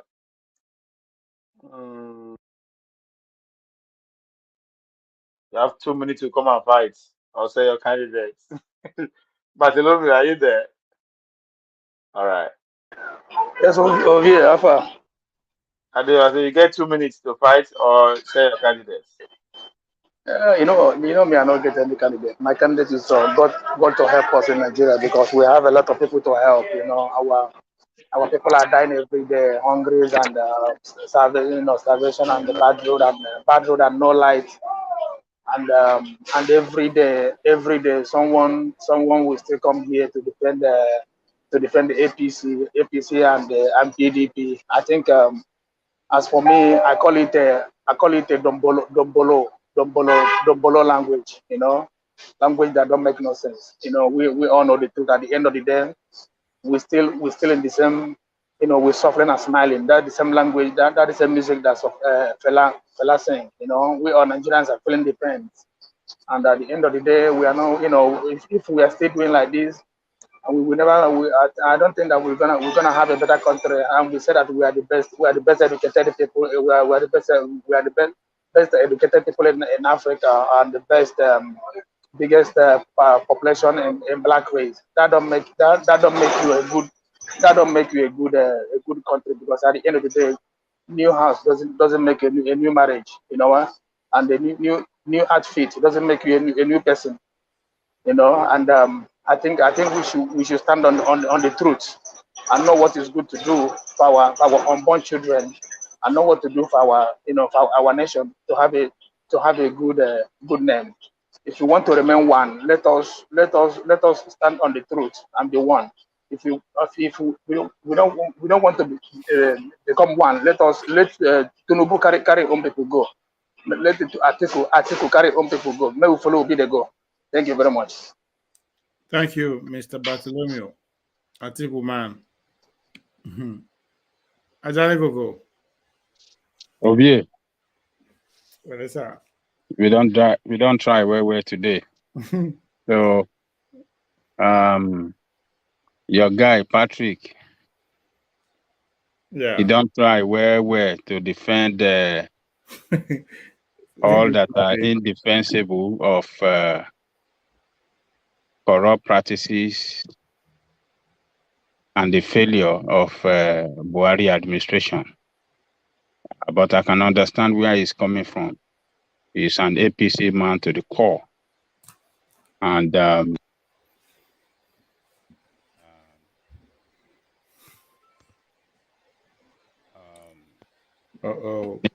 the core, defending Buhari's failure and his transition into Tinubu support as well. So, good. But Nigerian, I think we can see everything clearly. We cannot be deceived and we cannot be carried away by lies, by propaganda, by misinformation, by of this Buhari administration and their agent we have everywhere. Before Buhari came in, Naira value, the value of Naira to dollar, exchange rate was about $180, $190. But now today, the Naira is, according to Babati yesterday, last night, you can remember that they exchanged dollar to 940 Naira. So that is Buhari's record for you. The unemployment rate is on the high side, and companies are closing down. Government cannot even pay its bills. We are running our budget on, we are funding our job budget with loan. So all this and all the economic indices clearly shows that we are moving towards a state that will financially bankrupt, a state that will economically, we fail economically as well. Financially bankrupt and fail economically. So we cannot be deceived. We know what we are doing. Those of us that stand with Sowore, we know why we stand with Sowore, and nothing is going to shake us. We are telling Nigerians not to follow any one of their criminals that have destroyed their country.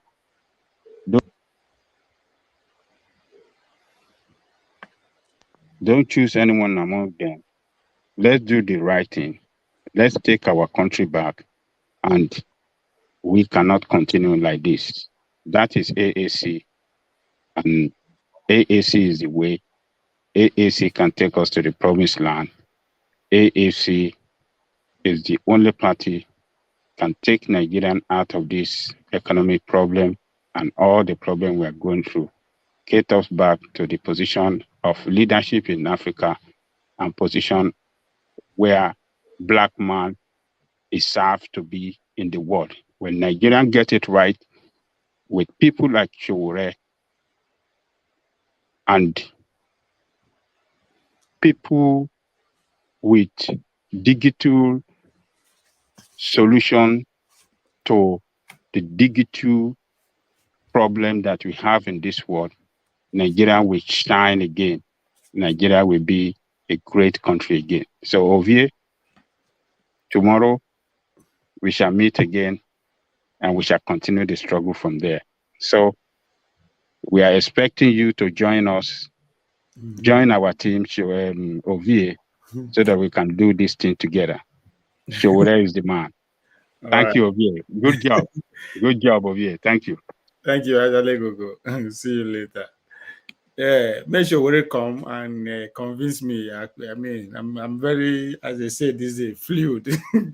Have it changed? You should come and convince me. Yes, thank you very much. We'll come to the end of the shows. I only have 3 things. Thank you to everyone that come on the screen to contribute. Thank you to everyone that is on the comment section doing their thing. Everybody that is listening from the house, in your car, the office, anywhere you are. Thank you for tuning in. And a special greeting goes to Timmy Tokwe, who just cash out to support the show. Cash out $20 to support the show. Thank you for that. Jafar and Ayo, as usual, you guys did your thing and with the coffee. Thank you very much. 2 more to go. There's one secret that one man is not telling you guys. You know you can actually go during our, when we are not live, you can actually still go there and support the channel. You can still buy a coffee even while we are not live, even while we are not here, at your convenient time, anytime, any day, anywhere. That's a secret one man did not tell you guys. I'm telling you, no, I'm not tell them. I tell another secret. You can support the channel offline. And the last but not the least, stay free. Stay free. Thank you.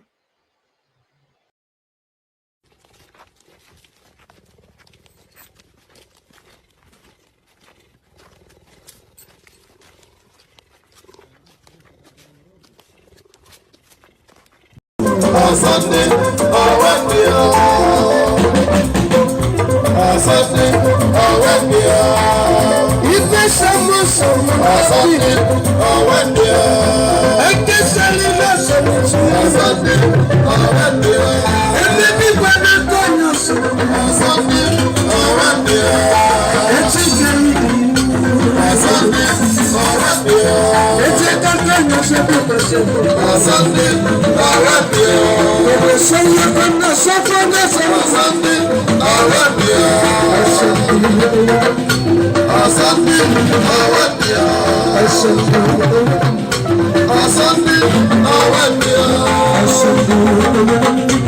Sunday,